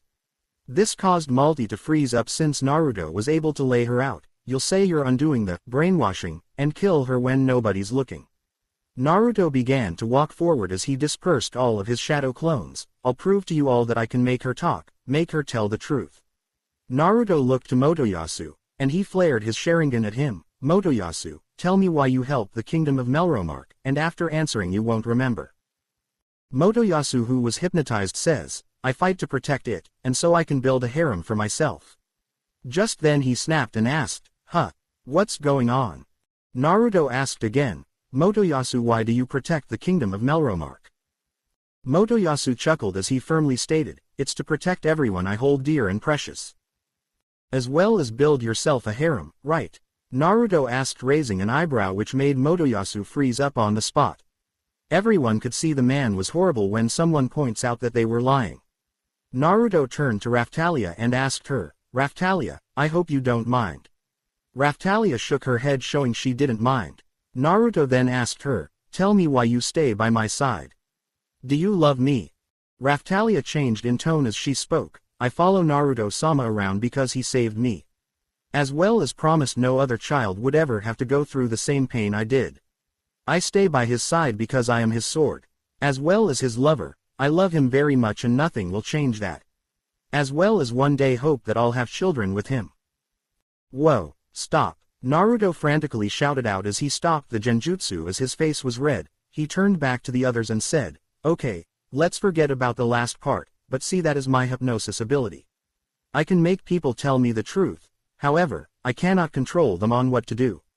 Naruto walked up closer to Ren, Itsuki, Motoyasu, and Malty and asked, now tell me, Malty, if you're willing, do you want to protect Melty, and were you the one who set this whole charade up with the Three Heroes Church? You'll be telling us it's all a lie, right? Malty's eyes widened as she took a step back. What? Oh, of course, I wouldn't. Melty is my dear sister. Ren nodded his head and said, Malty, even though he can make people tell the truth, it's different from brainwashing. Let him ask you if you're telling the truth like you say you've been. Using this should be easy, right? A lot of this depends on Naruto's wording, and by the looks of it, he can't control 100% everything you say, only the truth, even if it's an embarrassing truth. Ren looked back to Raphtalia, who was pushing her face into her hands in embarrassment. Itsuki nods his head, accepting it as well. I see no problem. It seems everything Naruto has stated has been true. He can't brainwash but ask for the truth. Malty, if you're telling the truth you should be fine. Malty took a step back, steeled herself, and said, fine. Ask me, you damn demon of the shield. Naruto's eyes flared once again and he asked the same question. Malty, do you want to protect Melty, and were you the one who set this whole charade up with the Three Heroes Church? You'll be telling us it's all a lie, right? Malty went monotone as her eyes dilated. No, I want Melty dead. That little cunt runs around doing everything to be a perfect girl for Okawa-san. Okawa-san glanced over at me and chose that wretch to become queen instead of me. I'd rather see her get eaten by the wolves or sold off to slavery. She could die for all I care. All I want is the crown and power over all these peasants and damn demi-humans. As well as make Naruto my pet, my slave, so I can have him all to myself. Naruto deadpanned at the last part. No way in hell was ever happening. Well, everything she said to the end wasn't going to happen anyways. Naruto does know he can control people with the Sharingan, he's just yet to learn to do so. Everyone took a step back as Motoyasu looked at Malty in shock, and Malty came to on what she said. What? I. Just then Malty held her hand out and shouted, Zwait Hellfire. Malty fired a fireball at Naruto, who moved in front of Melty and deflected the attack with his shield. Itsuki shouted, Malty, what are you doing? Are you trying to kill Melty? Malty looked to Itsuki, Ren, and Motoyasu angrily. The demon of the shield is making me do this. Zwait fire arrow. A fire arrow crashed into Naruto's shield. What the hell is wrong with you? Stop. Ren shouted as he ran forward to stop Malty as she drank a mana potion. If we can't undo the brainwashing, she'll have to die. Malty extended her hand out as she began to fire a barrage of fireballs from her hand as Naruto blocked them all with his shield. Before Ren could get, royal guards stopped him as well as Itsuki, as mages stood next to Malty. As well as the guards came walking up and drew their bows and arrows. Malty placed her hand on her hip, brined down the hammer of justice on the devil of the shield. Naruto turned to Raphtalia, Yoruichi, Roxanne, and Philo. Get going across the gaps in the mountains, I'll hold them off while protecting Melty. Naruto saw the rain of arrows coming down on him as he quickly pulled Melty into a tighter hug, keeping his shield up. Naruto didn't want to use the Rage Shield anymore, and he couldn't access the Bless series just yet either. Naruto equipped his Star Shining Shield to protect them the best he could. However, Naruto saw the arrows begin to penetrate the barrier he had up and began to crack. Magic arrows. I'm sensing a lot of them. Melty was beginning to conjure up a lot of magic, forming a massive fireball from above. However, Raphtalia appeared behind Melty and extended her mana blade through Melty's chest, cancelling out her magic attack. Philo transformed into her Philolial form and knocked away a bunch of the archers. Yoruichi entered her Lighting Assault form and began to slash and attack away the knights attacking her. Roxanne stood by Raphtalia, helping her fend off oncoming attackers. Kill the demon of the shield and his party. Annihilate them all. The leader of the night held his sword in the air as a legion of knights came from the mountaintop to attack. Wait, stop, Ren and Itsuki shouted, but were then pushed to the side as the knights began to charge at Naruto and his party, aiming to kill them. Before Naruto knew it, he created shadow clones that substituted themselves with his party to bring them in front of his body safely. Before Naruto knew it, the arrows broke through his shield and Naruto activated his 6-path Sage Mode. Arrows, swords, and halberds were stabbed into his backside. Naruto had his body extend outwards as did his best to shield everyone from the attacks. Melty could only look up in horror to see swords, spears, halberds, and arrows impaled into Naruto. Though, he was much more different and was glowing with a golden light color. Naruto, who was hunched up, slowly stood up as he ejected all the embedded weapons from his flesh. Naruto turned to everyone and looked at them annoyed. We'll meet again. I'm sure Itsuki and Ren have figured out what is going on here. I suggest you tell Motoyasu as well, since he seems to be broken by all this. Ren, Itsuki, stay safe, and we'll return when the queen is back. For now, I suggest you keep Melty and the king locked up, otherwise you're going to be in a lot of deep shit. Naruto created shadow clones which began to fly everyone over to the other side of the crevasse. Naruto threw Ren one of the rosaries for the Three Heroes Church. He turned around and began to walk away. The group soon got into the forest and sat down to breathe. However, before they could, a shadow dropped down. Raphtalia was ready to draw her sword, Yoruichi had her claws out, and Roxanne also had her hands on a sword ready to fight. However, Melty stopped them. Wait. Those are the Shadow, an espionage squad under the Queen's direct control. The Shadow bowed her head and then looked to Naruto. Shield Hero. This is the first time I meet you in this form, I dare say. Naruto smiled and said, you were that woman who gave me the rosary. She then moved to Naruto's right and left of Melty. Let me get straight to the point. Shield Hero, you were requested to meet with Her Majesty the Queen once again, I dare say. This commotion has a deep-rooted cause, I dare say. We would like your help, I dare say. This abduction is a setup by those finding your accomplishments alarming. Let me guess, it has something to do with Melty wanting her sister dead, as well as the Three Heroes Church. Naruto raised an eyebrow curiously to see if he was correct. All right, I'll meet with her again. It's been a month or so since I last saw her. Naruto took out the map and laid it out and he pointed to it. The queen's in the opposite direction of Siltveld. Melty, do you know this country? Melty was about to say something until Raphtalia stood up and her ears began to twitch. Before Naruto knew it, Raphtalia and Roxanne did the same, and this confused Naruto greatly. For some reason, he's been having difficulty sensing things, and he doesn't know why that is. Raphtalia asks, what's that smell? Backquote. Backquote. Backquote. Backquote. Backquote. Later. Naruto was in the forest with his group as they were forced to reconvene on what their game plan was. Though it continues to trouble Naruto that he couldn't sense when people were coming, and it has had him on edge. Naruto held up the map. Stay undetected is easy enough for us, but we need to be careful. Naruto held up the map. Since we can't go to Siltveld, we'll keep to the shadows and interact with few people. Let's keep our disguises up, and for Melty, I'll keep the chakra tag on her to keep her transformed. Everyone continued to move until they came across some farmland where Naruto and the others found other demi-humans.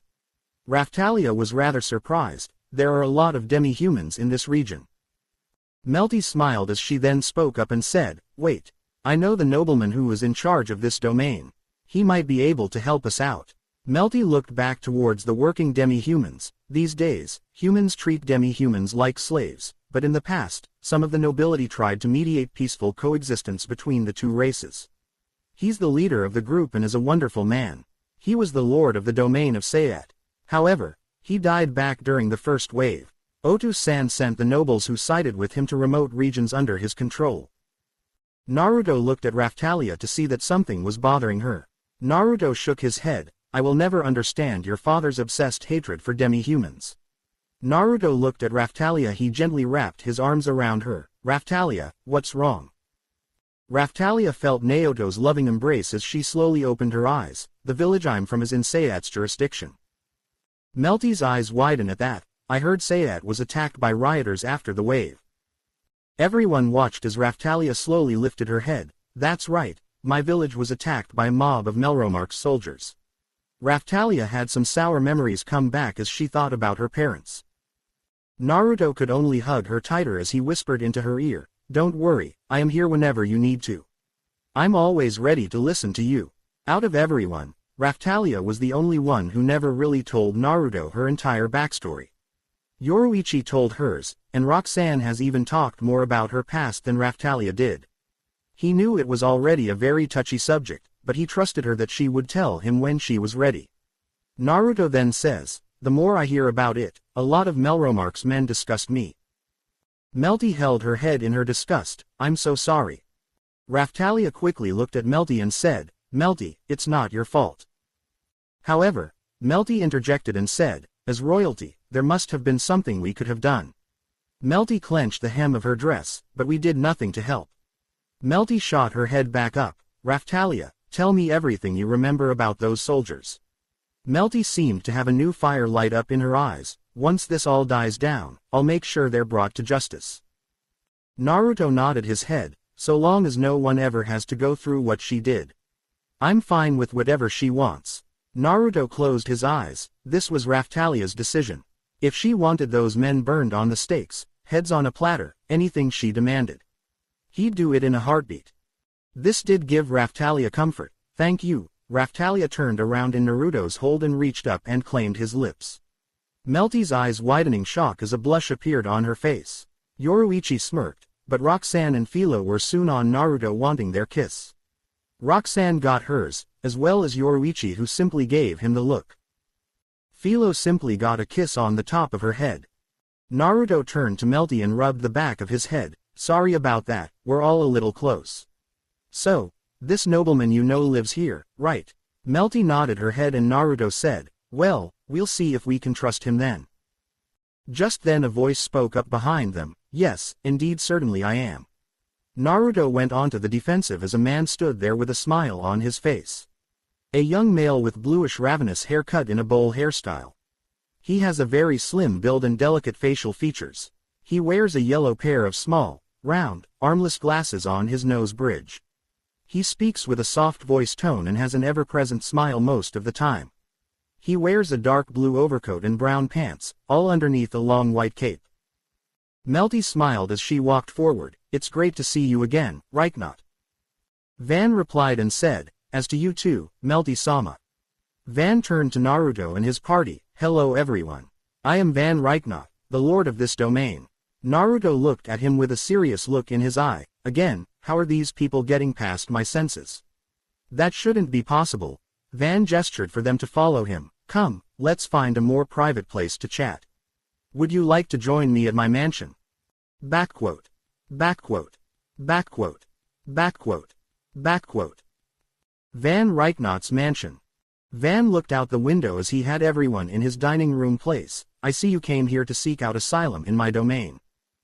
Naruto simply looked at him still on edge. Yeah, we are.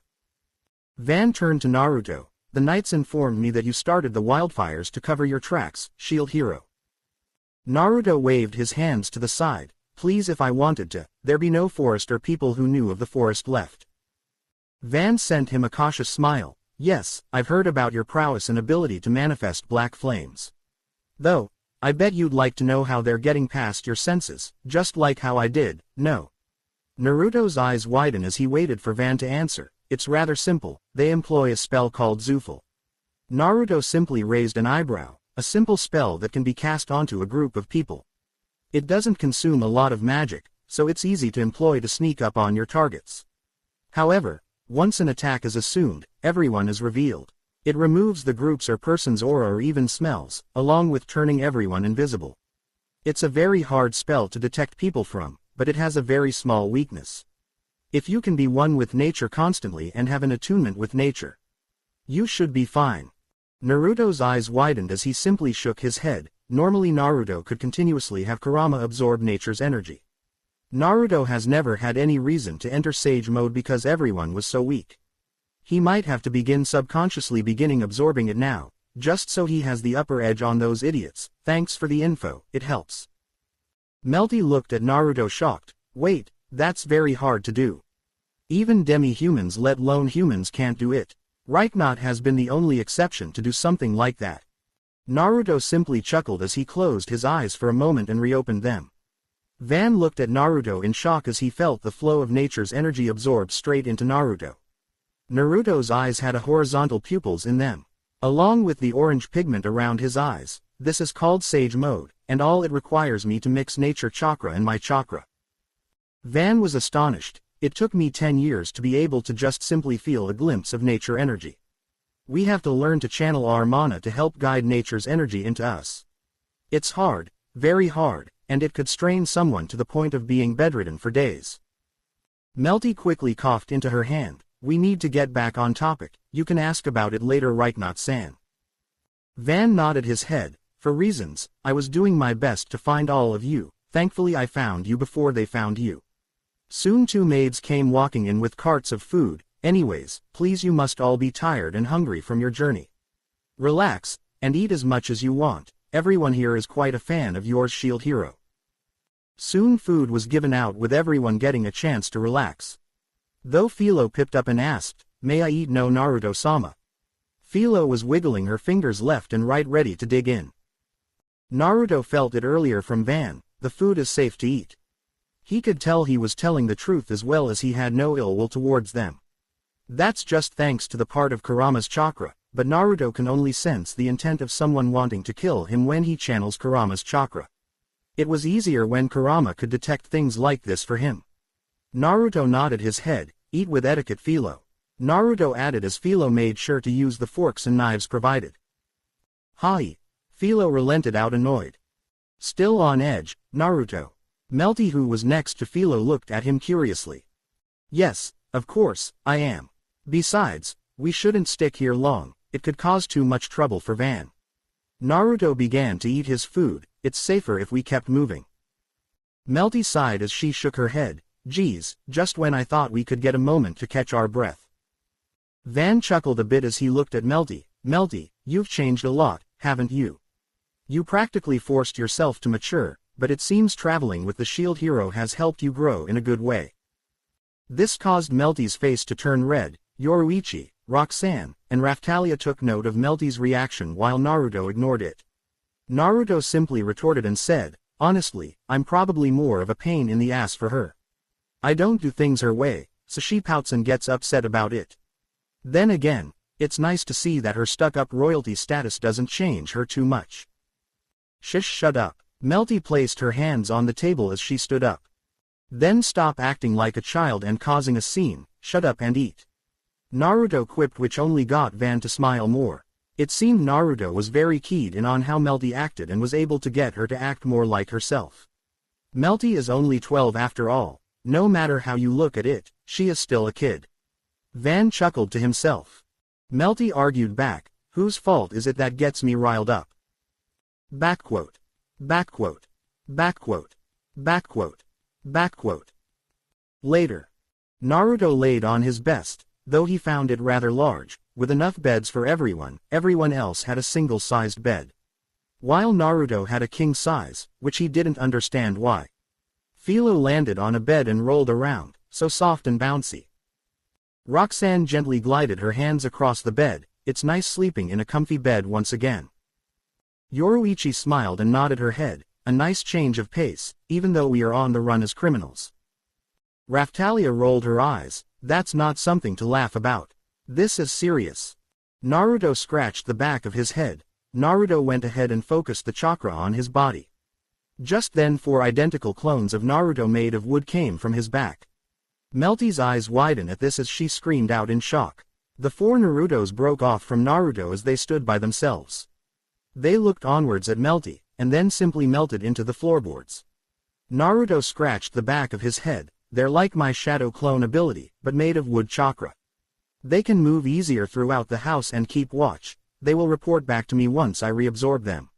So, we all can get a good night's rest. Naruto turned to the window and once again looked outside. Raphtalia stood up and walked over to Naruto and gently took his hands. Naruto-sama, it's bedtime, I want you to sleep, and no buts. Naruto to Raphtalia and smiled, deciding to listen to what she had to say. All right, Raphtalia. Raphtalia guided him to bed as Naruto threw his shirt off and laid down. Melty, blushing, looked away and said annoyed, why do you listen to Raphtalia and not me? Naruto replied, she's my girlfriend, and I trust her. Not only that, but she is right, I need rest. Sometimes I go on soldier move, if I had to, I could stay up for weeks on end. Melty looked at Naruto interestedly, how can you possibly do that? Naruto looked at Melty, she was just curious, and it wouldn't hurt. Back where I came from, I was trained to be a soldier at the age of 6, though usually the age of 8 is the proper age. Naruto looked down with a long look on his face. I learned to do it through training with some Anbu Black Ops shinobi, like your mother's shadows. I began doing that regularly for training at 12 in my spare time. Hell, I even had to fight a war, for a week straight, with no rest, and no time to kick back. Even after that week, I killed the only one who was even possibly able to relate to me. Naruto laid down and closed his eyes on his back. That's it for now, but I want you to know. It's not that I won't listen to you, it's that I don't want to. I only take orders from those I trust, respect, and deeply care about. Raphtalia rolled her eyes to look over to see the hurt Melty. What Naruto-sama is trying to convey is that he is beginning to trust you. Roxanne walked over and sat next to Melty. The fact he even shared a bit of his past with you, is proof of that. Keep trying, you'll get there. Yoruichi smirked as she crawled onto the bed with Naruto laid next to him. Though, she was wearing a rather revealing orange pajama outfit. Don't worry, give yourself a few years, and you'll be able to get your shot with Naruto. Yoruichi winked at Melty, which she easily caught on, causing her to blush. Philo stood up and cheered, yeah, together with Naruto-sama forever. Backquote. Backquote. Backquote. Backquote. Backquote. Later that night, Naruto opened his eyes in bed as he found Yoruichi, Raphtalia, and Roxanne snuggled up close to him. Naruto looked to see Melty staring out the window. Naruto created a shadow clone and replaced himself with it, which allowed him to sit on the edge of the bed. Is something bothering you? Say, Naruto. Melty turned her head as Naruto looked up at her, awaiting her question. Is running away like this the right idea? As a crown princess, there are so many other things I should be doing.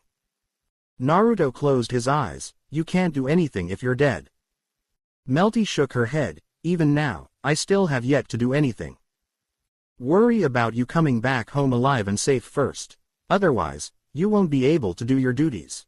Besides, I have no idea why that man still even has leverage, let alone your sister. Naruto looked outside the window. I had a nice chat with your mother once. She was very nice but astute and stern. She already denounced your father of power and striped your elder sister of royalty status. Melty's eyes widened as she turned to him. What? Okawa-sama did such a thing? Naruto nodded his head. I don't know what's going on, but your father's and elder sister's actions have been appalling to her. Not only that, but the decree also she sent out seemed to not have reached Melromark. Malty and Motoyasu know this. The question is why anything hasn't been done. Naruto closed his eyes once again and let a long sigh out. Right now, you're looking pretty good from what I'm seeing for the future. Melty, still stunned by this, slowly backed up and stopped at the wall. She turned around and placed her hands on the windowsill. It makes sense, at least after what you told me what they did to you. Naruto raised an eyebrow and asked, your mother never told you? Melty backed to Naruto and raised her eyebrow. Tell me what? Naruto sighed as he placed his hand on his face. Melty lied and said that I raped her, and I was branded a criminal after she tried to play me. I never feel for her advances to begin with, but regardless your foolish father never listened to me. I was branded a criminal and was given no reason to not trust anyone. Melty was surprised. Why didn't her mother tell her this? This even confused her. Wow, hearing that makes me even feel more pathetic. Naruto slowly stood up and placed a hand on Melty's head. Don't beat yourself up about something you had no idea about. Funny considering it was considered a national-wide incident, how you never heard of it boggles my mind. Regardless, you should get some rest. Naruto watched as Melty hid her blush. She appreciated the comfort Naruto gave her. She went to bed and pulled the sheets up. Before she laid down, she said, "Thanks for everything, good night." She then turned over and went to sleep. Naruto switched places back with his shadow clone. Good night. Naruto lay down until he felt Raftalia shift in her sleep. Raftalia looked like she was in distress, and no, please stop. Nightmare, again, is that the one back from when I first got her? Naruto wondered to himself as he reached over and pulled Raftalia closer. He didn't have to worry about Yoruichi since she was sprawled out all over the bed over his feet. Backquote. Backquote. Backquote. Backquote. Backquote. Morning. Naruto was in his outfit and ready to go along with Yoruichi and Roxanne. Yoruichi finished putting her bag on, and Roxanne her sword on her hip. Just then Raftalia shot up from her sleep, Rifana-chan. Naruto shot his head over to see Raftalia in distress with her breathing labored. Naruto quickly made his way over to her side. Raftalia, are you okay? Naruto asked with a very worried look on his face. Raftalia went to speak, but Yoruichi interjected, guys, we have a problem. She was looking out the window. Raftalia saw the Melromark soldiers taking Van away in cuffs. Just then one of Van's maids came in. Sir Hero. You must get out of here at once. What happened? Naruto asked quickly as he got everyone to grab their belongings. A nobleman from the next town over marched in here and accused us of hiding you. The maid quickly showed everyone the way out as they ran through the halls, use the kitchen door and escape out the back. What about Philo and Melty? Roxanne asked worriedly. Suddenly the maid stopped them as two Melromark knights were talking about where to find Naruto. The maid whispered to them, follow me. Before Naruto, Yoruichi, Raftalia, and Roxanne knew it, they were hidden in the food pantry closet. Naruto could see through the lines of the door as two knights came bearing in. They shouted, you there. What are you doing? The maid acted normally, I am preparing lunch. Forget that, get over here. The one knight grabbed her and Naruto grit his teeth, he wanted to move. What do you think you're doing? Naruto recognized it to be Melty's voice as she stood there at the doorway with her hands on her hips. I demand that you cease this behavior at once. The one knight looked at the other, the second princess. The other turned to him, the real deal. Just then another voice spoke up, my, if it isn't Princess Melty. Naruto turned his head to see Raftalia's eyes narrow. Her teeth were clenched together, and her tail stood on end. Yoruichi and Roxanne also looked at Raftalia with a worried look on their face.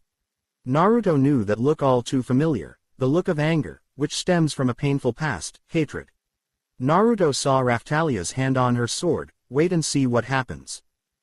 Raftalia looked up at Naruto along with everyone else surprised. They thought Naruto would have them initiate the fight. The man walked towards Melty and gave her a polite bow. I'm so glad to see you're all right. I rushed here worried for your safety. Melty was surprised. Idol Rabier, I've heard that you fought with Otu-sama in the past. Idol kept his bow, right? Melty looked behind her angrily. Are these your troops? They are, Idol replied, not moving from his spot. Melty turned back to him. Have them withdraw from this mansion immediately. Idol opened his eyes and asked, before that, where is the devil of the shield? Melty replied, the shield hero isn't here. Idol replied with a, oh. Melty continued to look at Idol with her annoyance from his presence. I asked him to leave me and escape since I could trust Van Reichnach to keep me protected. Just like how the shield hero did the same for me. I plan to speak to Otu-sama directly about this matter. And I shall clear the shield hero's good name. You will take me to the capital as soon as possible. Idol closed his eyes and lowered his head, understood. He then lifted his head and opened his eyes. I'll make arrangements for your journey at my mansion. He then moved to the side and lifted his right hand. Take her. On order his guards took Melty. Thankfully, Naruto so happened to stick a signal seed onto Melty. This was when this event broke out as he ordered one of his wood clones that returned. Everyone watched as they left, and Naruto saw Raphtalia's angry look on her face. As well as everyone could hear her labored breathing. Naruto turned to Raphtalia, calm down. Do you want to ruin what Melty's trying to do? Besides, good things come to those who wait. Right now, Karma's just sharpening her nails and finishing her drink. She says she'll be with that guy shortly. Raphtalia relaxes and sheathes her sword. Naruto and everyone ran out of the door and went in search of Philo. Naruto swore to himself, when we find that man, idol whatever the fuck his name is again, Raphtalia, I swear, I'll make sure whatever he has done to you is paid back tenfold. No one messes with the people I care about, even if I didn't know Raphtalia beforehand. If need be, I'll rid the world of someone like you, but not before I make you beg for death. Even when I finally grant you the gift of death, you won't get to rest, because I'll be right there in hell waiting for you.